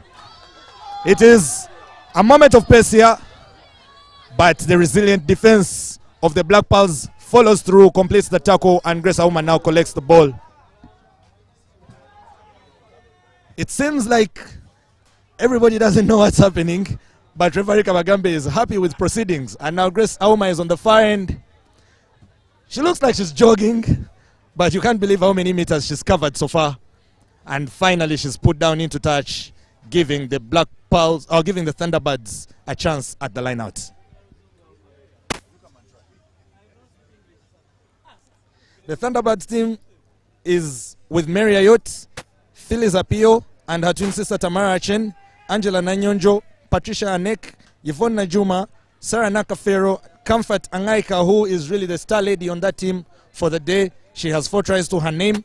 Agnes Nakuya, Winnie Nabulo, Janet Nandudu, earlier mentioned, Asha Nachitio, and Sandra Amoli in the number 15 shirt. Those of you who have been following the Uganda Lady Sevens rugby, you should be knowing that name. Small lady with a mighty, mighty engine, and she is ready, as always, to put the action on for her team. A few moments ago there, you saw Charlotte Mudola making a dash for it, but the ball was lost in the air. The line out, the ball is turned over now for the Thunderbirds to reconstruct from the scrum down. Good calm day, hot as always. The action even hotter.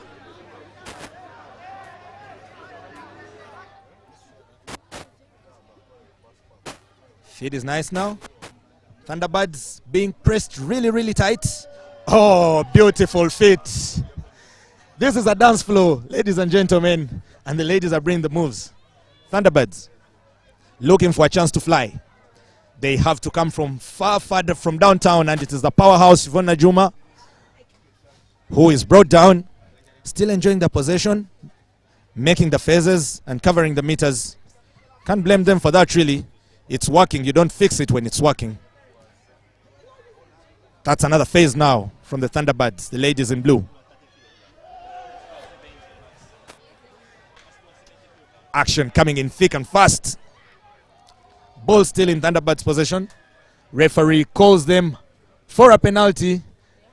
The gods of Entebbe are being very fair and very rewarding to them. They were in possession. They have the penalty also because the Black Pearls were caught offside. Interesting call by the Thunderbirds captain. She has called for the Maso game. And as you can see there, it is that number 10, Emily Lekuru, receiving a fair share of the big hits. The action that brought the fans up onto their feet. Yes, you only find stuff like that out here in the NILE Special Sevens series. Ernest, your view on proceedings so far? I mean, close contest between these two teams, still tied at 0-0, and late in this first half. They've tried to play a physical game on both sides. Thunderbirds know that the only way they will be able to get the breakthrough, the Black Pearls, is to use the physical game. The Black Pearls, on the other hand, haven't had much opportunity with ball in hand, and they will need to work hard on defense to make it count. 2 penalties in succession, and it is Amoli now trying to be smart. Very smart, in fact. Yeah, I think they are Rita Nadunga leaving dangerously. She put her hand out, slapped the ball down, and she'll have to spend the next 2 minutes in the second half. It's that tap and then just slight jog by Sarah Nakafero that kept the Black Pearls trotting backwards in order to get back onside, and then suddenly the pass goes out. Nadunga puts her hand out. Yellow card. Black Pearls now need to play with 6 players. But the work for the Thunderbirds is cut out. Just send it out wide to your runners. Janad Nandudu on the outside edge and see if she can beat Emily Lekuru for pace, but they need to make these numbers count. All right. Sarah Nakafero already on it. Charlotte Mudola over her hovering. And now, can the Black Pearls get in their groove? Ball is out. It is Janet Nandudu already having a brilliant day today. She's finally brought down. And Nakafero back into the thick of it. Swings it further towards Yvonne Najuma now. She has good opposition. And she manages to find a juicy offload out to her captain Mary Ayot. Kabagambe says play on, and the Thunderbirds are yet on another advantage. Charlotte Mudola there on defense trying to stop the damage that's being done by Mary Gloria Ayot. The tackle was completed, but the player did not release Charlotte Mudola. And the Thunderbirds, they've started building from deep in their own territory, and now they're just outside the 22. Scrum feed in the last play of the first half, still with a player's advantage. There's a power carry by Najuma, and then freeing her right hand to offload to Mary Gloria. The big carry by the Uganda Women's Service International. And this is Charlotte Mudola. Player releases the ball, but Mudola, support tackler, not releasing.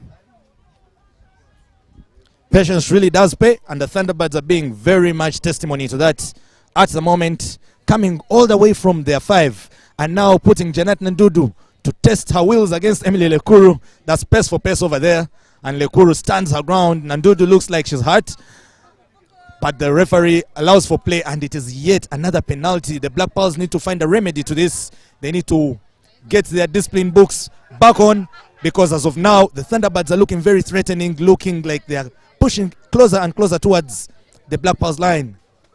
Here come the Thunderbirds again. Najuma for Mary Gloria Ayot. Big fend off right there.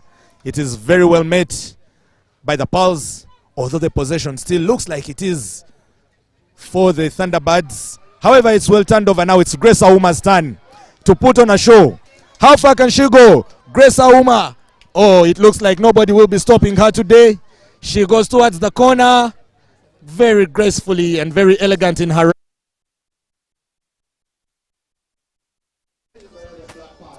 Black Pearls turning defense into attack. They were on their 6s and 7s. Thunderbirds having to play with 6 as Janad Nandudu in a bit of an unfortunate collision with Emily Lekuru. Looked like it was a high contact. Hopefully we'll be getting a closer look at that, but the players have been suffering in these conditions, and the medical team have had to do a lot of work. Nonetheless, Black Pearls with 7 players, they earned the turnover from Charlotte Mudola. Spread it through the hands. Grace Auma against Mary Gloria Ayot. There could only be one winner. And that was Grace Aoma, goes all the way into the corner. Black Pearls leading at halftime by 5 points to nil. What a first half. Very, very risky business always, because the Thunderbirds were in very beautiful territory, way up there. Mary Gloria Ayot looked very dangerous in a previous run, and the ball looked like it was coming to her, but thanks to the tenacity of the Black Pearls, the ladies went in there, went in very hard, turned that ball over, and Grace Aoma, very magnificent with her feet. She was gone. She showed a clean pair of them, and eventually made sure that the Pearls will be starting the second half with a beautiful advantage of 5 points to 0.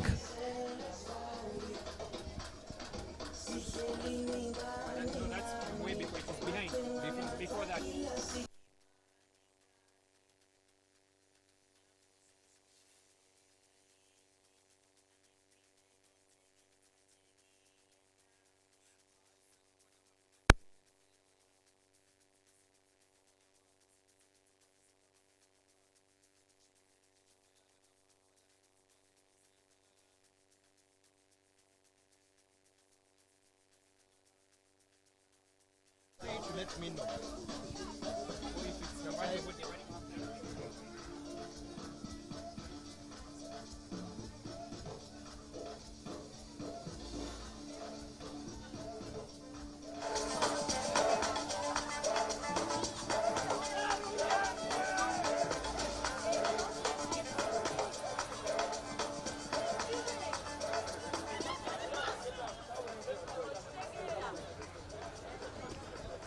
The second half is beckoning.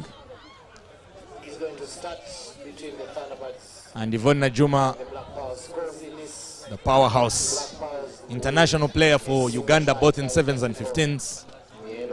She looks ready, urging on her team, because they'll be running this from behind. They will be looking for a comeback win.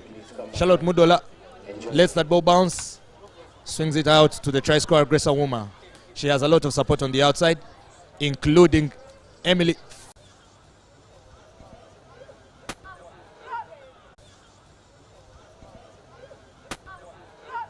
And the action will resume with a scrum down for the Thunderbirds, who are looking for a chance to level matters, and if they manage to convert, probably steal the lead. And now here they come. There again, it is a clean breakthrough. Grace Aoma for the chase. The Thunderbirds much closer to the try line. It is a try-saving tackle. What could be of this? They have a chance, the Thunderbirds. They leave it too late. And the turnover is completed by the Black Pearls. Oh my God. What has gone on? Looked like Agnes Nakuya was in for the try, but the cross-covering defense, and now the referee is summoning not just one but two players of the Black Pearls. Charlotte Mudola, Susan Adong. The hand signal was out. But let's see what the referee has to say. He sends Susan Adong to the sin bin, and it's going to be a penalty try against the Black Pearls. 7 for the Thunderbirds. They lead against the Black Pearls 5, but what a break from Agnes Nakoya there.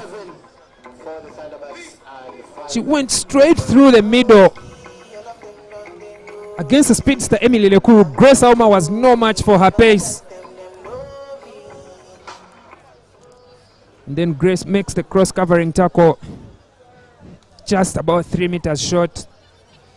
Charlotte Mudola was there, but ultimately it is Susan Adong that will spend the next 2 minutes in the bin. Black Pearls down to 2 players. Thunderbirds need to make this count again. Charlotte Mudola takes the matters in her own hands. Look at her go. Interesting. But she feels a mid-rib tackle from Comfort Angaika. I give a lot of credit to Yvonne Najuma though for that back short pass for Nakuya to start a run, which ultimately led to that penalty try. But now the action is on the side of the lesser team. 6 ladies against the 7, but none the weaker. Here they come again, recycling that ball very patiently. They are back to the full contingent. Oh no, they're not. Actually, they just lost a player for the second half, but they're in possession and they've broken the line yet again. The Pearls It is Angela Nanyonjo. Lydia Namabiro looks for the center and grounds with ease. Kabagambe's whistle blows loudly and his hand goes up, and the lead goes back to the Pulse. We've seen those tries from Lydia Namabiro on the break. The carrier just commits and then offloads to her. She has pace to burn Lydia. There's not many players locally and internationally that have been able to chase her down, and Lydia Namabiro is all the way under the upright. Charlotte Mudola can convert and break the deadlock, break the tie rather. 12-10 the score. 12-7 the score. Interesting turn of events. When Angela Nanyonjo listens to this stream later today, she will look for me and ask me why I awarded her Lydia Namabiro's try. But very fair correction. Lydia Namabiro restores the lead for the Black Piles, and now they are sailing. Oh, beautiful catch by Emily. Ball goes out, and an attempt to find her results into a ball being played forward. Remember, in rugby we keep it very simple. You move forward by going back. Very interesting phenomenon right there, but it always works. So like I said, you don't fix what works. And now that forward pass gives the Thunderbirds possession once again, and they do have a chance. We've seen that they are good at constructing from deep, so they have a chance to do it once again as they did in the first half, and maybe this time they can reclaim this game that has been a topsy-turvy affair, going the way of one team in 1 minute and going the way of the other in the next. Here they come again, the Thunderbirds. Audacious kick, doesn't go very far, bounces clumsily, but Emily is sure as a judge on her hands right there, very sober in her operation. Brings it out to Grace Auma. She's been all over Grace. And the Thunderbirds are caught for diving into the ruck. Auma will waste no time. She breaks the line yet again, right through the middle. Yeah, it is known like a hot knife through butter. Slices all the way and down under the poles. Grace Auma recognizing that as a prop. A lady rugby cranes prop in her way. Patricia Anek, and all she needed to do was just cut straight through that gap. Auma, a small fend off the shoulder, and she was through. 12 becomes 17 with a conversion to come. The Black Pearls are now firmly in control as they are back to the full complement of 7. And Charlotte Mudola makes light work of that conversion. Thunderbirds now need to score twice to book a place into the cup final.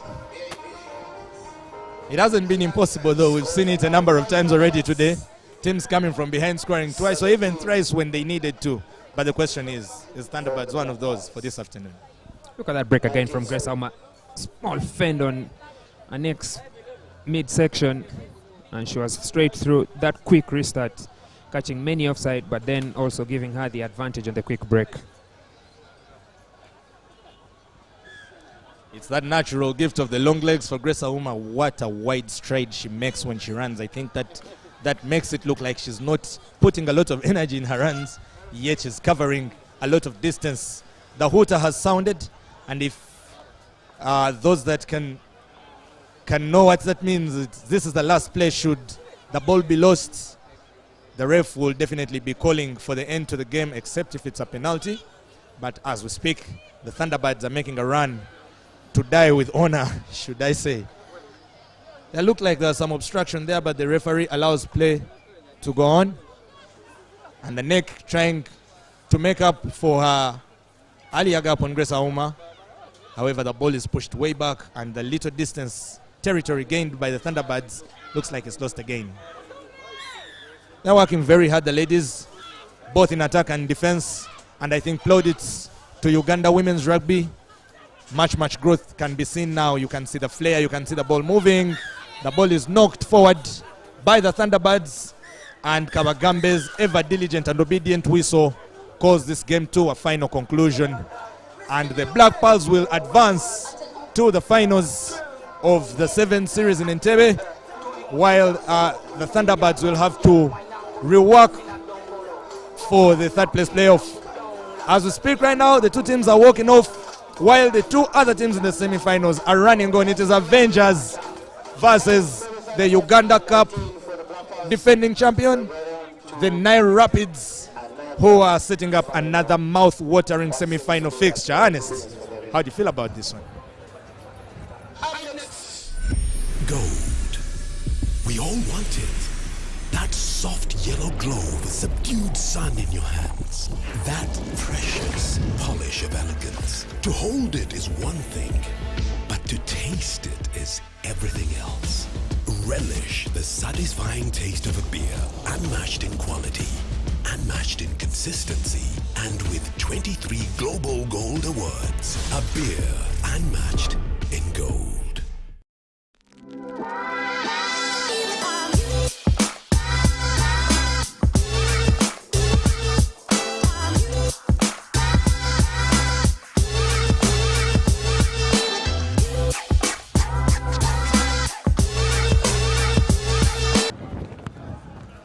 That is a kickoff. That means that the players on the pitch will play for the victory, and you in the stands, you back home, you who's not driving, you can pop open a bottle of Nile Special and you taste the victory. This is the second semi-final for the ladies, and it is Avengers kickstarting that with a fault. The ball does not cross, and we are back for a free kick with Tina Kello. Some say she's the best fly half in the land. She will be restarting, and the referee Ruben Opesa gives out the instructions, and the Rapids rapidly get into action. Now. Stay on, stay on, stay on. Kello's kick meets a little obstruction and changes direction, and the ball is fumbled a bit. To touch. With the Avengers enjoying the advantage. Here they come again, their first run of the game. Remember, their first kick granted the Rapids a free kick, and now that switch is resultant into a lot of distance covered, with a lot of patience and tactics being followed. Looking for a gap there is 7 sensation Emily Lekuru, no, Peace Lekuru rather. Step into touch, yeah. But she's dragged over the ball into touch, and it will be a line out for the Rapids. Come in, come in, come in, come in. I mean, you look at this Avenger squad, and it's stacked with the best rated players in the country. I think all the 7 on the pitch right now are either with the Uganda Women Sevens or the Lady Rugby Cranes. And on the other side, the Nile Rapids can only manage to raise 2 players on the national team, and that's what it means when you're playing against such a big team. You need to do all the hard work. Nile Rapids, and they're not doing really bad at it. Very good defense, the Nile Rapids, to deny the Avengers on their first foray into their 22.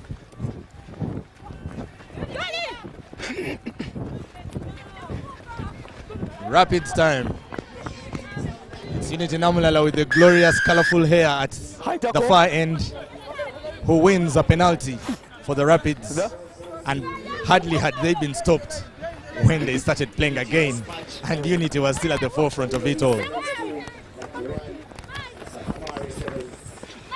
They're working it patiently, the Rapids. Holding on. And this time, the referee is not so merciful to them. That looks like an offside and a high tackle. Referee Opesa's hand was out, but he plays with advantage. And the Pals now, the Avengers are coming ever closer for the first try of the game.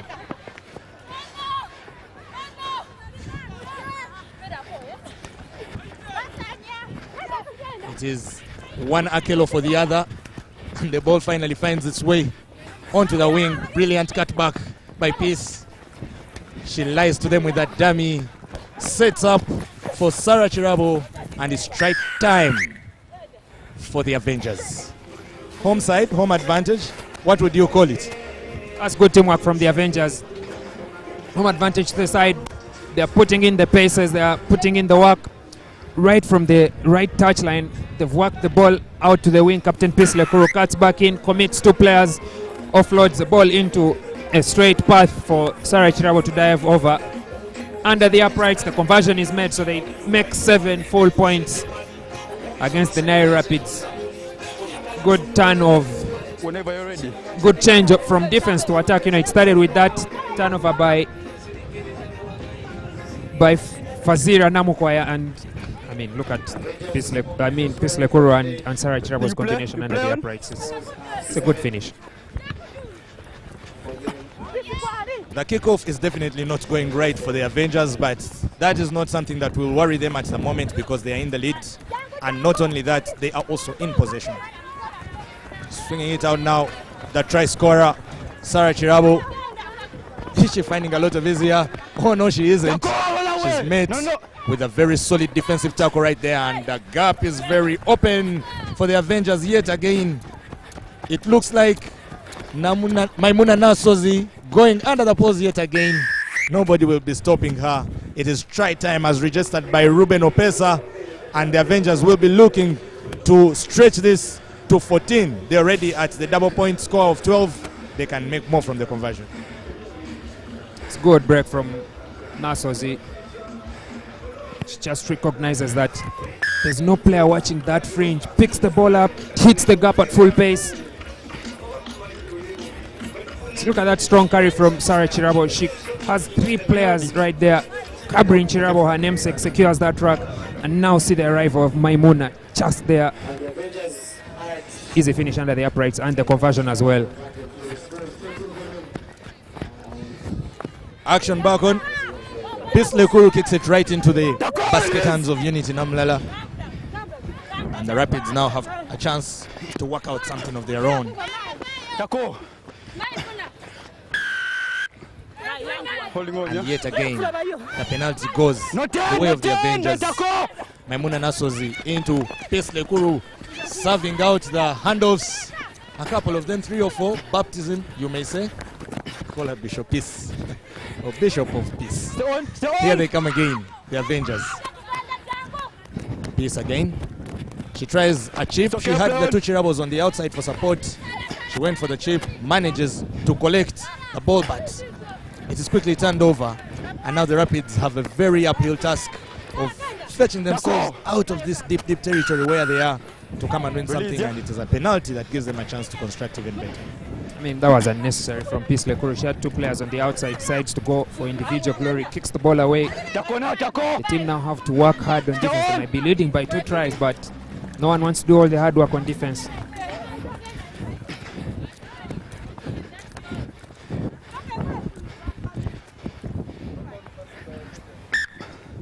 Knock on first. Scrum. The first half, like the waves of Lake Victoria, is slowly ebbing away from us. And we've had the hooter. That should mean one thing, that this should be the last play. The teams will be catching their breath. And the rapid action will continue. Because right after this, we should be jumping into the men's semi-finals. Don't push it. Where we have the Rhinos. We have Waluku Barbarians, Toyota Buffaloes, and the Plascon Mongers. Very different line out from what we saw or what we are used to. This time, maybe it's a new chapter for Uganda Rugby. Duly called the halftime. And it is the Avengers who will go in with the lead. 14 points to the good. The Rapids will have to think harder, work harder, if they are to stand any chance for points in this game.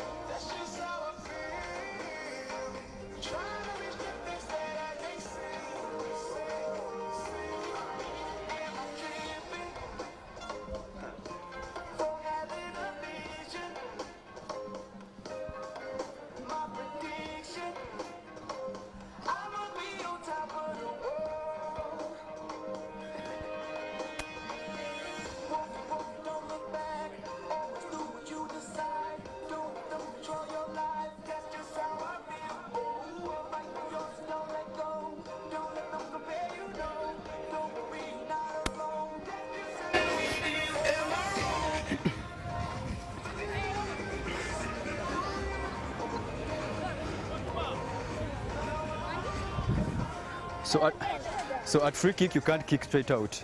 Okay?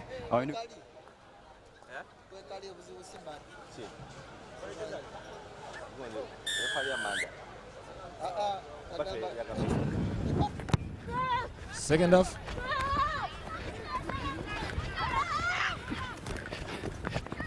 Second half already on.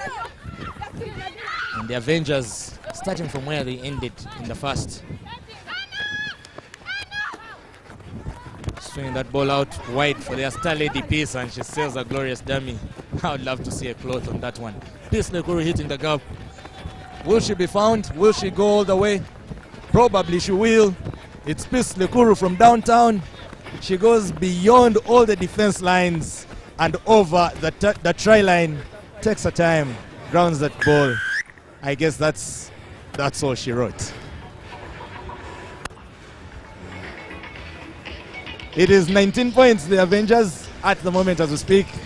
And Maimuna Nasozi will try to make it a full complement. She does that chip kick, high and good, over, well rewarded. And it is 21 points for the Avengers, as you can see on your screen there. Referee Opesa is running quickly back to the center because he knows they done did what they were supposed to, and it is time for play to continue. 21 points to the Avengers, 0 points to the NILE Rapids, all the way. Let's go. From Ginger.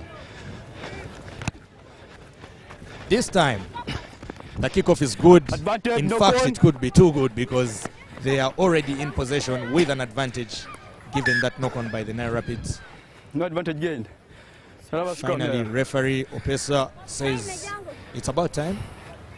Come and let's put a test to the brawn. We have seen those of you that are operating with brains back there like Peace, like Nasozi. Crouch. Now let's see the big girls come to put the work in at the scrum down. Bind. NILE Rapids have been no match for the Avengers. 21 points to nil. They need to put some points on the board, at least provide some saving grace, and their forwards have done well with that scrimmage, early hooking against the Avengers. But now Tina Okello needs to orchestrate something from the middle there.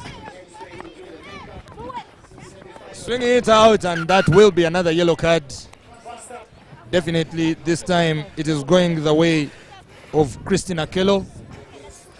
Yeah, she's had a fair share of the action today, but now she grants the NILE Rapids a chance to work out something just right.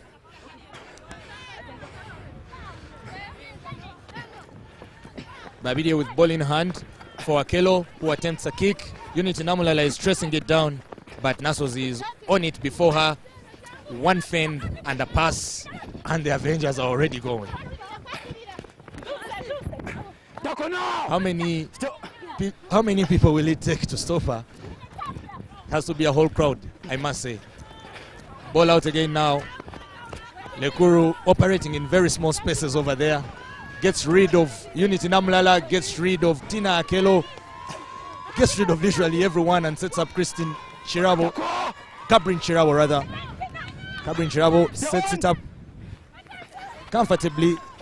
Maimuna Nasozi orchestrating matters right there in the center, and it is Sarah Chirabo now coming closer to crossing the half and taking the game into the Rapids territory. They've not been rushing the Avengers, but they've been way too good. They've literally brushed the Rapids aside. They didn't have any avenging to do today, but they pretty delivered a lot of damage. Kabrin Chirabo again. They are in just outside the half of the Rapids, and it's just a case of two players at different wavelength there. The pass to Peace Lekuru just manages to go past her, but she follows it up nicely, collects it, and we know she's a big, strong girl. Her knees are to the ground, and finally, the referee says, yes, you can. That is a complete tackle. As we speak, the action was too tense. Peace Lekuru has to dress up all over again, kit up all over again, because the NILE Rapids almost rid her of her jersey. But now Babidia has a chance on the far end. Maimuna Nasos is tracking her like a hunter. And finally, that play will come to an end. Guess who is in possession at the moment? Yeah, you guessed right. It's the Avengers yet again. Maimuna Nasos is looking for a second, but Unity Namulala will be having none of that. She completes the tackle, but just in similar fashion, Nasos completes the pass, and the only person chasing the Avengers right now is the referee. That should be try number 5. And I guess it's a story well written. Try number 4. Oh yeah. You can see. Is that a celebration? Or is she just satisfied with her work for the day? You'll never know really. But what we know for sure is that Maimuna Nasozi may have a chance to make it 4 converted tries right now. But as things stand, it is 26 to the Avengers. And nothing to show for it, save for some good tackles and a few mega runs here and there for the NILE Rapids.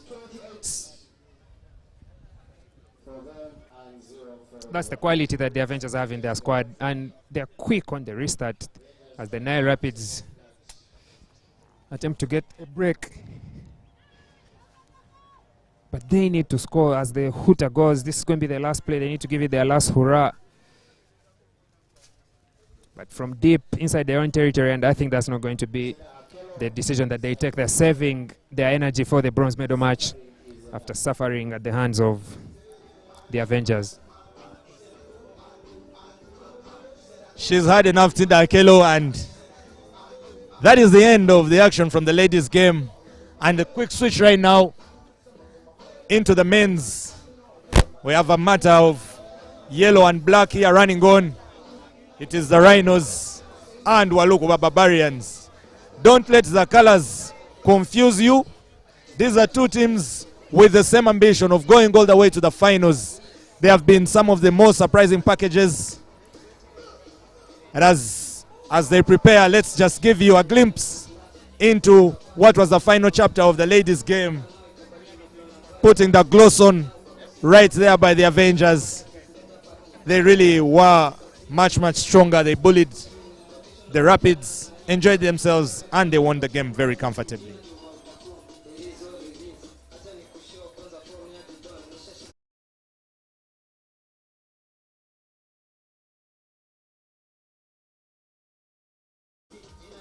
I mean, what a tournament we've had so far.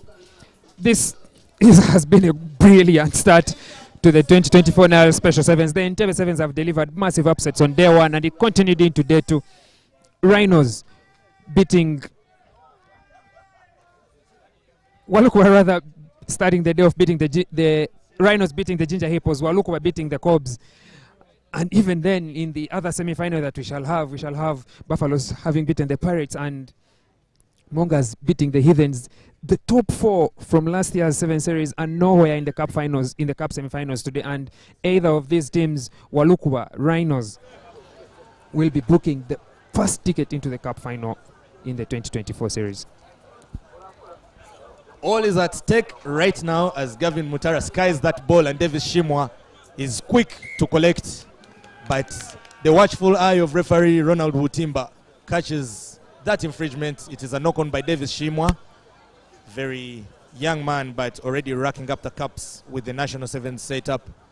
And the Walukuba Barbarians will now reconstruct from the scrum down. That's a good kickoff from Gavin Mutara for Davis Shimwa. He's not able to gather, loses it forward. I thought it came off his foot and went played backwards, but that's a knock forward called by the center referee. Gift Okorach. He has 15th national player Shakim Sembusi on the outside, doesn't go for him, rather turns back for Ivan Bulima. Emiemo Edward, that should be Kendi now. Kendi goes out wide, and that's a very, very solid tackle by the Rhinos. And in the end, they get the possession going their way by way of a penalty for holding on. Davis Shimwa sells a dummy, quick action. He has Alan Olango for support. Alan Olango will not be stopped. Big man, he limped off with an injury earlier in the game yesterday versus Pirates, but now that's all done and dusted. He's a new man today, and it dots down for the first score for the Rhinos, setting up a very easy conversion for Mutara Gavin.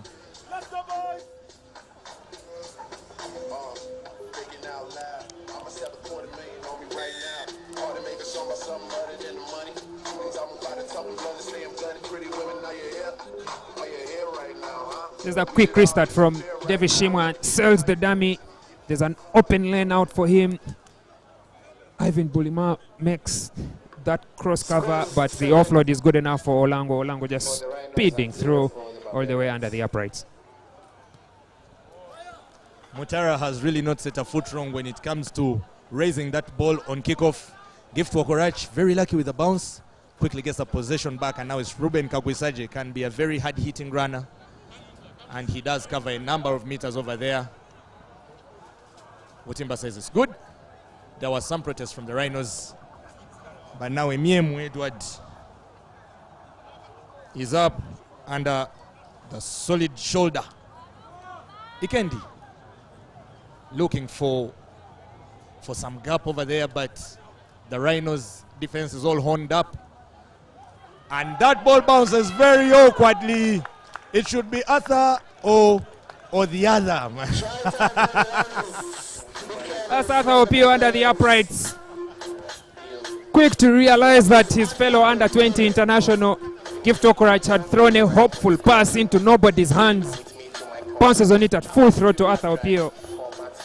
Do not mistake him for Arnold Ochen, his twin brother.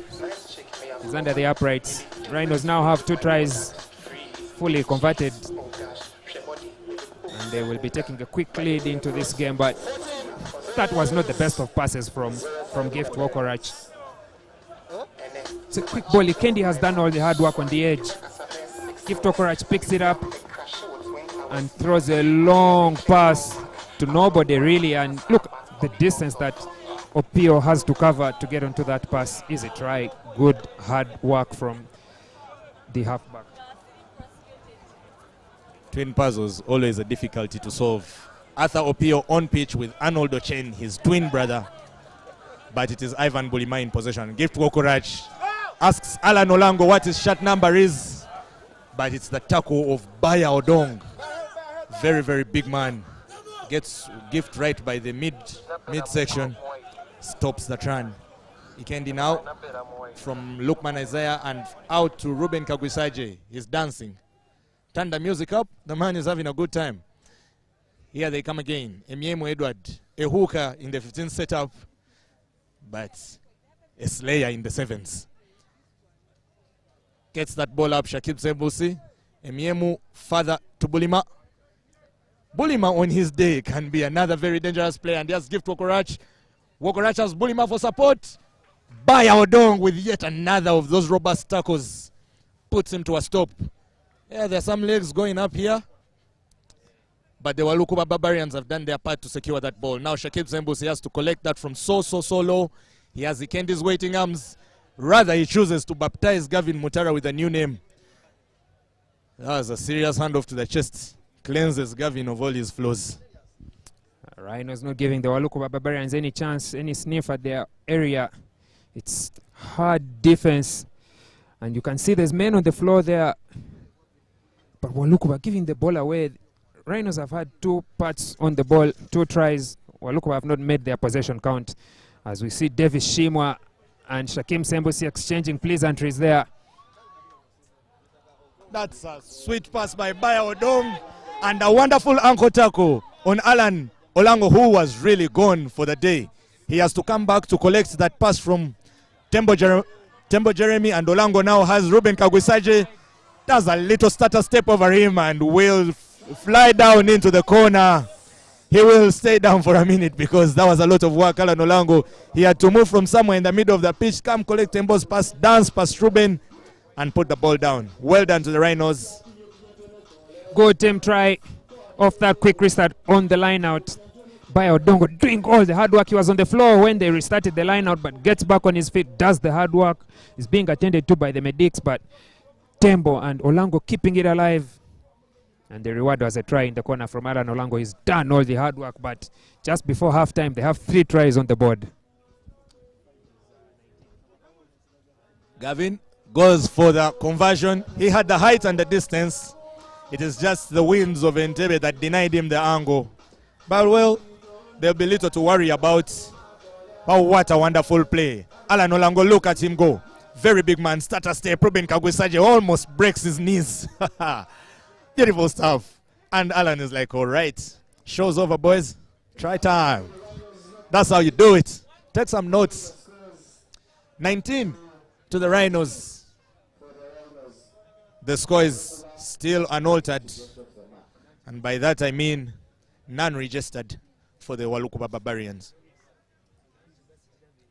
Baya Odong has been literally the busiest man this afternoon in the yellow and black of Rhinos, just as Dennis Ikendi and Edward Miemu have been in the yellow and black of Walukuba Barbarians.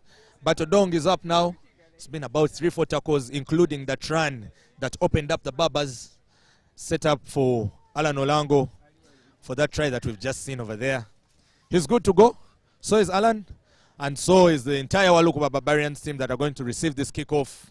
As expected, is going to be high from Gavin Mutara. Oh, wow. Somebody once told me that when Aaron Ofoiroth goes for kickoff and puts that ball high, you might as well go home and make a cup of tea because that ball is not coming down anytime. That is what Gavin Mutara is replicating today. But as of now, it is Isaac Lukman at the far end. He meets, this time it was Arnold Ochen, who stops him, and duly the referee stops the half. It is high fives and handshakes for the Rhinos, but it will have to be a lot of team talk and re-evaluation by the Barbarians. They put up a very beautiful show in the quarterfinals. You really want them to follow through with the same. But in the same way, you also want the Rhinos to do their thing and see the game all through. So in true sports affair, we'll let both teams go for a break and we'll see you in the second half.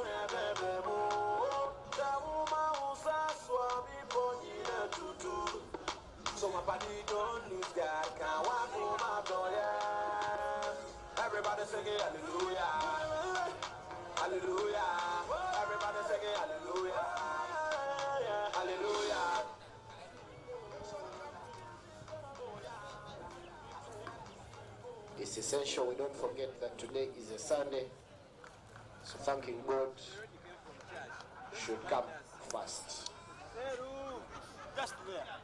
Walukuba kicking off the second half, they have all the work to do if they want to be in the finals. They're trailing by 9. It's Gift Wokorachi's turn to kick, and for him, unlike Gavin who goes high, Gift goes deep, and it is Arnold Ochen who is the receiver. There's a big scuffle in there, and the ball manages to find its way out. Now Arthur Opio finds Jeremiah Tembo. Out to Gavin Mutara.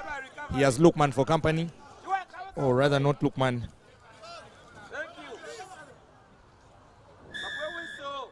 But it's a penalty for the Rhinos. Walukuba Barbarians caught suspect for not releasing, tackler not releasing. And now Gavin Mutara, it will be an interesting decision he's taking. Looks like he's asking his boys to come down, and he'll be going for the line out. A glorious kick, high as ever, and the touch is found and secured. The Rhinos will now be constructing from the line out.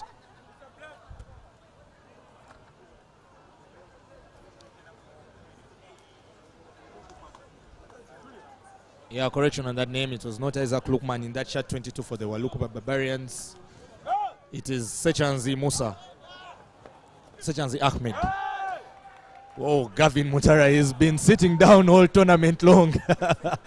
And this time Shakim Sembusi does not spare him.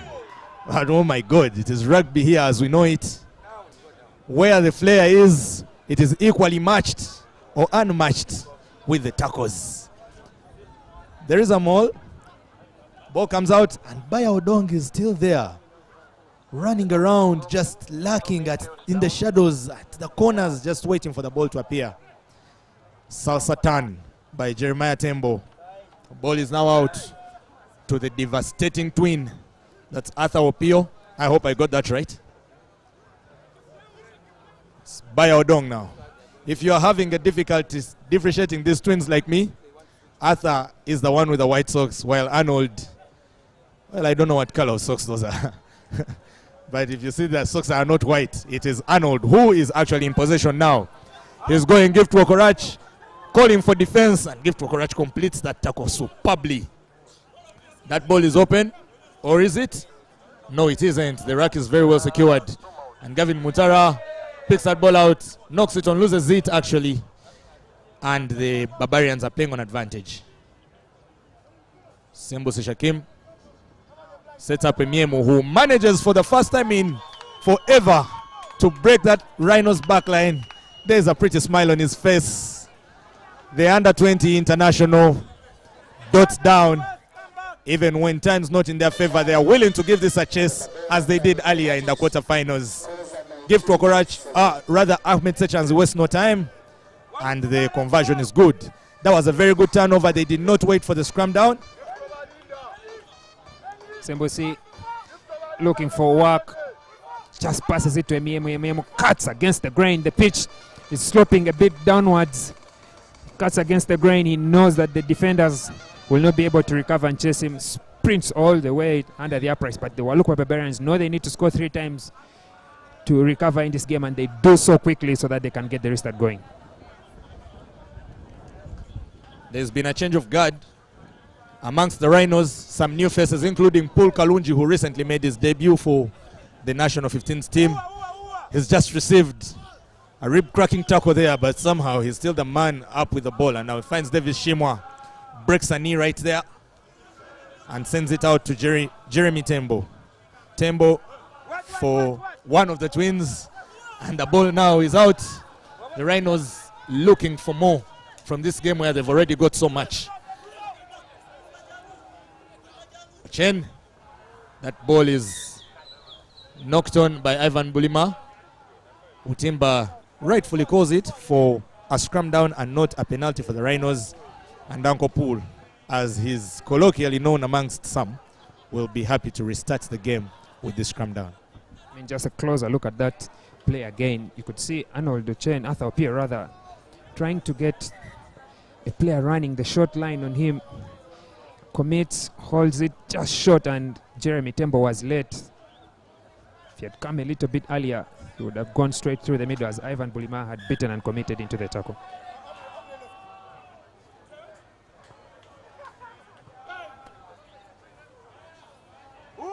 The new men, like Rahman Kasi, already in the action. And it is Arthur now for Davis Shimwa. He has a lot of green estate. That is a Bluetooth fend on Isaac Lukman. Doesn't even touch him, just manages to go past him. But Jeremy, with the jittery hands, knocks the ball on. And the possession will switch back to the hands of the Waluku Babas. Remember, if they manage to get 2 converted tries in this game, they would really overturn it and probably take the win with them. But the Rhinos will not be letting that come easy. In fact, they're enjoying the territorial advantage at the moment, camping, having most of the action in the Waluku Barbarians half. I mean, as the score stands, it's going to be the first cup final with 2 different teams for the first time in about 3 years. None of Buffaloes, Mongas, and Rhinos, as the score stands, were in last year's and the previous year's cup finals. So it's an interesting turn of events here in Entebbe for the start of the 2024 NILE Special 7 series. Davis Shimwa holds up a man over there. He's using the advantage of his height. Yep. They say Entebbe is a place with very fresh air, and I think it's breathing that fresh air right into our game. I guess that's why we are seeing all these new teams in the crucial stages of this tournament.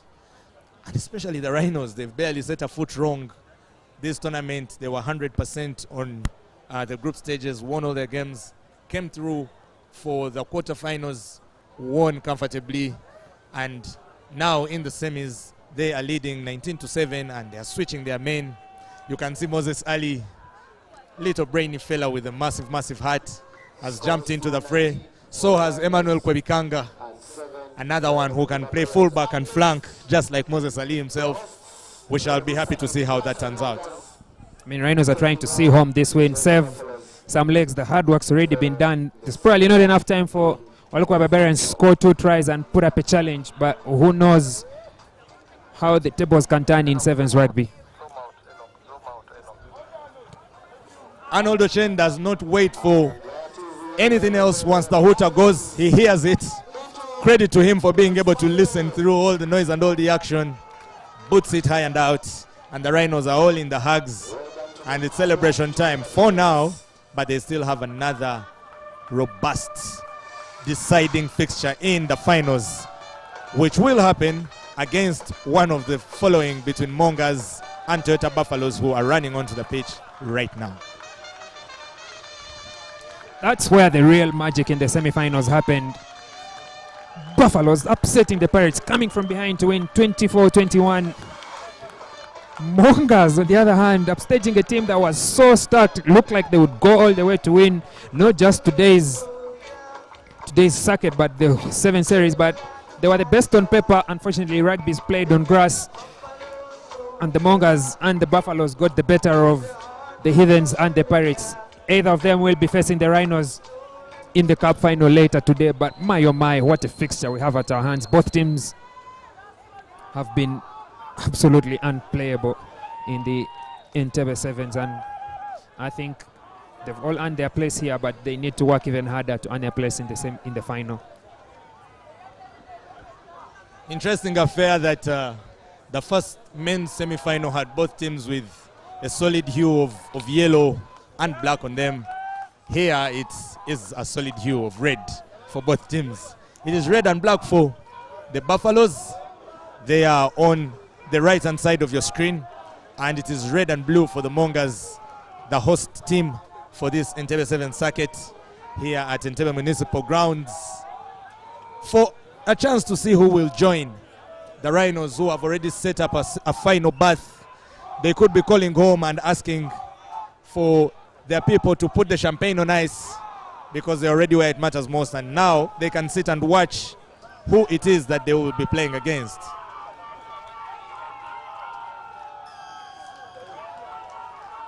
Aaron 2K gets the action on. That looks like a knock-on by Papi Joel. Wonderfully called by the referee. The action is right on, ladies and gentlemen. These kickoffs have been brilliant.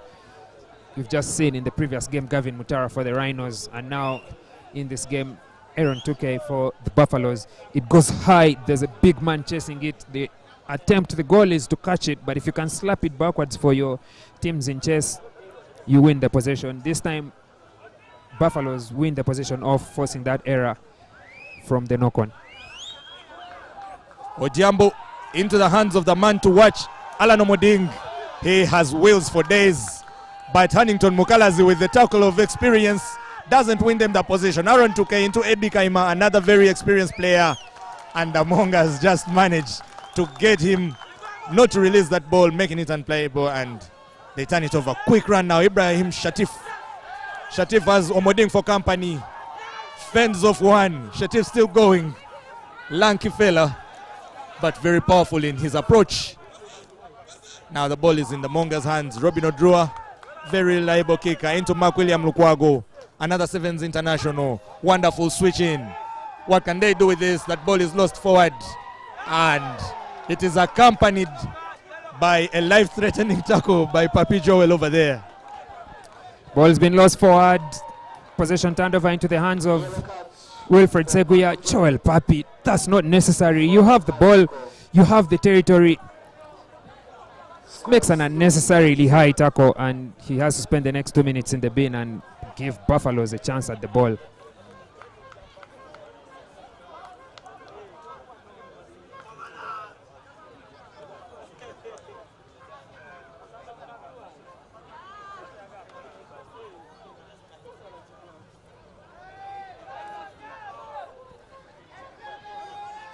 That tackle by Papi Joel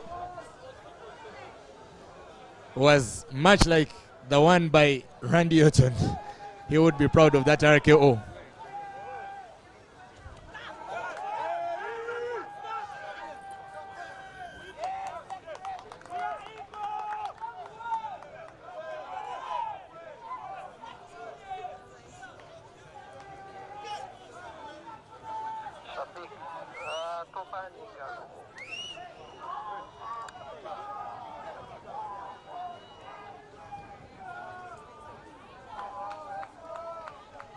Action time. The Mongers now have a chance. The kick has been very good, sent them much, put them in very good effort territory rather. Now they have a chance at the line out in this fourth and final semi-final of the day. We know for sure the ladies finals will be the Black Pearls up against the Avengers. That's always a fixture to look out for, be it 7s or 15s. Pretty sure even if we had 5s or 3s, it would be lovely. The men's is still yet to be decided, and Robin Odrua. Oh, the referee says the line out throw was not straight by the hooker. There were some silent claps around. A few of the Mongers faithful were convinced that Robin Odrua had done the work over there. But we shall be back for a scrum down. There's a line out throw overthrown to Robin Odrua. He sped straight through, but it's not a straight ball. Biased a bit to the Buffalo side, but call does not go in their favor.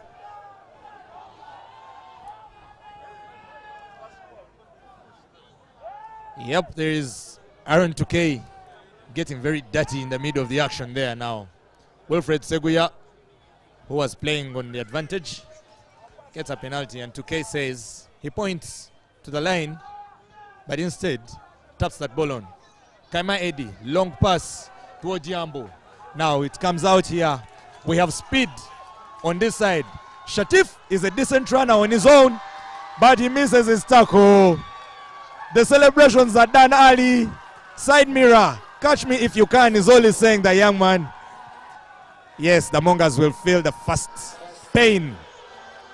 You know their pitch is also called House of Pain. But the pain is being delivered by the horns of the Buffaloes, who have not yet dotted until now and just have to get the lead of 5-0. What a barnstorming run.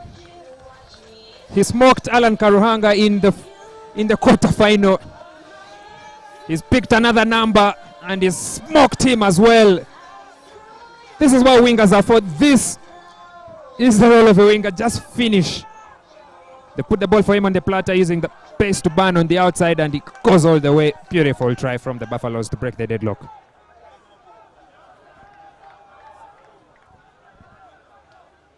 Robin Odrua now has the duty to collect the kickoff. He almost did. He failed. But as luck would have it, Wilfred Seguya, who was just there waiting for him to land, ended up knocking the ball on, and now the Mongers have a scrum down. Sports day is what they call it.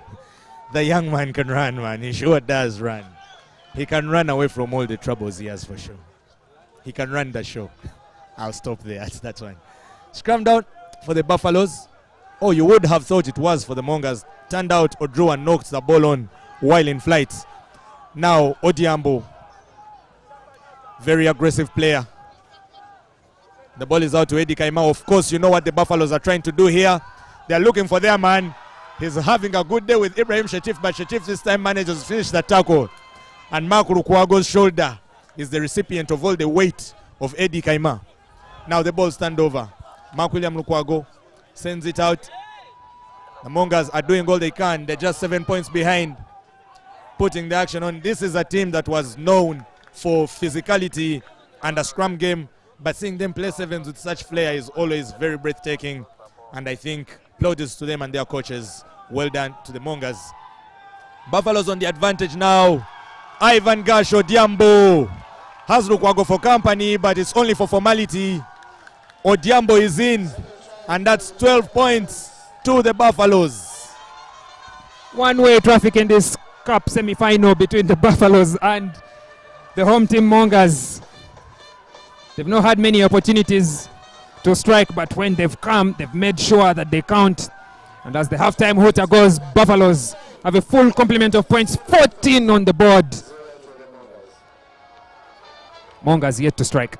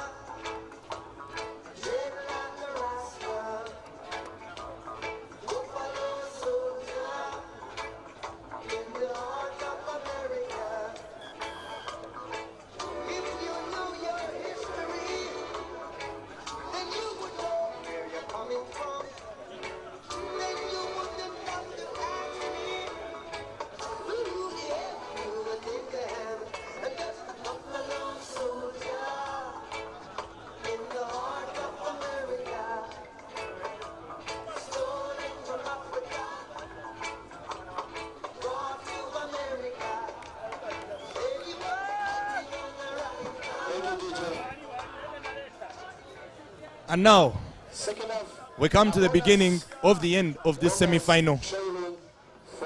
Lukwago and company will be looking for points. Here they are.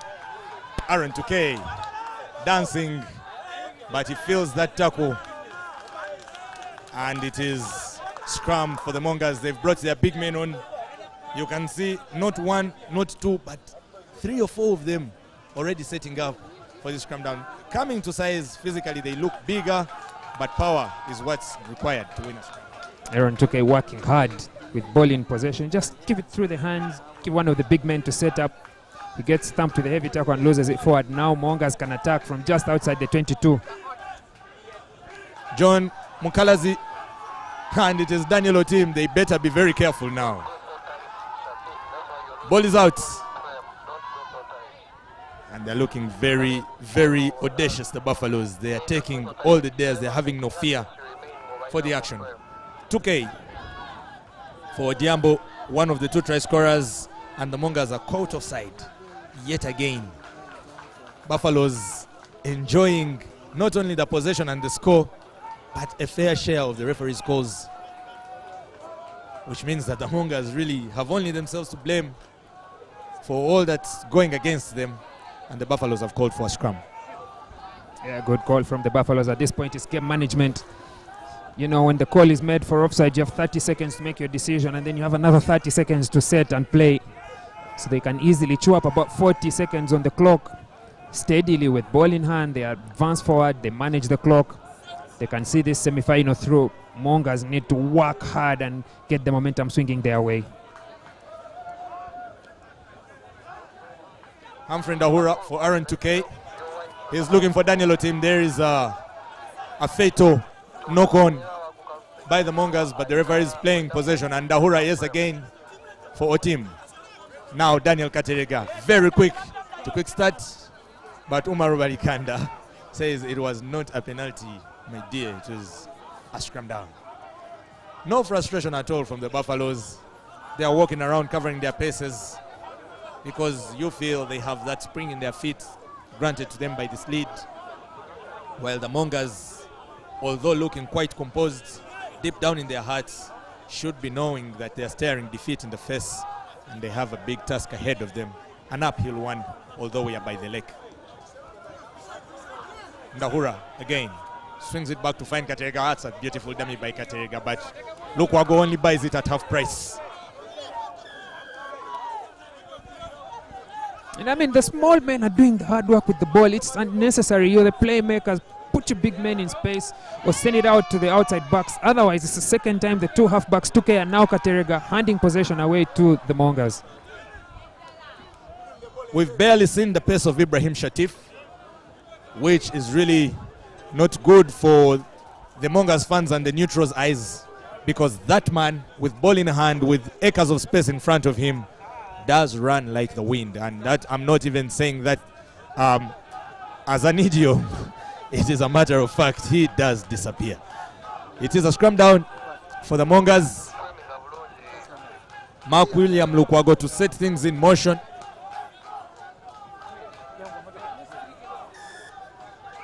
And the free kick, fair and square, awarded to the Mongas. Lukwago now, he was the star of the show versus the Heathens. But now the Mongas look like they finally found a gap. The offloads are very beautiful and the try is granted down in the corner. Oh, not really, because it's like he's banded into touch. The flag went up from the assistant referee, Olupot. That's a crucial try-saving tackle. Can take another look at it.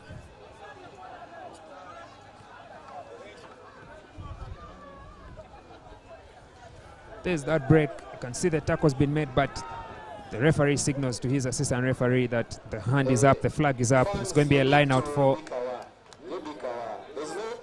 the Buffaloes, but I think now the restart has changed hands off the line out. The Buffaloes have bungled it. Mongas now restart with the scrummage. Definitely from a naked eye on the far end, you could think that the Mongas had gone in. And I really apologize for that.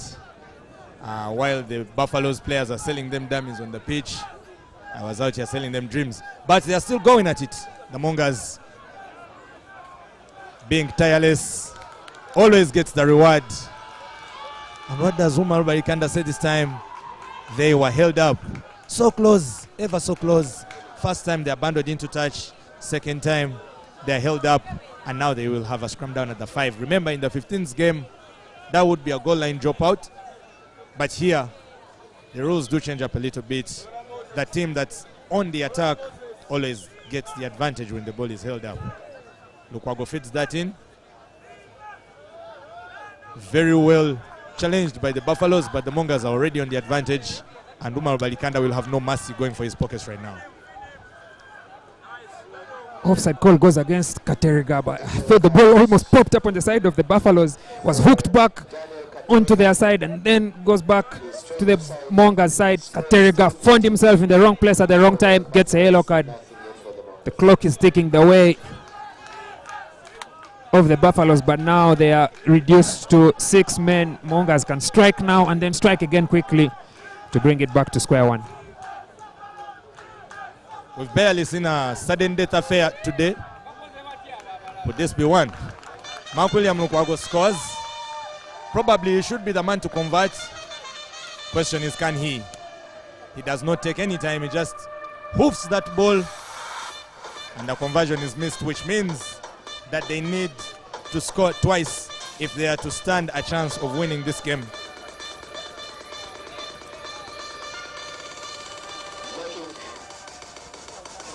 14 for the Buffaloes and 5 for the Mongas. There is a sense of urgency with the Mongas right now. You sense they're starting to believe. And Ojambo did knock that ball on first before Shatif did. And Barikanda says, come on. The Mongas fans are finally starting to find their voices. I don't know how far deep their throats they had kept them, but they are finally coming out. But the referee's hoot, the timer has been signaled by the hooter. and I believe they should be the last play. That means Mongas will have no time to score and then get another chance to score in this cup semi-final. Buffaloes have done just enough on the clock and on the scoreboard to book a place against Walukuwa in the cup final. Rugby is the name of the game. Shatif now talked about him. He does have his own speed, just like Daniel Otim, his opposite number. And now Lukwaga swings a deep pass, clumsily held, knocked forward. And without further ado, the game comes to an end. Ladies and gentlemen, happy to announce to you the finalists of today's games. It will be the ladies' finals, Black Pearls versus the Avengers. And in the men's finals, Anis and I will be happy to bring you Rhinos versus the Toyota Buffaloes.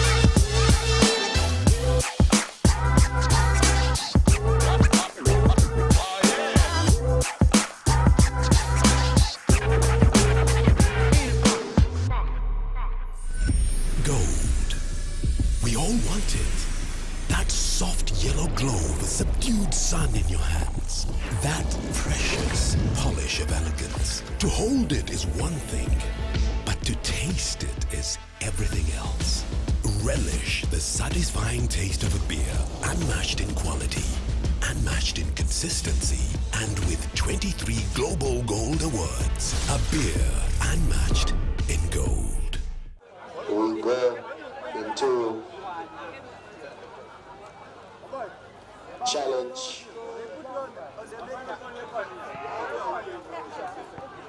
final,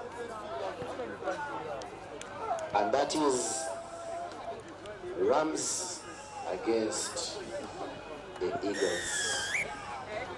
Then right after will be the 5th, 6th place playoff between the Mighty Cubs and the Mighty Hiddens.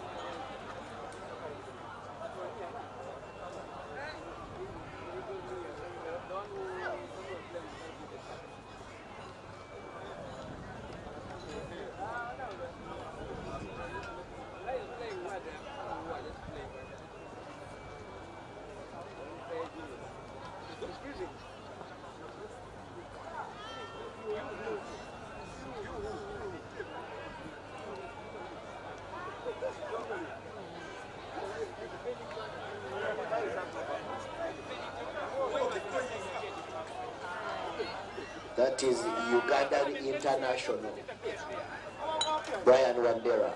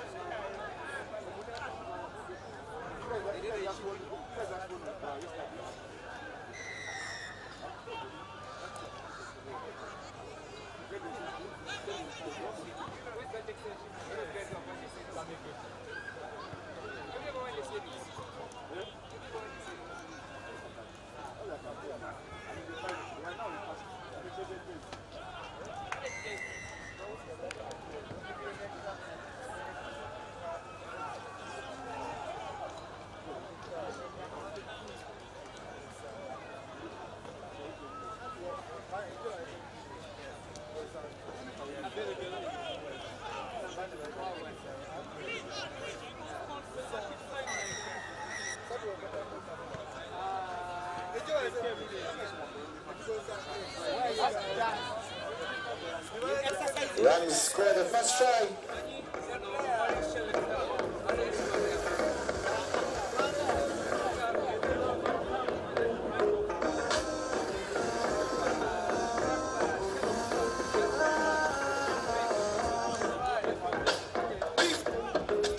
She got a man that you wanna get down. Wanna back into the sun, roll down tonight. And me, I got a girl and I don't really mind. Oh, baby, yeah, the way you wind your body for me, that make me want to, mommy. Oh, my little. Rams open the scoring with the converted try. Scores 0 for the Eagles, 7 for the Rams.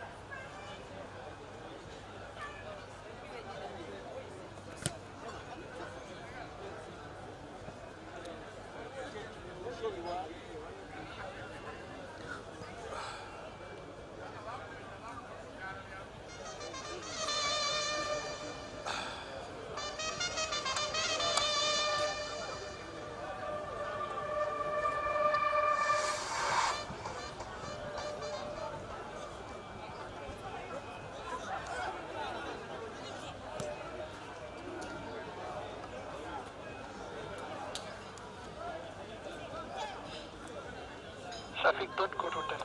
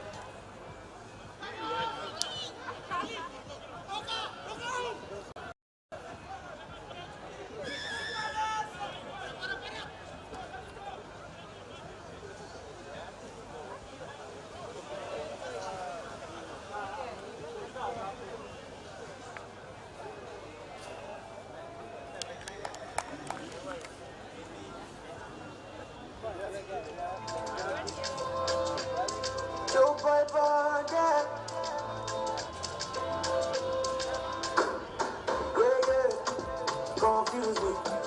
Tell me why you dey confuse me, your body too attractive, and the way I fall for you, you feel like magic. Oh no, the way you take me, I go there, and I know go fit to come another day. Although I go to call you my baby, and together we do baby, no go fade away. Why you say that you do my mind? Say you don't be outside, don't be lie. Oh yeah, make you run away, make you fly away. Oh no. Gold. We all want it. That soft yellow glow of a subdued sun in your hands. That precious polish of elegance. To hold it is one thing. To taste it is everything else. Relish the satisfying taste of a beer, unmatched in quality, unmatched in consistency, and with 23 Global Gold Awards. A beer unmatched in gold. Everybody confused, everything moves. I like you, smoke and booze, so you make it feel good. Now make you get what you do, and I go fit to come another day. Although I go to call you my baby, and together we go there, we no go fade away. Why you say that you in my mind? Say you don't be outside, don't be lie. Oh yeah, make you run away, make you fly away. Oh no, no, no. Why you say that you in my mind? Say you don't be outside, don't be lie. Oh yeah, make you fly away, make you run away. No, no, no. Call on me, don't say.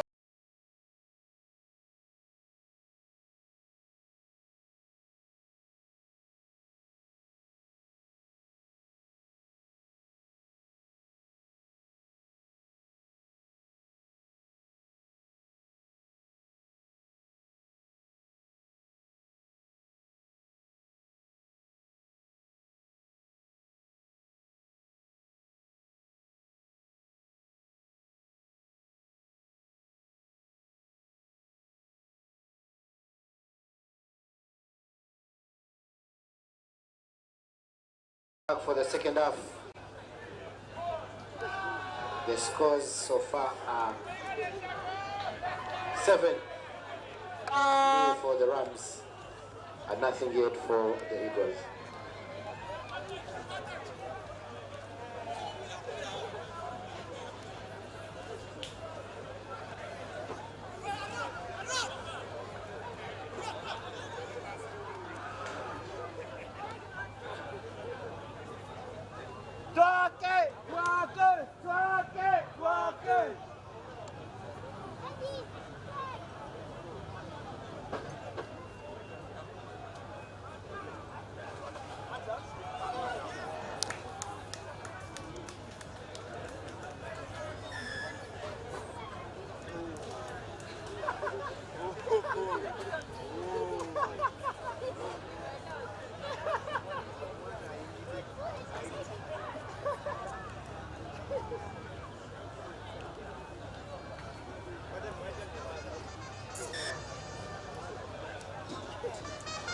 Scores are 14 for the Rams and 0 for the Eagles.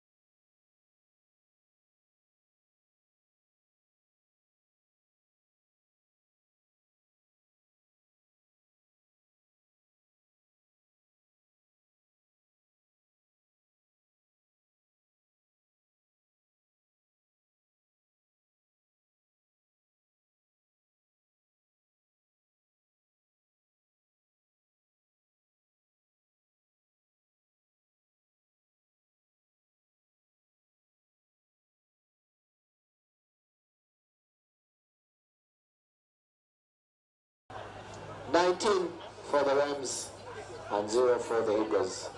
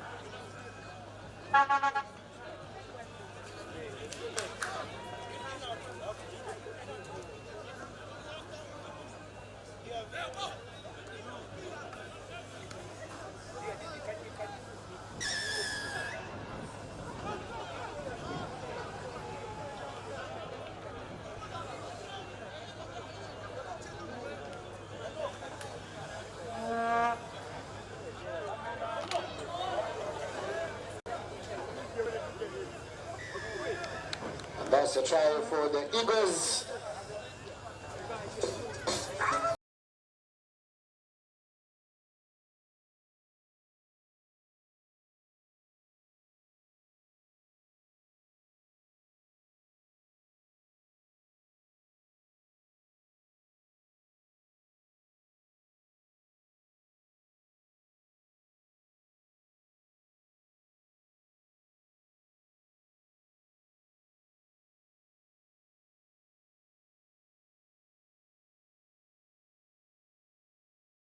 Media around.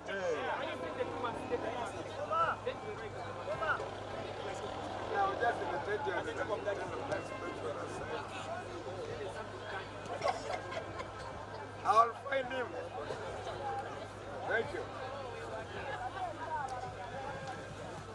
I'm there. He's there.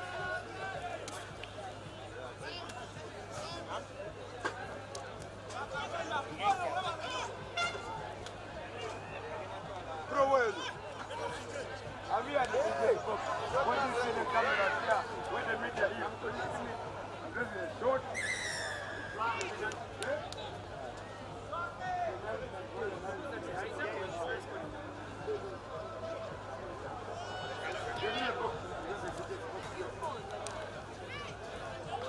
Yeah, we're going to guys up there, the camera. We're going to. Sawa. Just next door.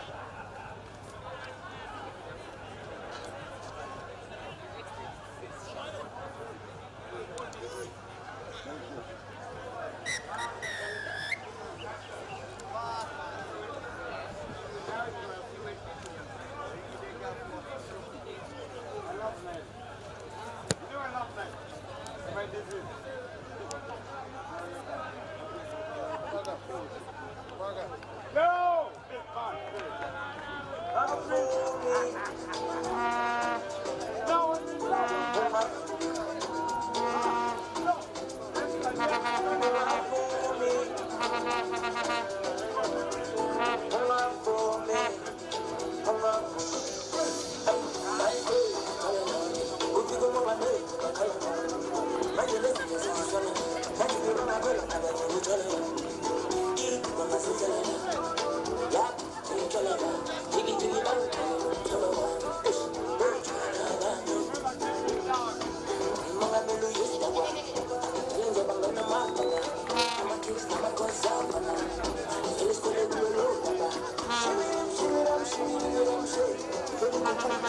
And again,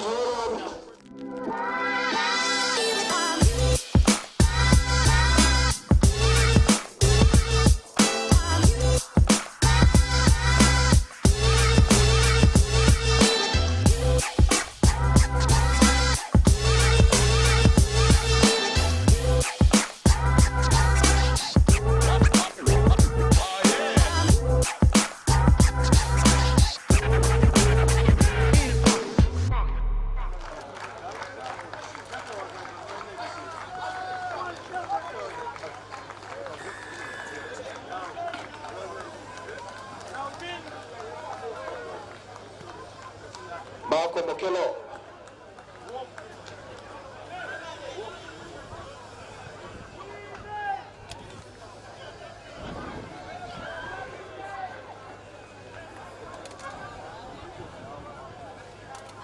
Donald! I don't see him there. Give me the fucking shit there.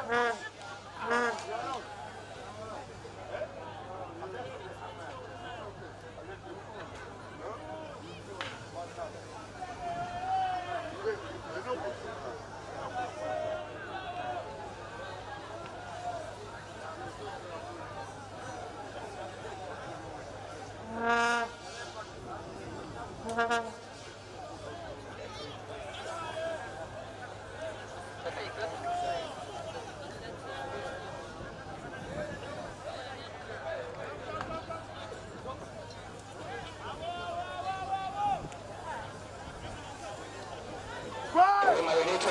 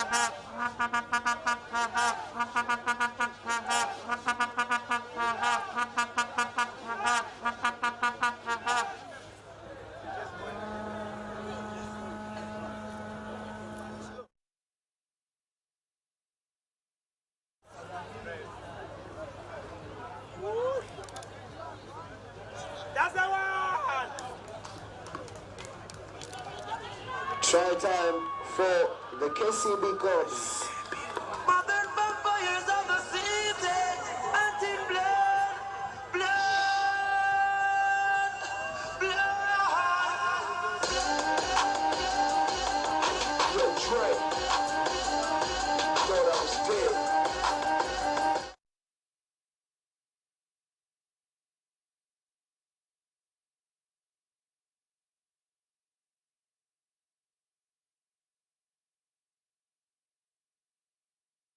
It's okay, I get it poppin'. Whole club rockin' like a sip for a dollar. Drink Chris, throw it up. Scores are now 7 for the Cubs and 0 for the Higgins.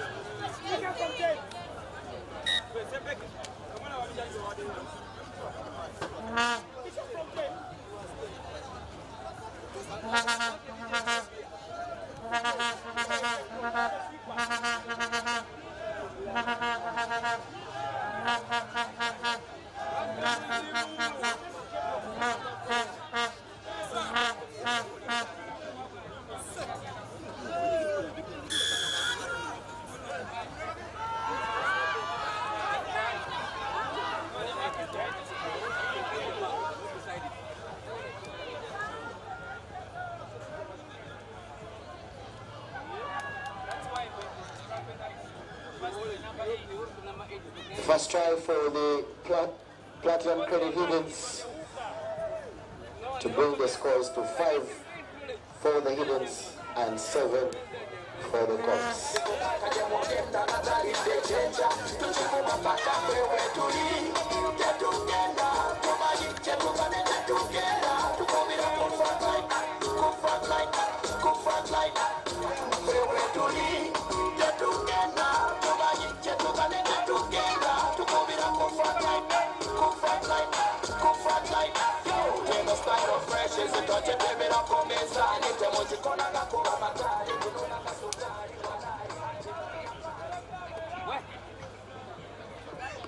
Scores are 7 for the Cubs and 5 for the Higgins.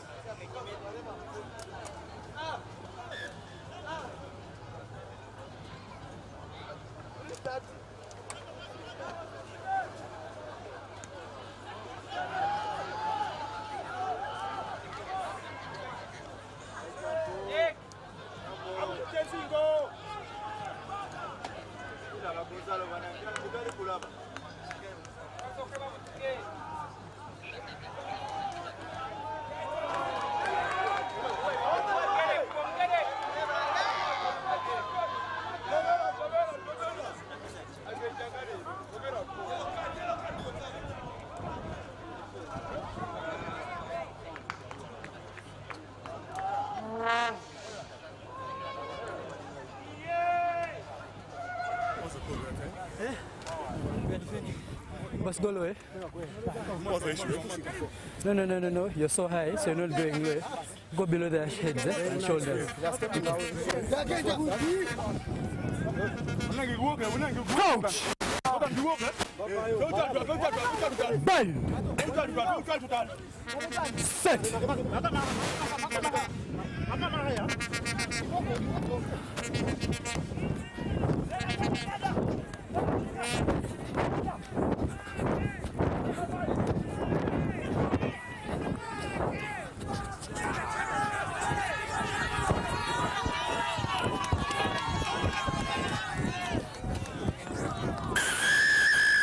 Second try for the Eagles.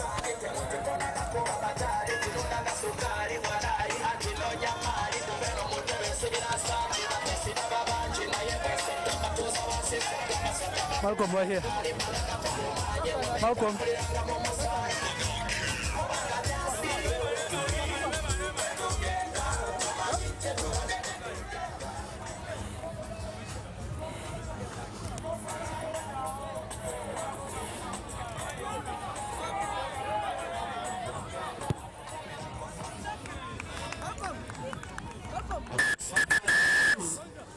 Saving for the KCB Cubs team for the Platinum Graded Heroes.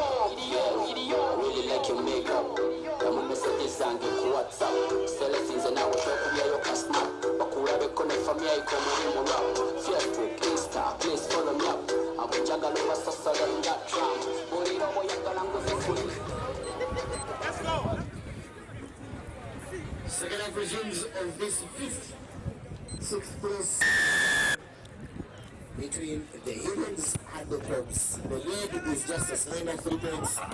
Blow on. It is leading by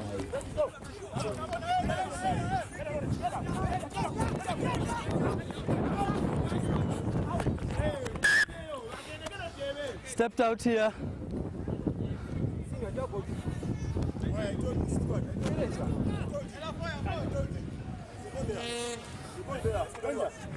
Come.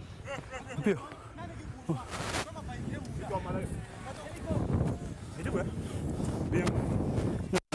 Here.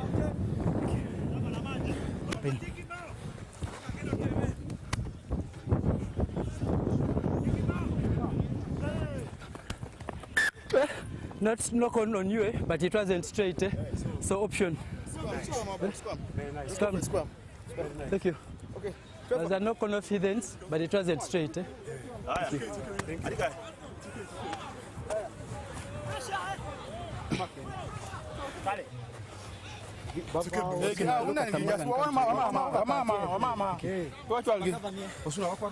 Crouch! Bind! Thank you, Pio. Kakapira ka set. Sorry.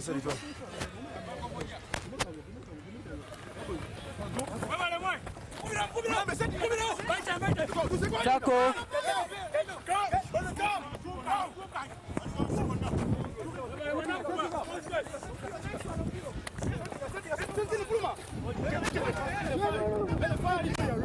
Ball. Thank you.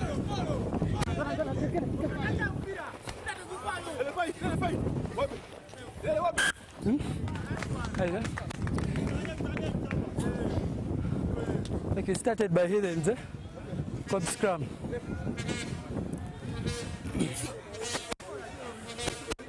There.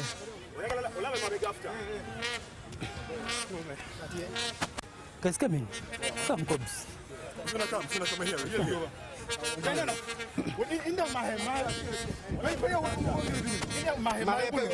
Crouch. Thank you, Marcos. Bind. Set.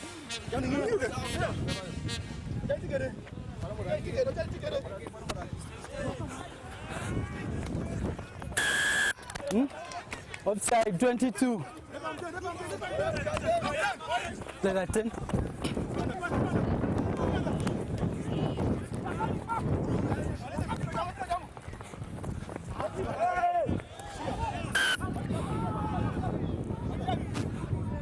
Pass went forward.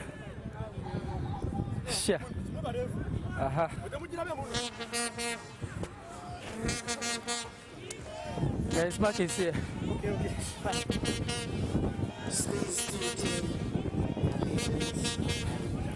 If you guys, Mark is here. He then shares the mark. Coach! Bang!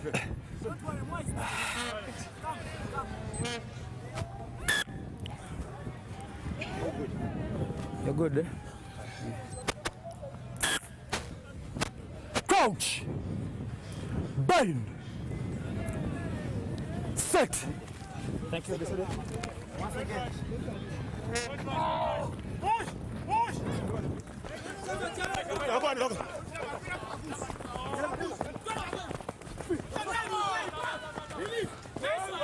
No hands now, thank you. Go.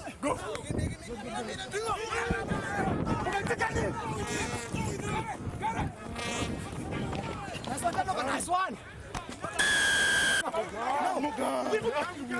Holding. Holding.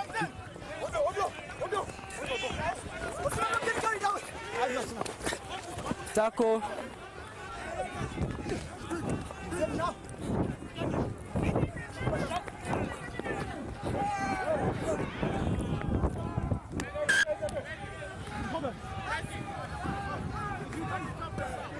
Look on.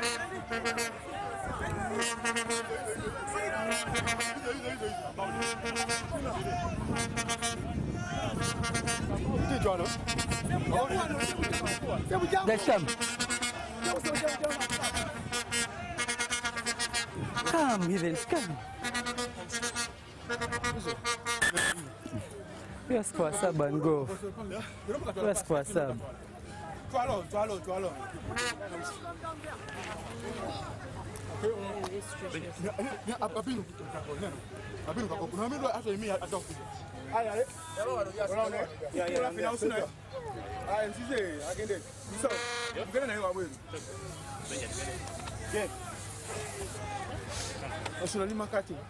Guys, here's the mark. Come.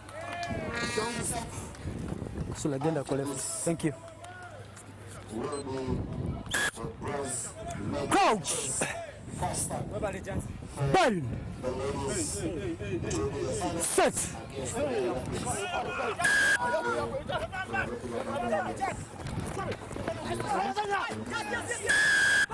You're offside. Okay. Guys, scrum. Get the offside.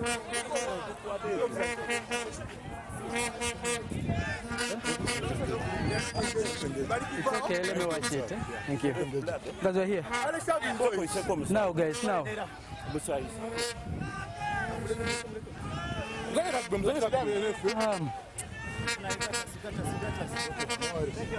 Coach! Bang! Set.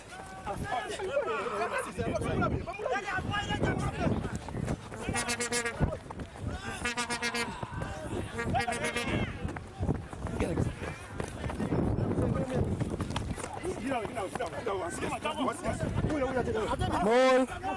Thank you.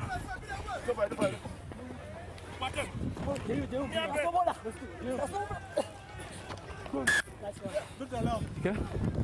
Guys, calm down, Cubs ball.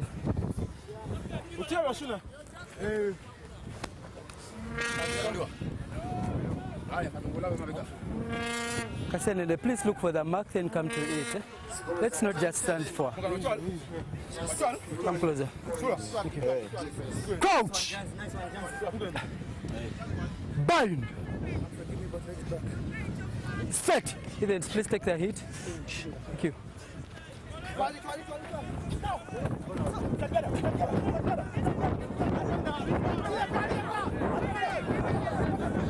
Tackle, release!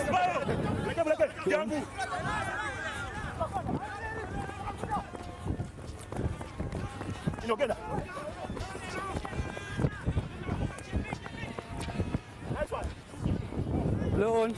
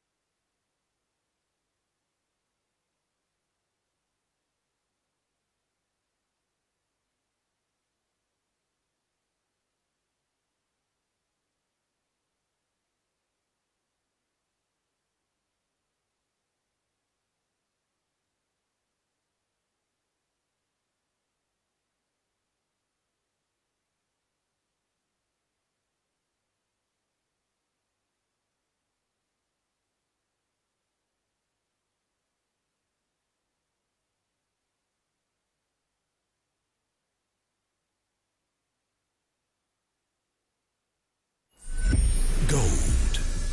We all want it. That soft yellow glow of a subdued sun in your hands. That precious polish of elegance. To hold it is one thing, but to taste it is everything else. Relish the satisfying taste of a beer, unmatched in quality, unmatched in consistency, and with 23 Global Gold Awards. A beer unmatched in gold.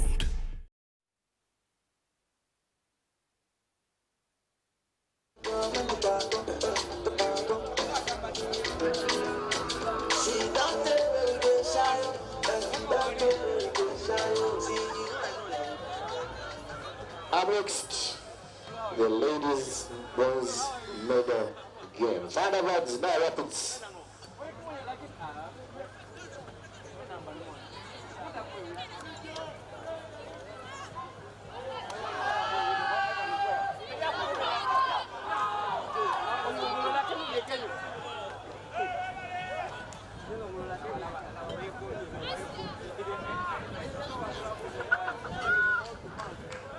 Try time for the Thunderbirds.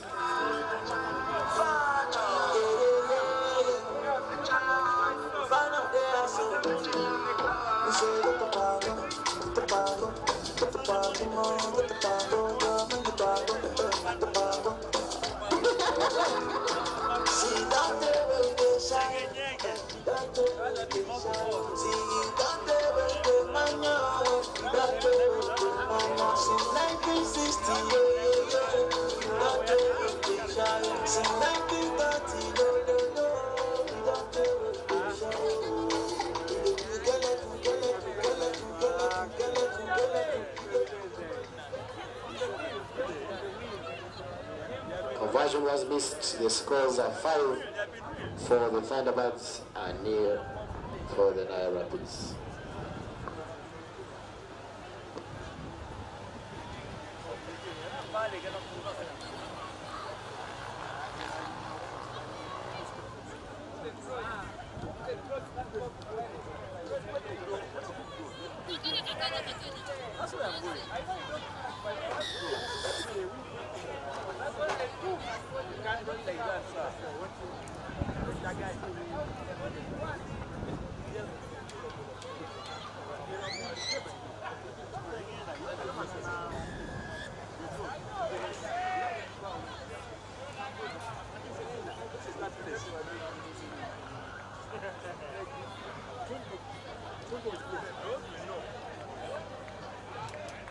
And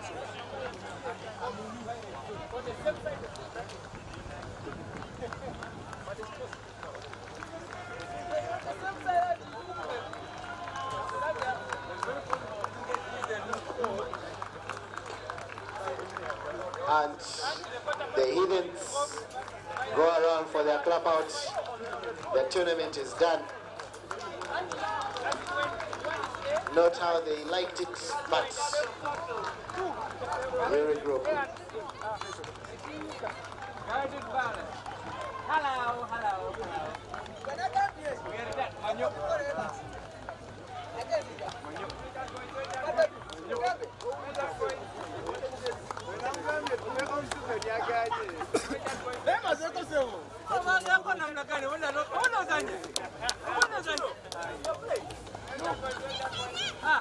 Miss Nakuya goes in through. Try for the Thunderbirds.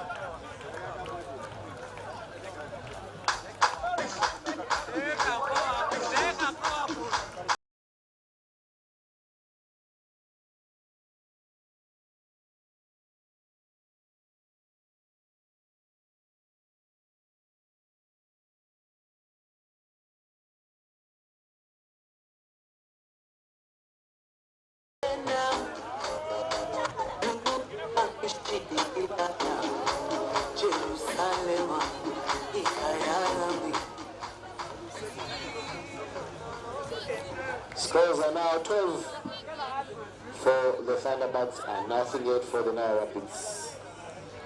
Want to thank, of course, Mongers for hosting such a great circuit. Dolo, your partners, I'm going to tell you who they are in a bit, but well done, well hosted.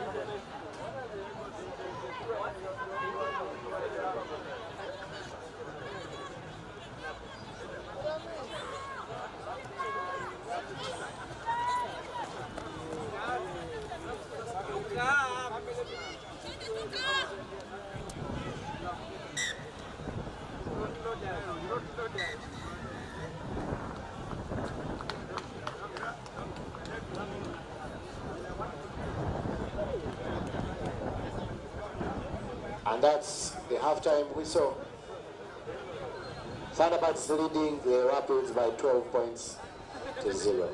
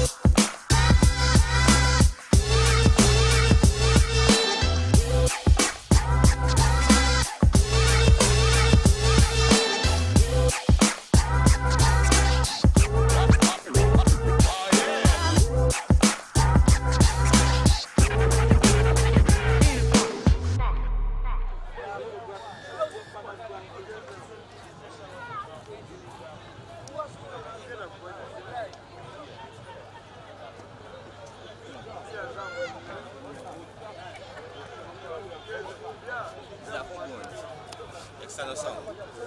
Quali? Yeah? Aliko external.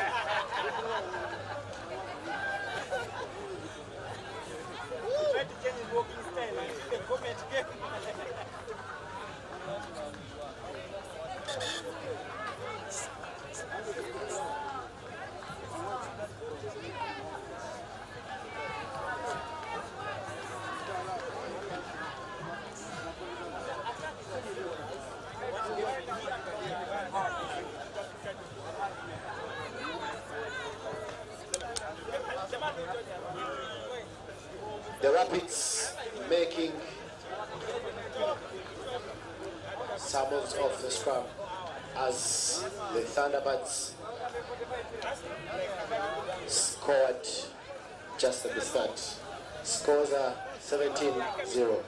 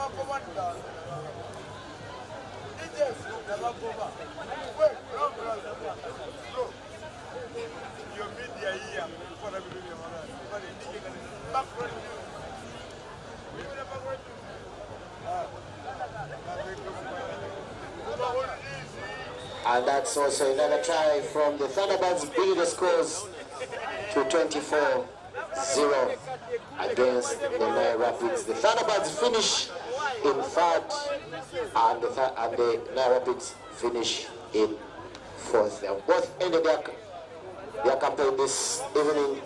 And next up, Black Numbers and Walokuba Barbarians playing for bronze medal. Bazanya kulaba ani amalira. Gold. We all want it. That soft yellow glow with subdued sun in your hands. That precious polish of elegance. To hold it is one thing, but to taste it is everything else. Relish the satisfying taste of a beer, unmatched in quality, unmatched in consistency, and with 23 Global Gold Awards. A beer unmatched in gold.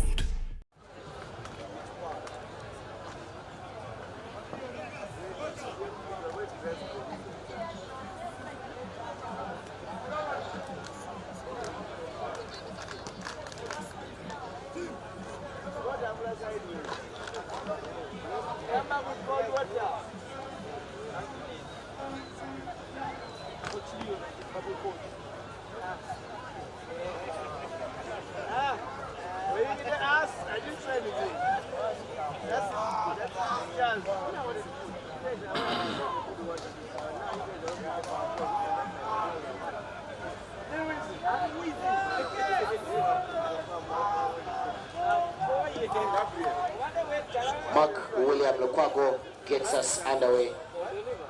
The Barbarians in black and yellow, and Mongas in red and blue.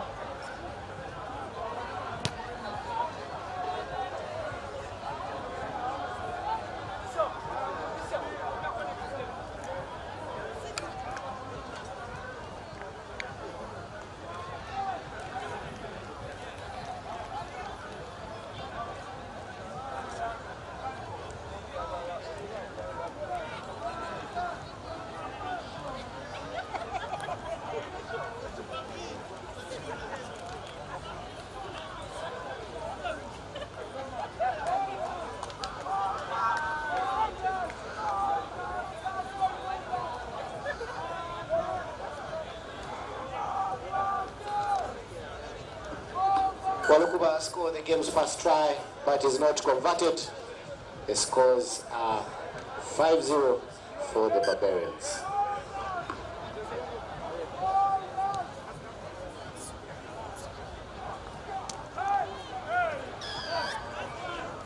What the fuck is that call?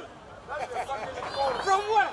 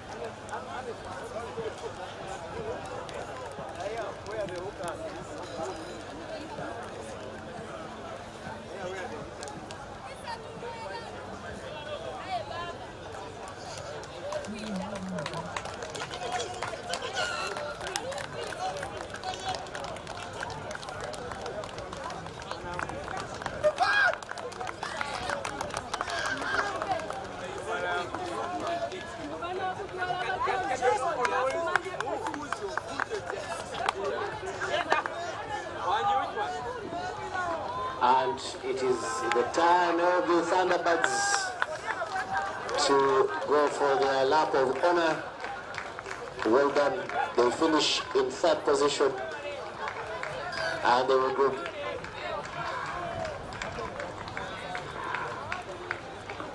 Scores 14 for Walukuba and 0 for the Mongas.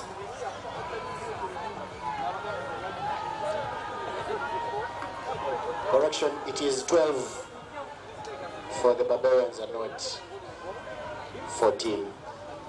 This is the third place match.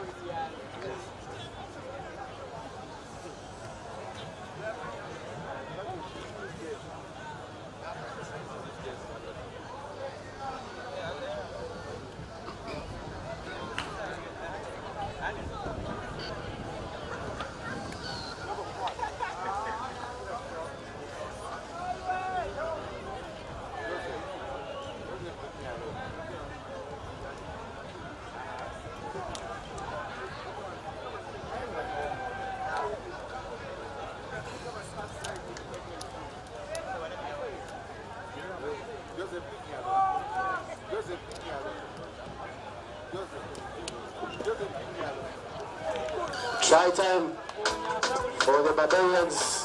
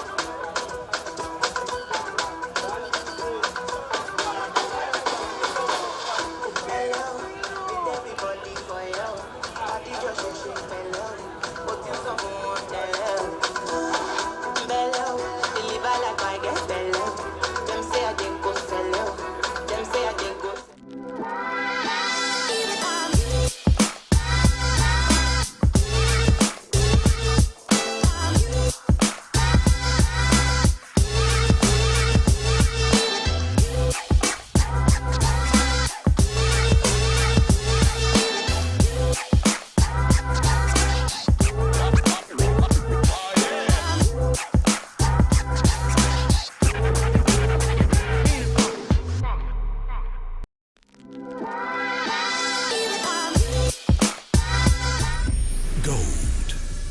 We all want it. That soft yellow glow with subdued sun in your hands. That precious polish of elegance. To hold it is one thing, but to taste it is everything else. Relish the satisfying taste of a beer, unmatched in quality, unmatched in consistency, and with 23 Global Gold Awards. A beer unmatched in gold.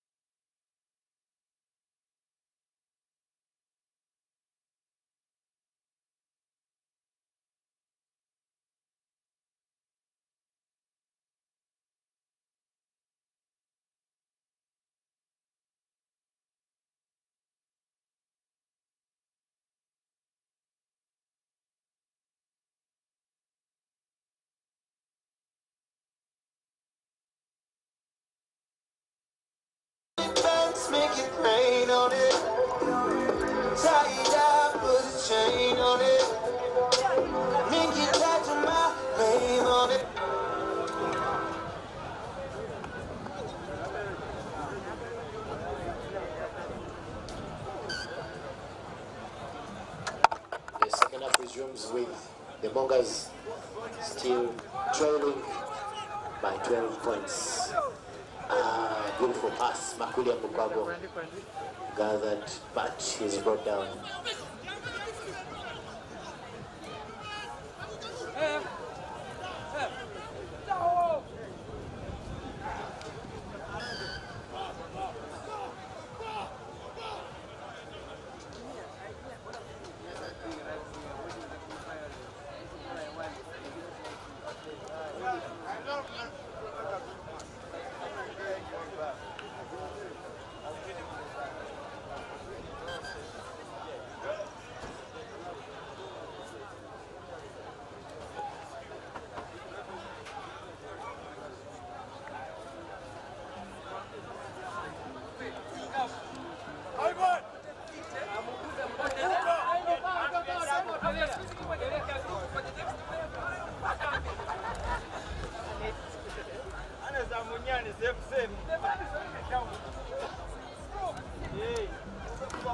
Great ball movement for the Mongas at the score, their first try.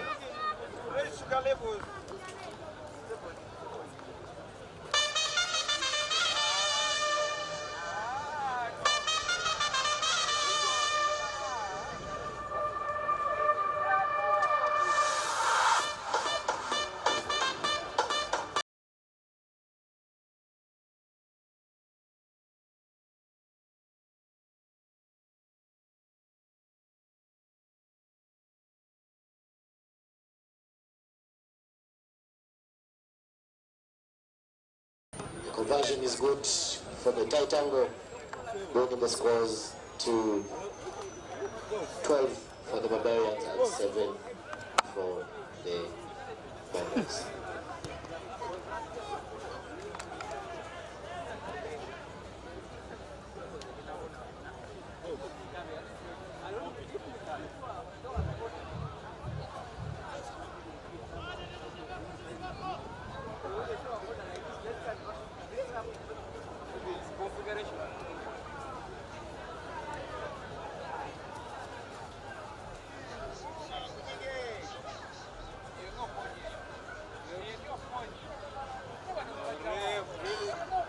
You fucking idiot!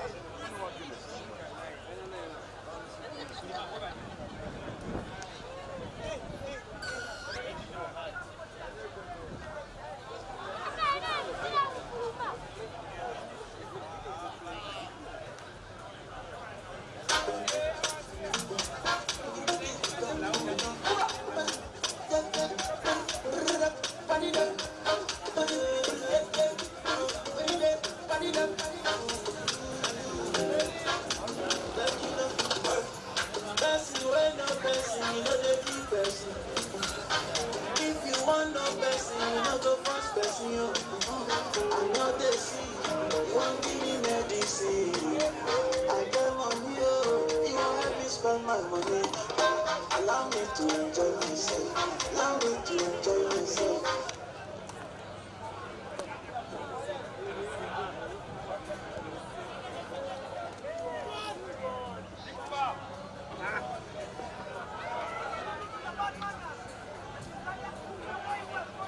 Another try for the Barbarians.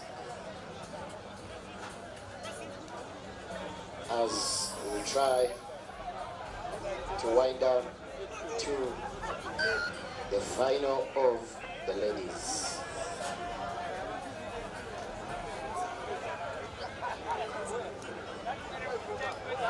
Scores are 7 for the Mongas and 17 for the Barbarians.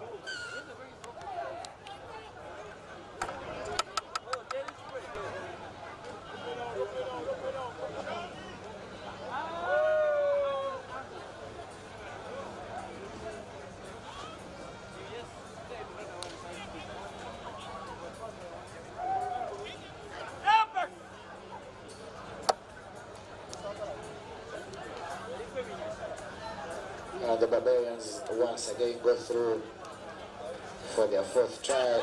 Ruben Kabisajo gives it a gift Rockawatch.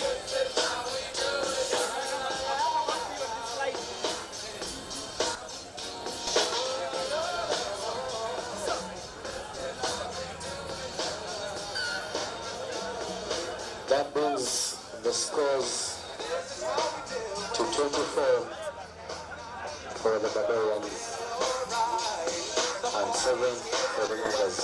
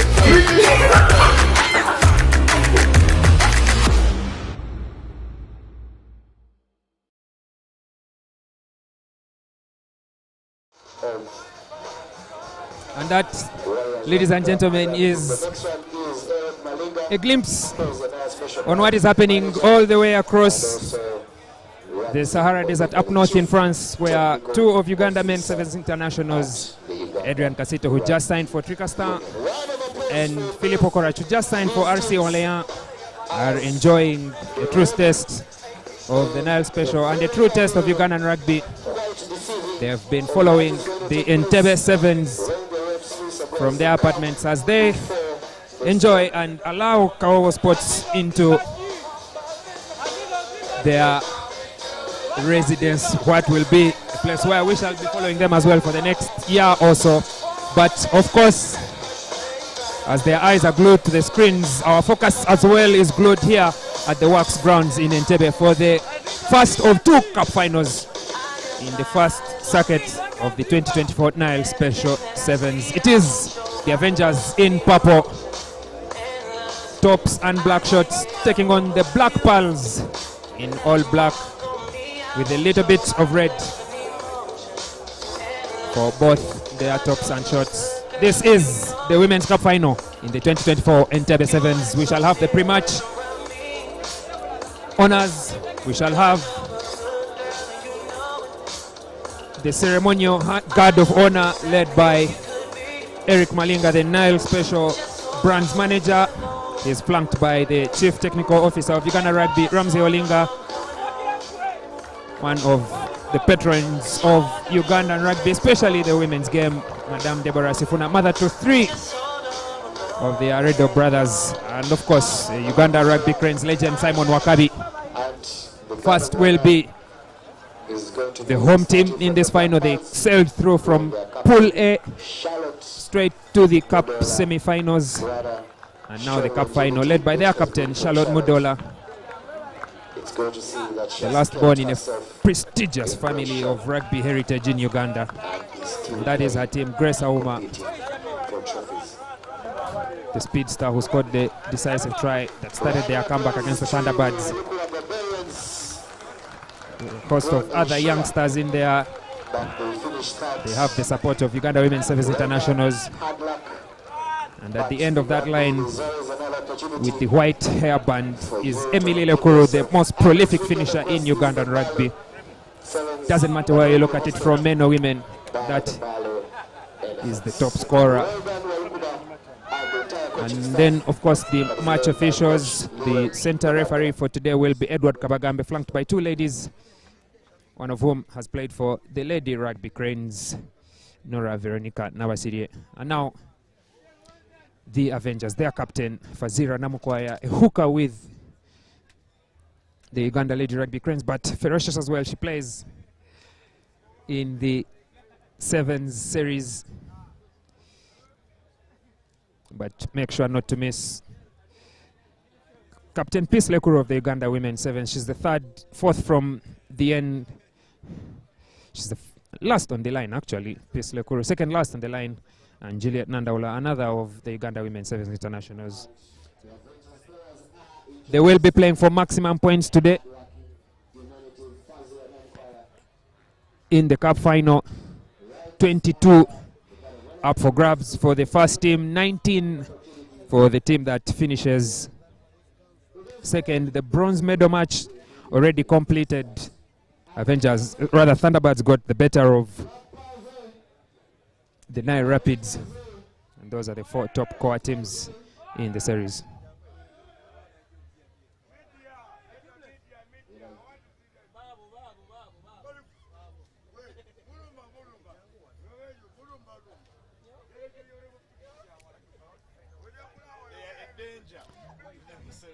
Ladies and gentlemen, we are just moments away from kickoff in this Women's Cup final of the Entebbe Sevens. I will be on commentary with Egumire Nyombi, one of the most vibrant voices in Ugandan rugby.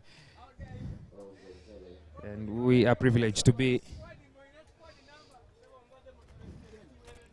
the voice, to be the soundtrack to this exciting clash. The two were number 1 and 2 Black Pearls and Thunderbirds in the 2023 NILE Special 7 Series. The Black Pearls, however, have won it 3 times in a row. They've been absolutely unplayable since the return of the 7 Series in the edge of the COVID-19 pandemic. Avengers will be kicking off from right to left on your screens. And we are glad that you've joined us on Kawowo Sports and wherever you're watching from on our YouTube channel. Thanks for being with us for this Entebbe Sevens from Saturday, and now with just 2 matches left to play. Black Pearls will be having the first possession, taking it from left to right. The first in possession is, of course, Rita Nadunga. Action time. Very glossy and colorful way to describe the start of events today, Ernest. Nobody could do it better than you, for sure. Well, it remains now the task of the Pearls and the Avengers to match up to that beautiful diction you managed to string together right there.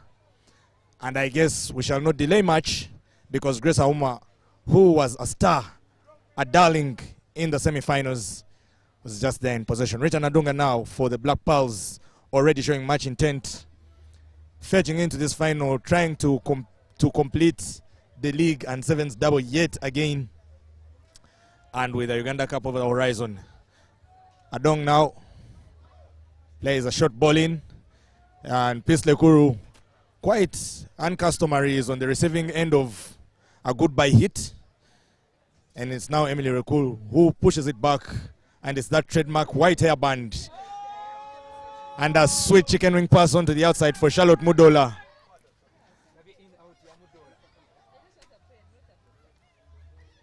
Pause.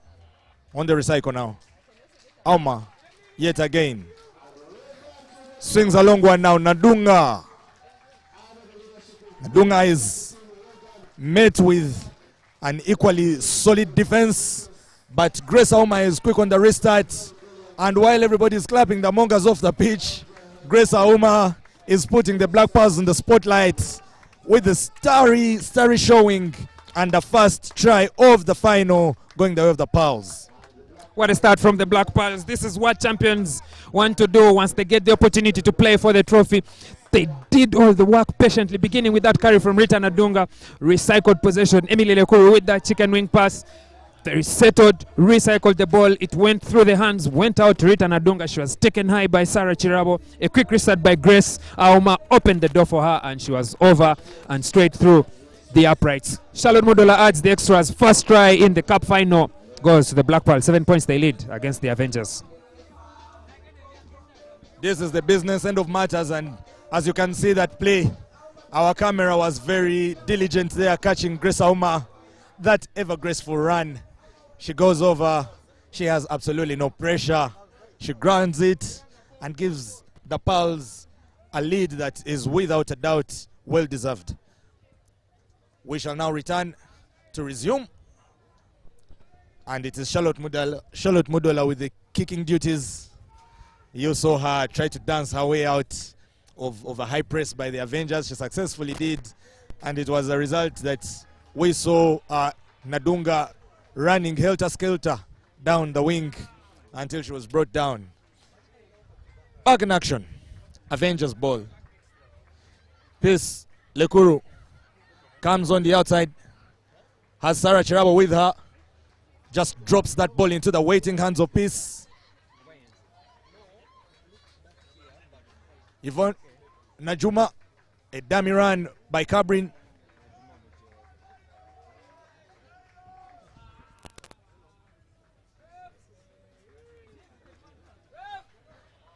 Cabrin again, and Ref Kabagambe calls a very interesting call he's making here. Ernest? I think there was a forward pass there in the attempted offload. The assistant referee appears to have got the better shot, a better look at it.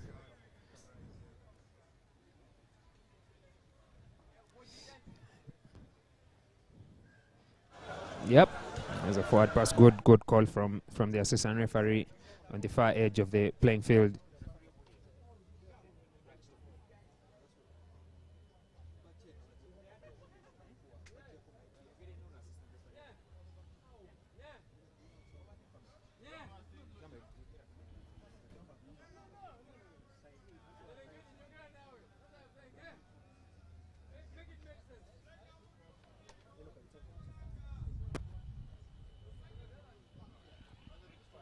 The action is right back on.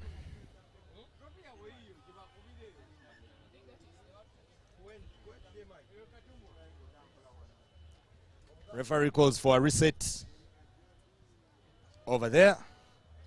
Remember, it's pulse ball. And without delay, Charlotte Mudola gets things rolling. Adong now into Auma. Auma has Lekuru, Emily for support. She's running on the outside. Auma is a very confident girl with the ball in hand. It is very good to see the things she does.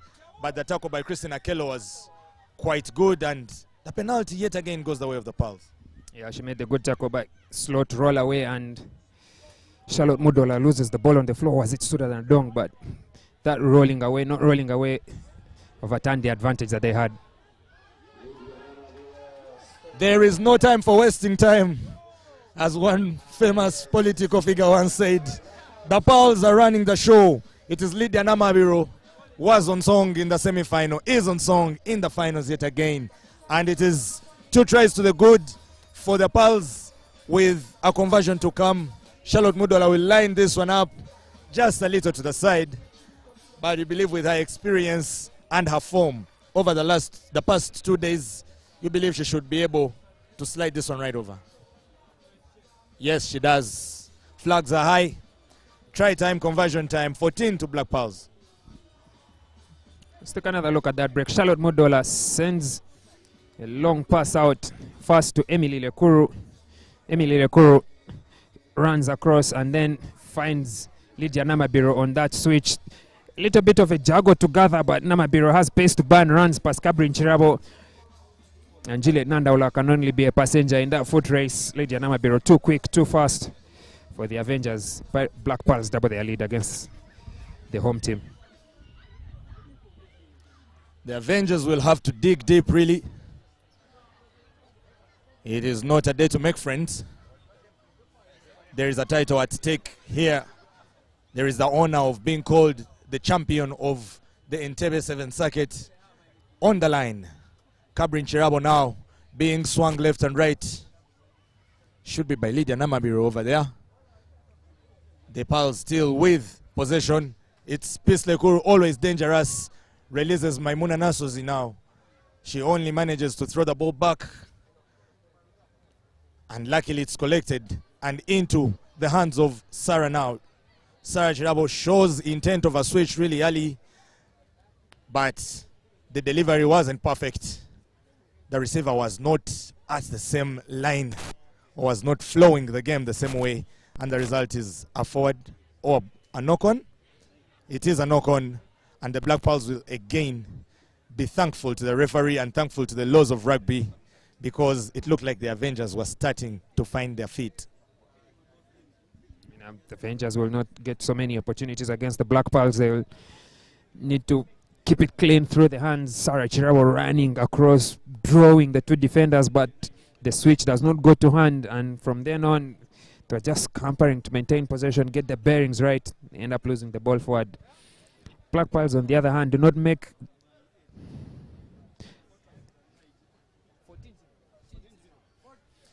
many errors with the ball in hand, the Black Pearls, and you can see how wide they've set up their backline to make use of this set play. There is a ball going willy-nilly around the back of the scrum of the Pearls, and they were not alert enough to collect. It is now the Avengers coming forward with a lot of gusto. Well, too little, too much. Ball goes dead, and referee Kabagambe calls for the half, with the Pearls going in strongly, leading 14-0, with a whole other 7 minutes to play, and a decision to be made as to who will be the winner or the champion of the Entebbe 7th Circuit of the ladies. See you soon.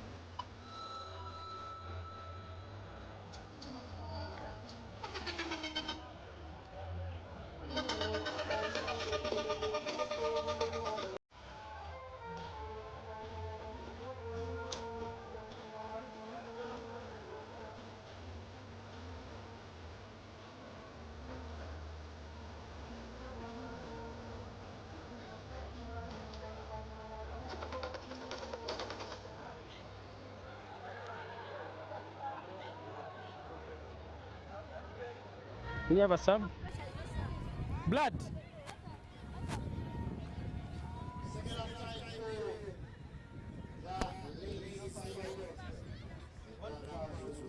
Already back for the second half.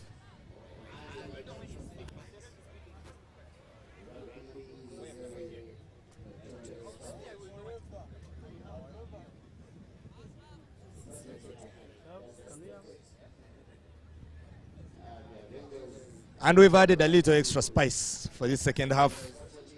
The refs mic'd up. It's always golden what the referee says through the mic.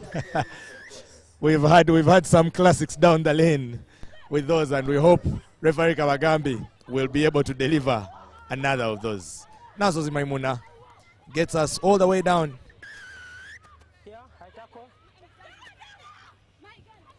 And Maimuna this time tries to do what the Grace Auma did earlier in the first half. Gets scampering away down that wing. The Avengers now looking for a first score to the game, and they have just the person for it. It is Peace Lekuru. She's running strong. She's pushed out towards the corner, and she says that's enough of it. One fend on Charlotte Mudola, and she grounds. The game is now down 14-5. Quick and strong start by the Avengers in this second half. The first break on the quick restart always catches many defenses unaware. Maimuna Nasozi making the most of that set play. She turns, quick pirouette, finds Juliet Nandaula in support. Nandaula goes through the hands. By the time it went to Uganda Women's Sevens captain Peace Lekuru, all she needed was just herself with two players on the outside. Didn't need them. Speeds past Susan Adong, and that was the try. But the conversion by Nasozi means it will stay at 14-5. But there's that play from Peace Lekuru. Sells the first dummy, breaks the first tackle as well, and then another dummy. This time Susan Adong was no match for her.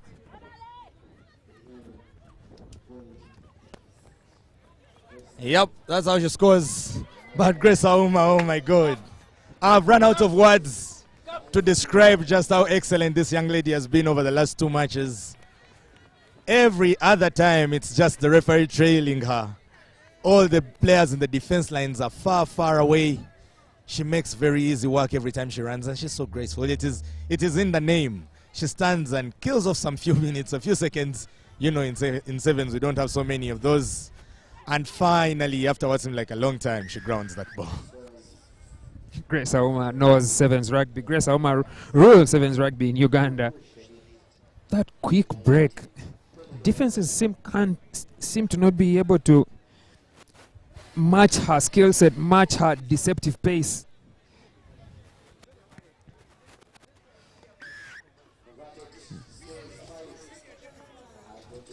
And she had enough time to wait before she could ground the ball. I thought she was going to pass it to Charlotte Mudola, but she made the try herself. But the Black Pearls are scoring more points than the Avengers, and as long as you can keep the scoreboard ticking, Grace Auma 23 on her jersey, Black Pearls 21 on the scoreboard. 21 now is the score. Looks very interesting that Grace Auma has been the star of the show of both the semis and the finals in a team where the super fast Sonic Emily Lekuru is a teammate. It's very amazing. I think plaudits to her. She's worked very, very hard. And now Avengers on their own turn. Referee says that ball's gone. Oh, that's a very big fend by Peace. And Auma is back this time. She's not giving Peace any peace. Trails hand, finally completes that tackle, albeit with the support of the teammates.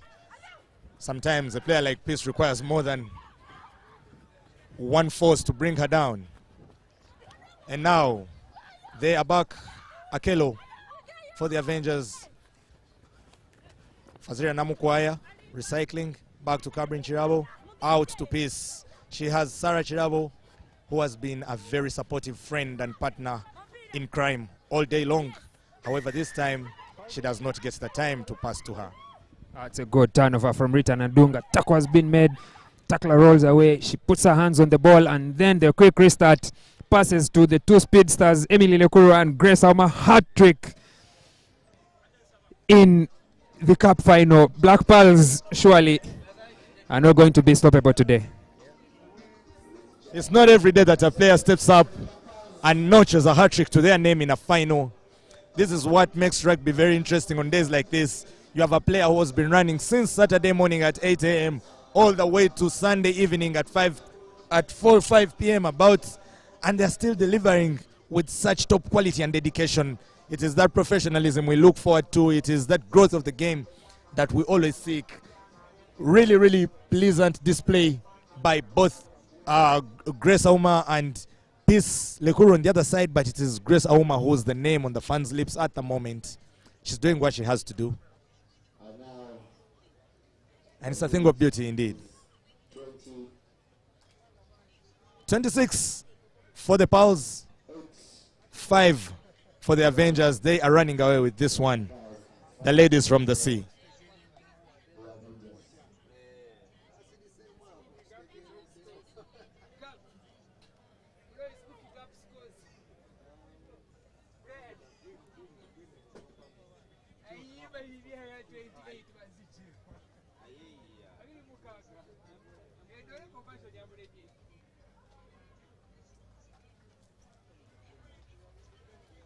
She's really putting her hand up for player of the final, or probably even the tournament, Grace Auma.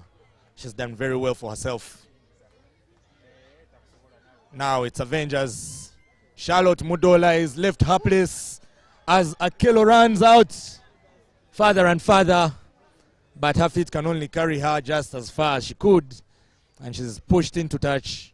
Finally, it is ball for the Pals. There's a carry from Christine Akelo. She fends off Charlotte Mudola, but there's Rita Nadunga making use of that touchline as the 8th defender to force her into touch and get the turnover. But they will have to resume with the line out. Charlotte Mudola will throw, and hopefully Kabrin Chirabo will not put up a contest. Yeah, good contest from Kabrin Chirabo, forcing that error. Not straight. The hooter goes. It's going to be the last play. The Avengers can only just get a consolation score in this last play of the match. This time, Manes, you are guilty of the commentator's curse, weren't you? Well, when all is said and done, these two teams have come out and played really well, but it is only one of them that will be crowned champion of the Entebbe Sevens circuit. And from the look of things, unless it is an unexplained miracle, it should be the Pals. But right now, Avengers are making a run for it. They want to go down with honor in this one. And I'm pretty sure they should be looking for peace somewhere there. And yes, they've found her. She has support on the outside with Akelo, but she does not need it. She is a one-woman army, and she makes the try to bring the game down to 26-10. Unfortunately, in the game of sevens, it's a team, the Avengers, relying heavily on Captain Peace Lekuru. She scores the consolation points. They had the overlap in numbers. Maimuna Nasozi will convert to make it 26-12. But at the end of the day, the tournament has been won by the team which has played together throughout this entire tournament. The Black Pearls conceding a try in the last play by Captain Peace Lekuru.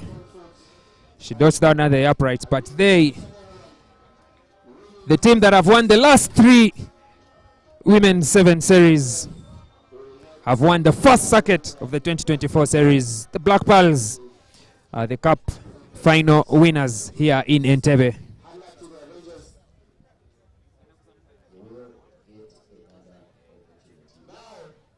And now we turn our focus to the men's cup final.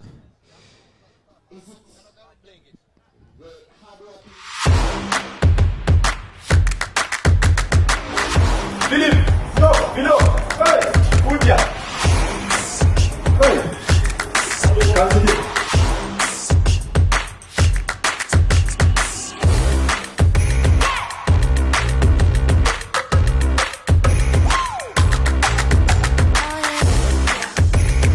Take it. Forward.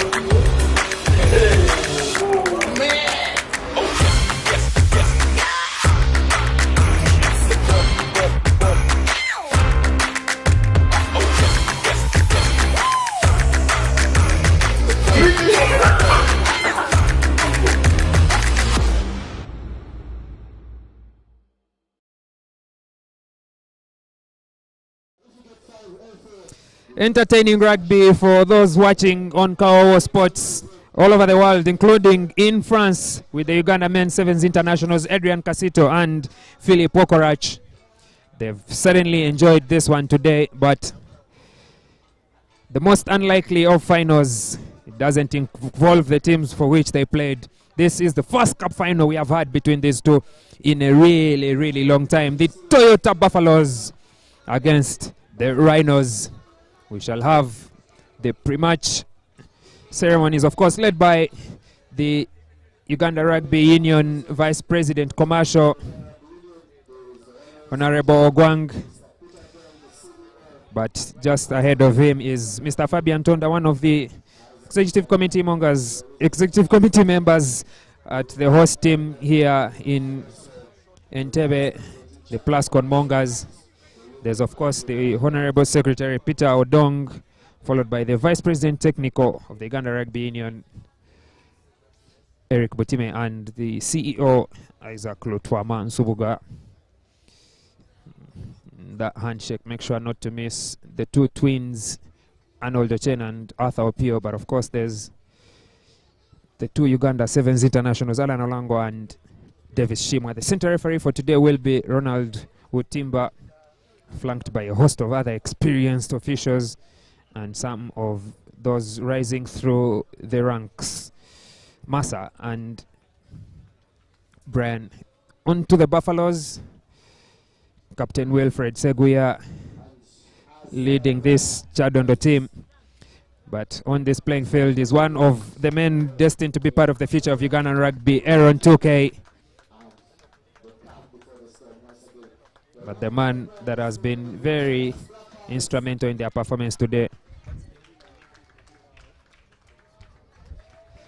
The man at the wing scored the crucial try against the Black Pirates in the Cup quarterfinal. Scored the crucial try against the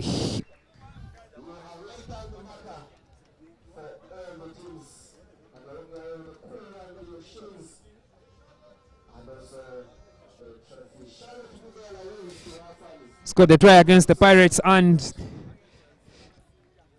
Walukwa in that Cup semi-final, and they will be playing for this trophy, the winner's trophy for the first circuit of the 2024 NILE Special 7 Series here in Entebbe. The Buffaloes from Chadondo and the Rhinos from Legends Rugby Club.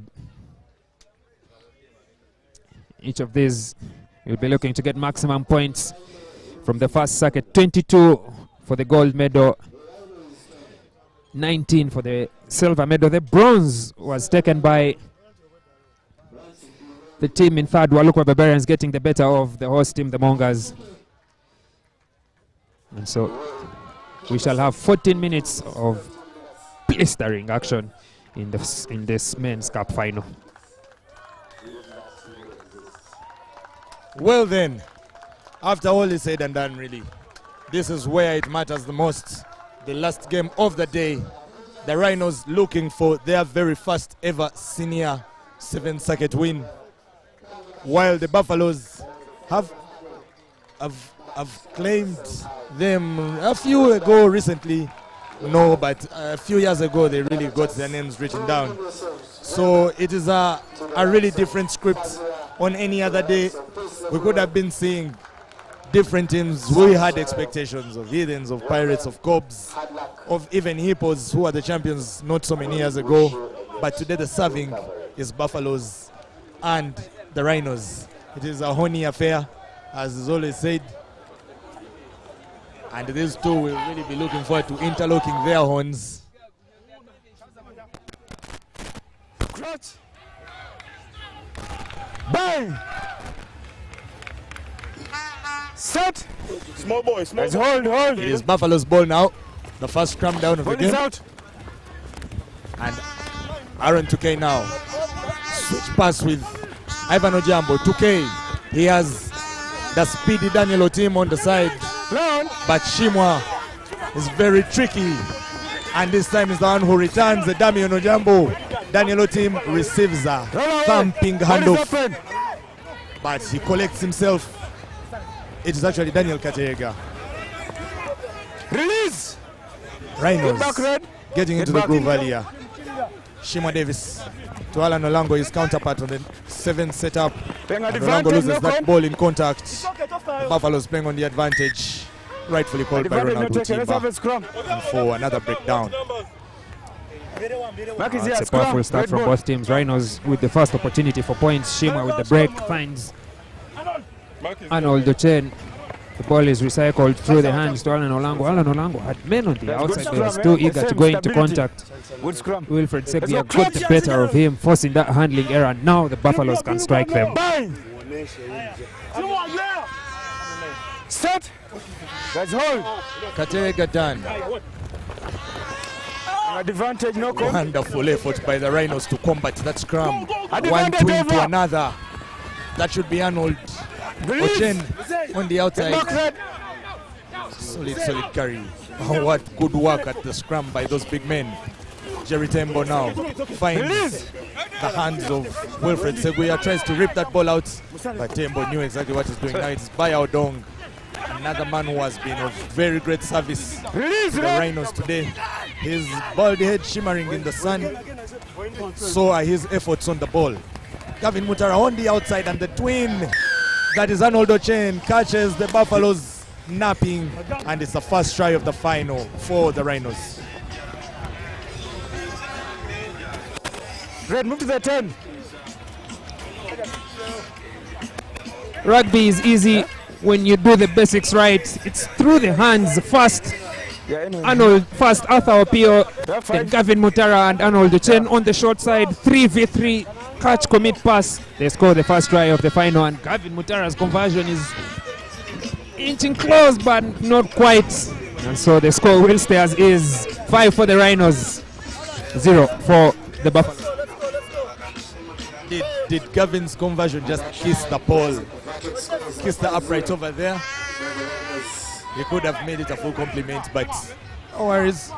He gave it an honest attempt. And now he will be restarting affairs here from the middle.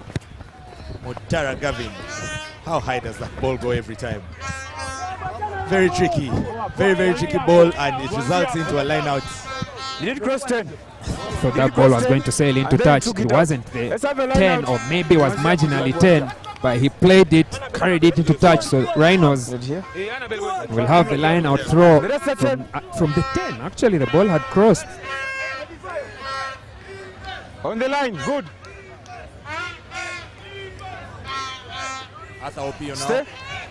Olango claims that one any day. High-hanging fruit or low-hanging fruit. Depends on how you look at it. Gavin Mutara out now for Arnold Ochen. He's having a very good time on the far side. Takes about 2-3 men to bring him down. Shima Davis, Mr. Longfima, sends it out to Alan Olango. Alan Olango! Alan Olango, ladies and gentlemen, is going, he's going, he's gone. And it's try time Rhinos yet again.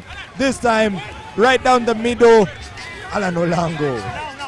What do you make of that for Alan Olango, really? He's been the best this entire weekend. Appeared to have hurt himself against the Black Pirates yesterday in the pool match, but my oh my, what a man, what a carry through the hands from the Rhinos. They recycled it from the set piece out wide to Arnold Ochen. Comes back through the hands. Davis Shima finds Tembo. Tembo deploys Alan Olango, and what place to burn from the captain Alan Olango under the uprights. Rhinos double their lead against the Buffaloes. This was the script of the bronze medal match. It appears to be the script for the final. One team striking early as the other are just unable to make it through the defensive line. It must be the red jerseys of the Buffaloes. But as we speak, the Rhinos seem like they're seeing or smelling blood of that kit. Bayao Dong. Yes, your turn. This time does not spare the neck of Daniel Katerega, and he is duly penalized. Ojambo Ivan coming out to Aaron Tukey, another one of those youngsters in the 7th setup, and probably Daniel Otim out there who's also making a name for himself, knocking at the door to be called up because he has blistering pace. Oh my God, that is bundled into touch, and it's a line out for the Rhinos. The team not able to get the better of Ochen. Move back 10 on him. There's that carry. Hey, move back 10. Okay, cuts across, finds a team, and the team actually carries Ochen into touch. Arnold Ochen, starter step. Oh, Diambo! Have a seat, my good friend. You've been running too hard.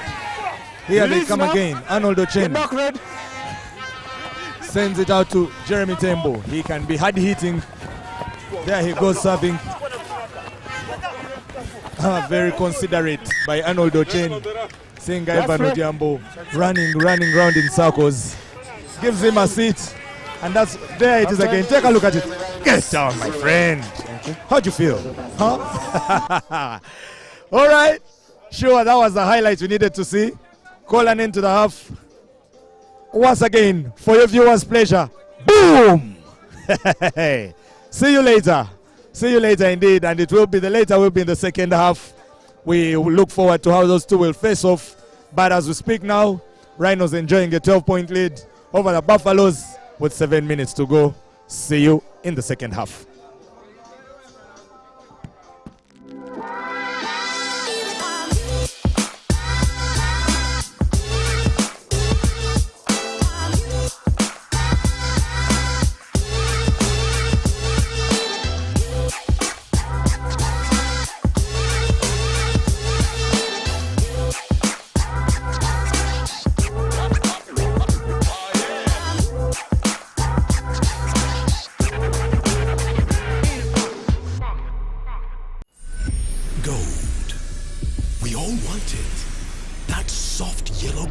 Subdued sun in your hands, that precious polish of elegance. To hold it is one thing, but to taste it is everything else.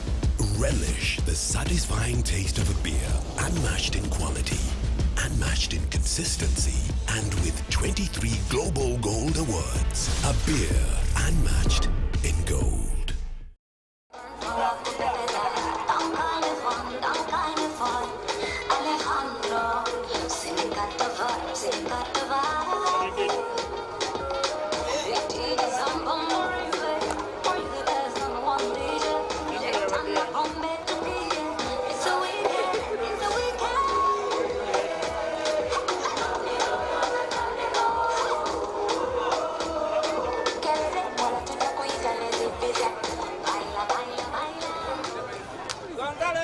Second half resumes with the Rhinos with an upper hand, 12 points for them, and the Buffaloes yet to score.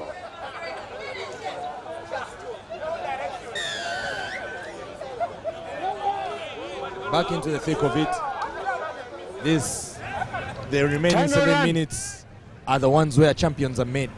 Will Rhinos cement their status as they've established in the first half, or will the Buffaloes dig deep and carry the game by its horns? Pun intended. Serve a line out. First line out of the second half. Looks like it's going the way of the Rhinos. And so far, Arthur Opio hasn't set a hand wrong. Alan Olango has been claiming those all day, and yet again it's like routine work, like clockwork. Gavin Mutara into Davis Shima. This can be dangerous. Davis Shima finds the space. Seguya Wilfred is chasing with all his might, but just not enough. And Shima Davis dots down for the third try of the game. Oh, set play. Oh, beautiful set play from the Rhinos.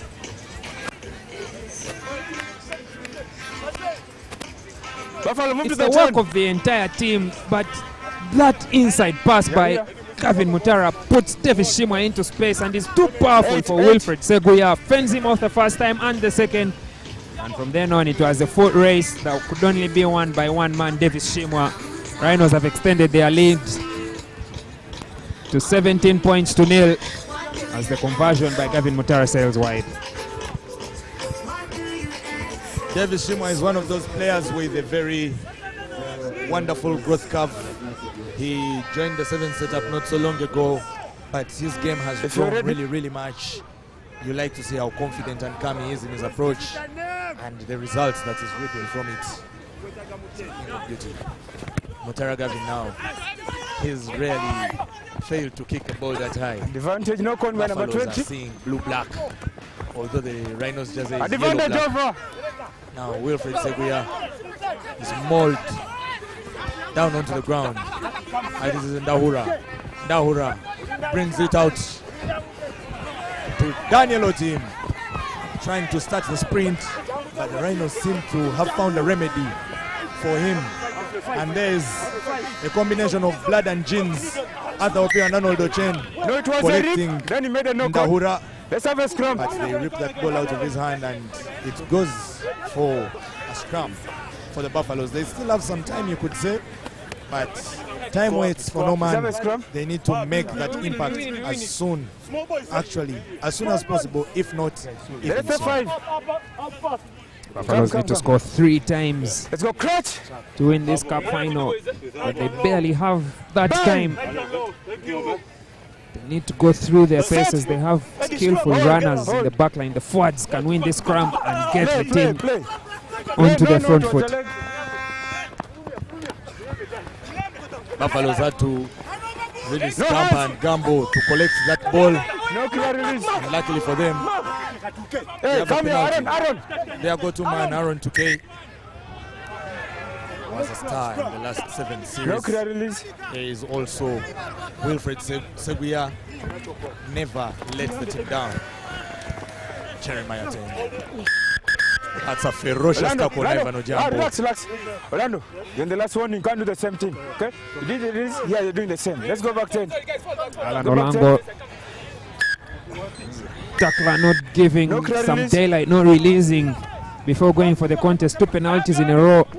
That should be his last warning.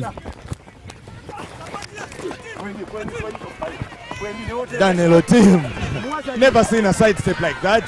Kind of goes backward. But Baya Odong says, cuts the chest, my brother. We've seen enough of that.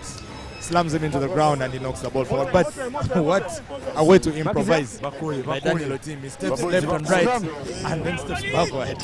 And he left the Rhinos defense just wondering what his next move was. Baya Odong, though, is a guy that needs to be given all his flowers for today. He has been very resilient and very reliable. Buffaloes have no time, they have no room for the theatrics, they have no room for the fancy stuff. They need to run straight, carry strong to break the Buffaloes, rather, to break the Rhinos. But as it stands, Rhinos are doing all the good things. They're ticking all their boxes, making their tackles, closing all those gaps. The ball. You don't need to be dated to predict that they will be going away with this win today. There's just long pass out. No conflict. Fumble there between Ndahura and Arnold Ochen. No con by yellow. The pass came from scrum. Arthur Opio. One thing to another, you'd expect something more telepathic. But well, easier said than done. It is a scrum for the Buffaloes, with time constantly going away from them, and so is the game. Rhinos would be more comfortable. They are 17 points to the good. Set. Buffaloes need to do more than most. Don't push. They have to get anything out of this game. Guys, it's a set. We don't move. We just hold always it there. ensures that the referee should put safety at the scrum as a priority.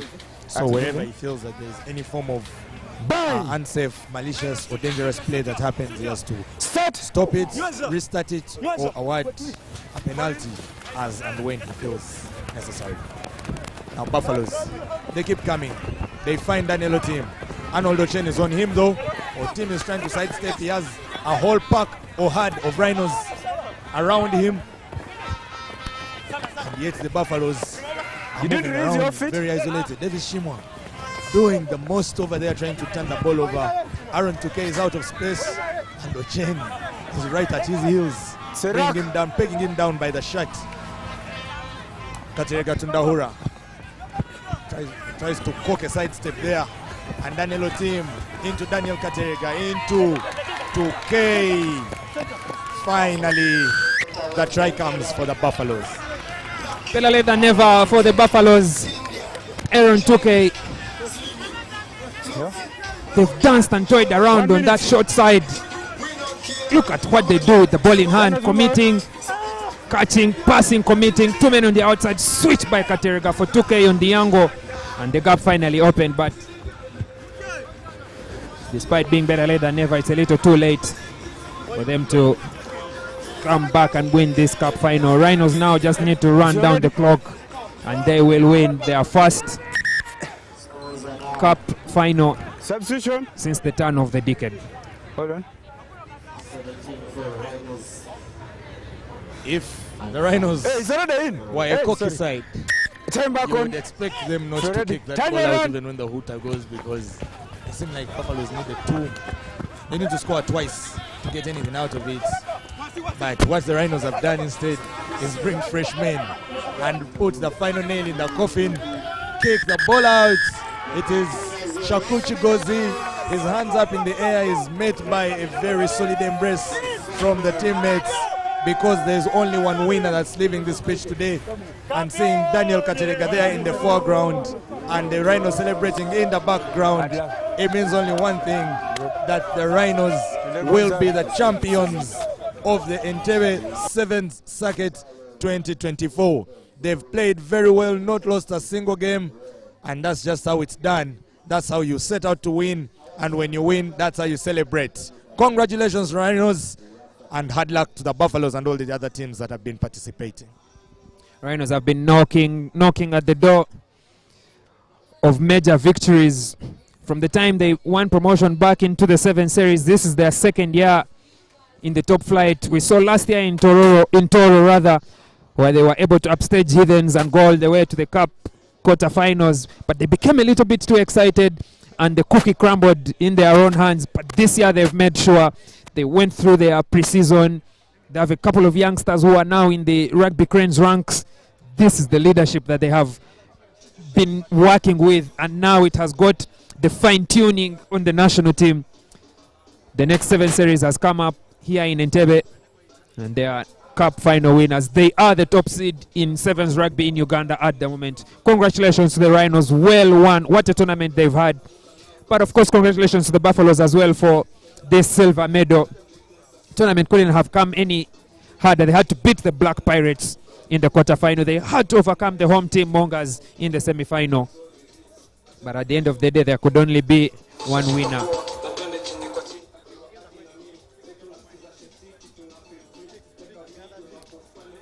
Thank you for joining us here on Kawowo Sports for the 2024 Entebbe Sevens, the first of 7 circuits in the NILE Special 7 Series. Next weekend we shall be heading to Mbale for round 2, and after that Chadondo for round 3 before we take a break to close the month. We have been live for 2 days on our YouTube channel, and we appreciate you joining us for this entire tournament. We leave the teams to celebrate, we leave the teams to take a breather as the organizing committee prepares themselves for the trophy presentation, and after that we shall have the interviews with the winning coaches for both men and the women. Black Pearls, the Women's Cup final winners, Rhinos, the Men's Cup final winners.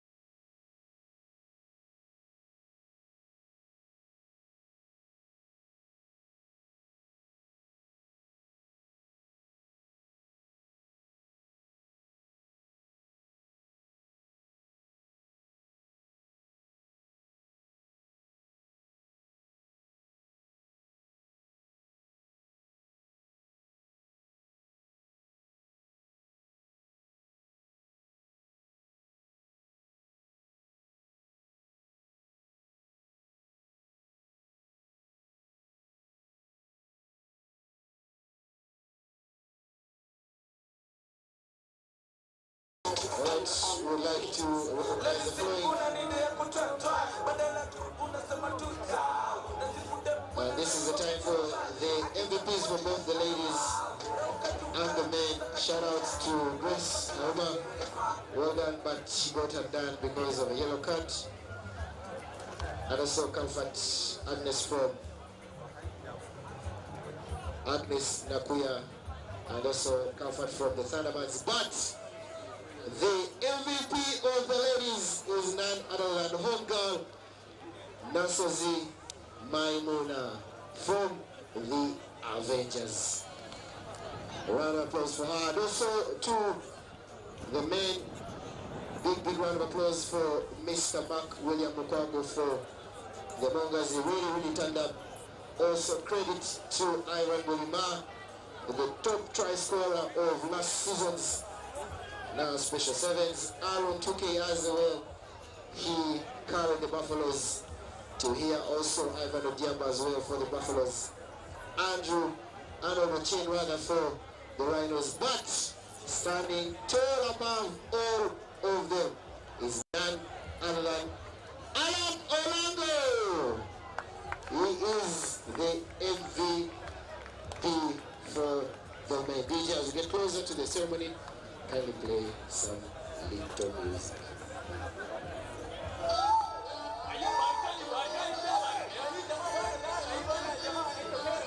Magic anger on the beat. Let me sing kuna ni de kutata badala tu unasema tuta nasifude akitwa boysha anama roka juu custom saka chacha nikuberi makala badere pa paupa ai paupa ai au madem wasimame ama waina we waina au madem wasimame ama waina we waina na basi waina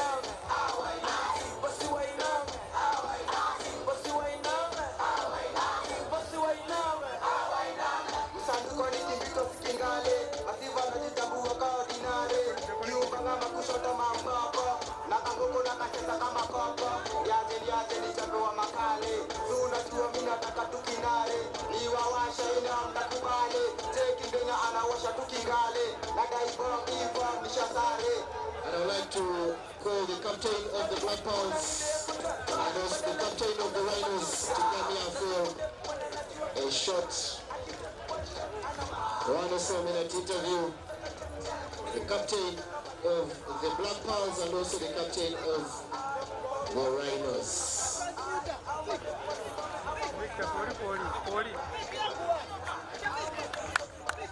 Round of applause for the Toyota Buffaloes.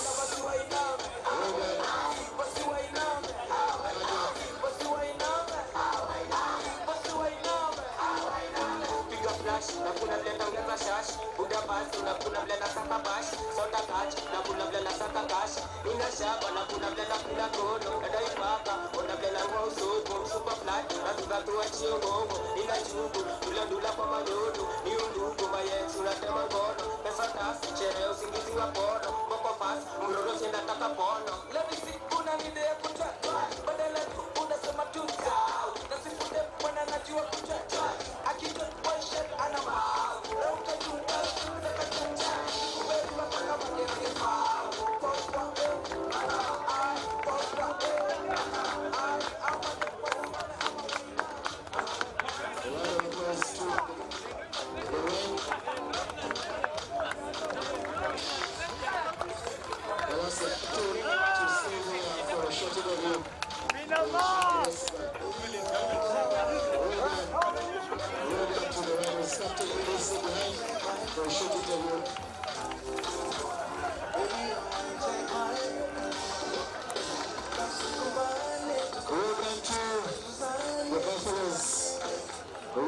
to the Rhinos. Hard luck. You have another opportunity to do better in Bali. Well done for such a good effort.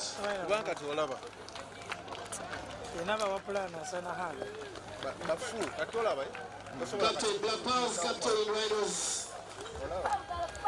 At least and the MVP for the men, Alan Olango. And also the MVP for the ladies. Maimuna.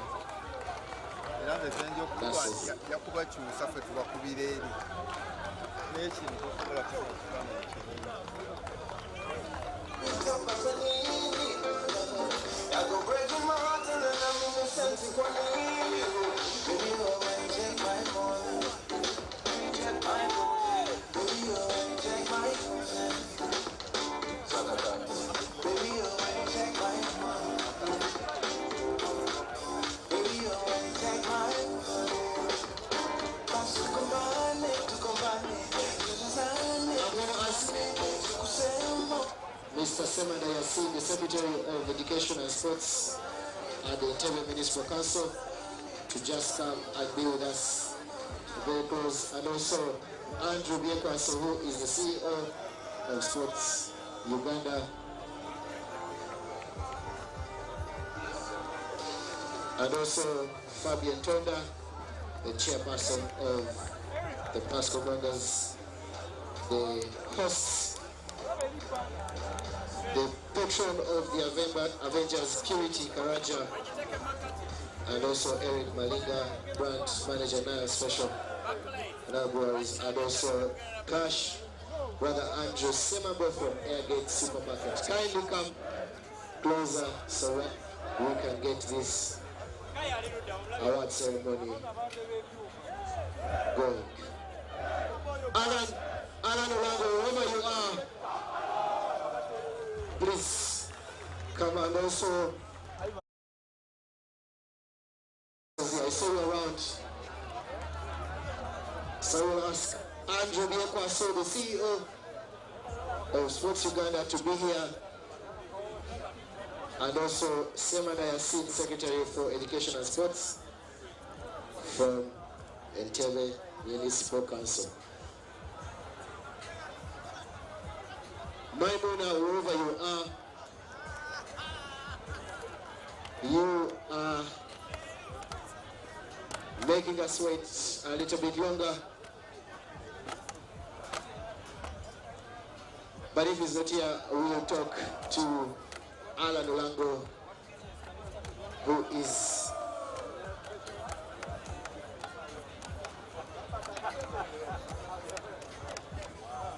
Alan, well done to winning on this. How was the circuit for you? Thank you so much.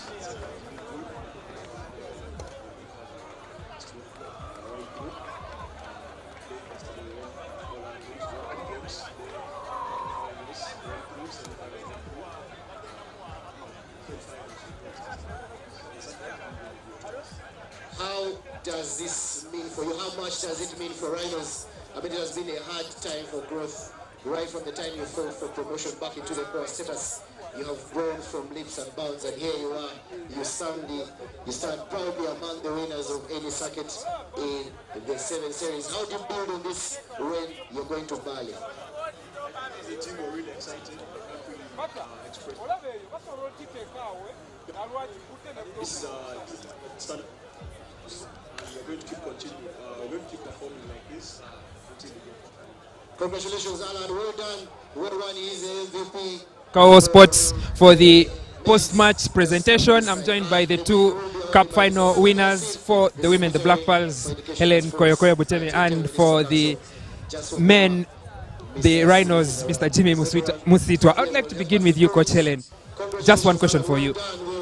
The Black Pearls have been winning since the turn of the decade. We did not have a 7 series in 2020, but 2021 champions, 2022 champions, 2023 champions, first circuit of 2024, and you've won it. What is that winning formula that you have at the Black Pearls? In the Black Pearls, I guess it's because we don't have stars. Everybody has a role on pitch and they have to perform it to perfection. And if you don't train, you don't play. Those are the rules, and it's simple. So everybody is consistently competing. And then the players buy into my philosophy. And I ask the players, how do you want to play? How do you think we should do things? Then they give me feedback. Coach, what if we try this? This isn't working. So it's something which we've developed together and over the years. And then we're able to adapt. We noticed in the semi-final that Emily was being heavily marked and she was close out of the game. So we just said, basically, let's leave Emily out of the game and we utilize the other players. And then you saw Grace Auma breaking the lines, doing all sorts of stuff. Same thing in the final, and it was all about Auma. She's been the most outstanding player, and she's been brilliant. And we, as much as Emily is really talked about, we used Emily to suck in other players, and then other people finished, like Auma, and then of course also Lydia, and then other people in the team. So I think it's just because of we play together and we have kind of the same mindset, all of us, and we're on the same page, and we love to entertain as well. Right. Thank you very much, Coach. Congratulations on winning yet another Sevens circuit. We leave you to join your team in the celebrations, and I will turn my attention to Mr. Musito of the Rhinos. This is your second year since returning to core status in the NILE Special 7 Series. Last year, it didn't quite click. 2022, you had to come from the top, and now at 2024, you've managed to get maximum points as a 7 circuit. Please walk us through briefly that process that has led you to this cup final victory. It has been a long, gradual process. We had to build from scratch. It has been, should I say, refactorization with the players. Some of these players are very young, 23, 24, 25. We started with them when they were around 21, 22. So the whole essence is to teach them the culture, the brotherhood of rugby and Rhinos. And it took us quite a while, but we are finally here. Yeah. Also, much gratification to the team. I haven't been alone. They have helped me throughout. I specialize in sevens, but still we have a team behind us that has been really pushing us and the team. So that belief and also the support from the Rhino fans and the technical team has also provided what we have resulted today. Yeah. Right. Thank you very much, Coach. We leave you to join the shirtless gang in the celebrations. Congratulations on winning the 2024 Men's Cup Final in the Entebbe Sevens. You're welcome. Ladies and gentlemen, now we will turn our attention to the presentations, the most valuable players today. Maimuna Nasozi for the women and Alan Olango for the men. And after that, the Cup Final winners, the Black Pearls and the Rhinos.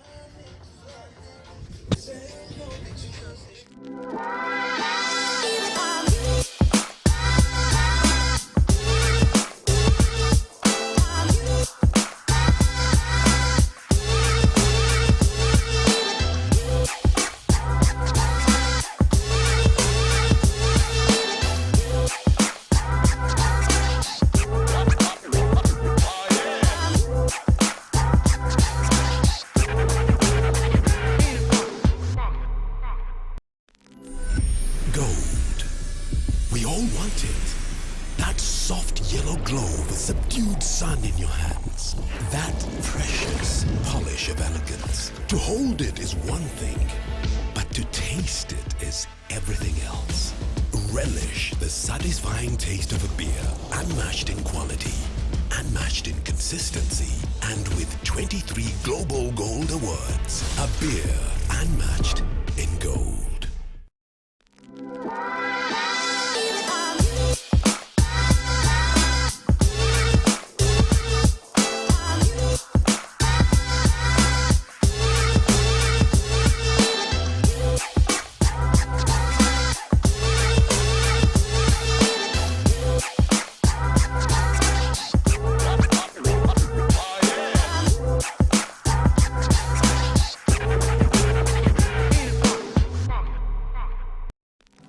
And you receive the trophy.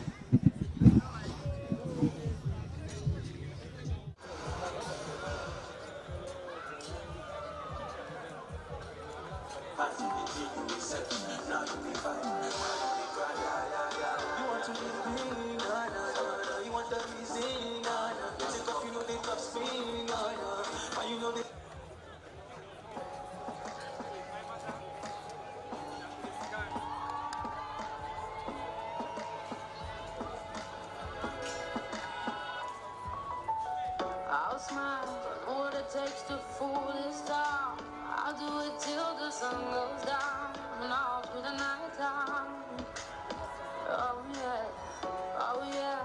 All right, well done to the Black Pearls who received their trophy from Purity Karanja, Patron Avengers. She's also the partner sponsors to the Avengers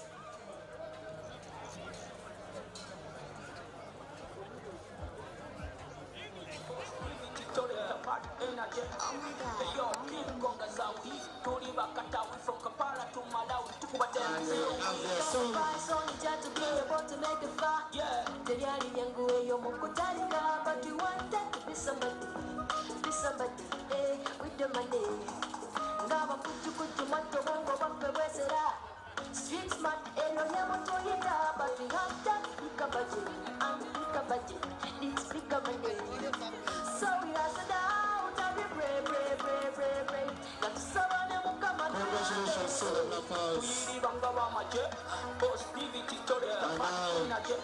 The trophy will be handed over to them.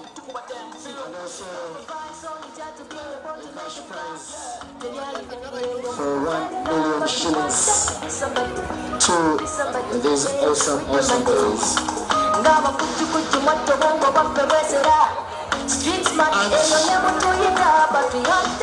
And Josemambo from the Airgate Supermarket will hand over the cash check for the women. We make it someday. See where we are now. I think we So it will be a representative of NILE Boys, but also Josemambo will be there.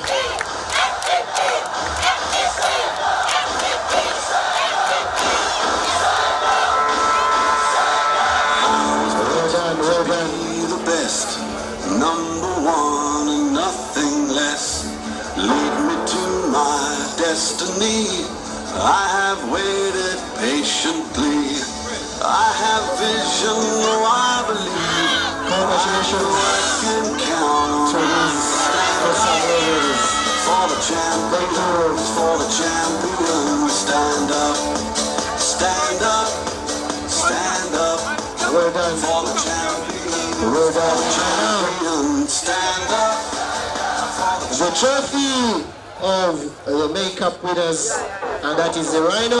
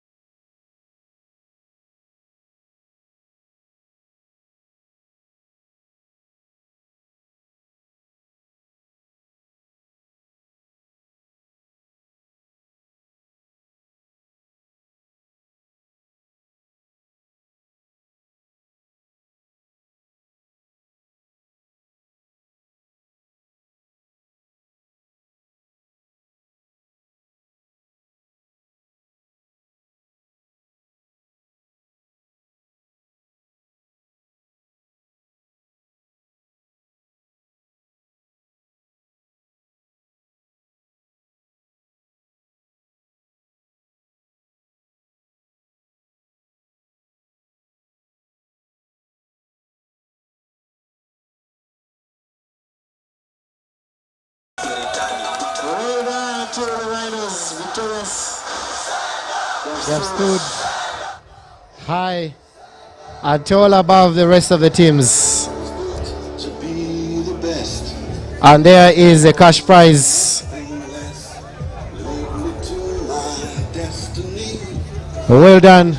But thank you so much to each and every one of you for coming out and being part of the Sevens. Next weekend, we are live in Bali, and the weekend after, we shall be at Chado. Thank you so much from me, Brian, and Miles, and Theo at UG Rugby Fan Zone, and to all the other guys doing great work, NBA Sport, to all the guys streaming and everyone else. Well done, well done, well done. Continue putting in the hard work for the growth of rugby. And I say, good night, party, but take take care.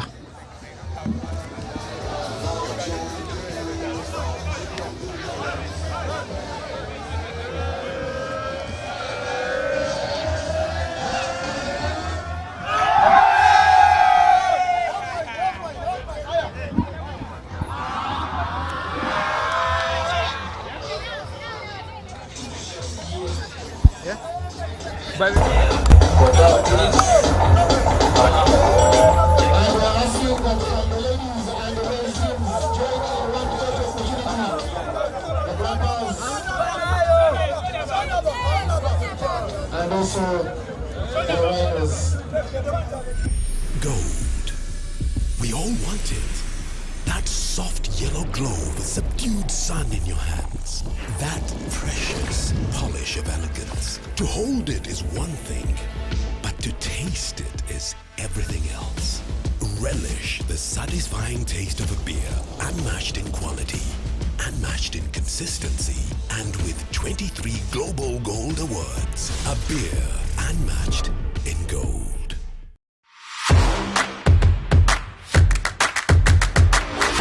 Philippe, no, below, hey, Udia. Hey,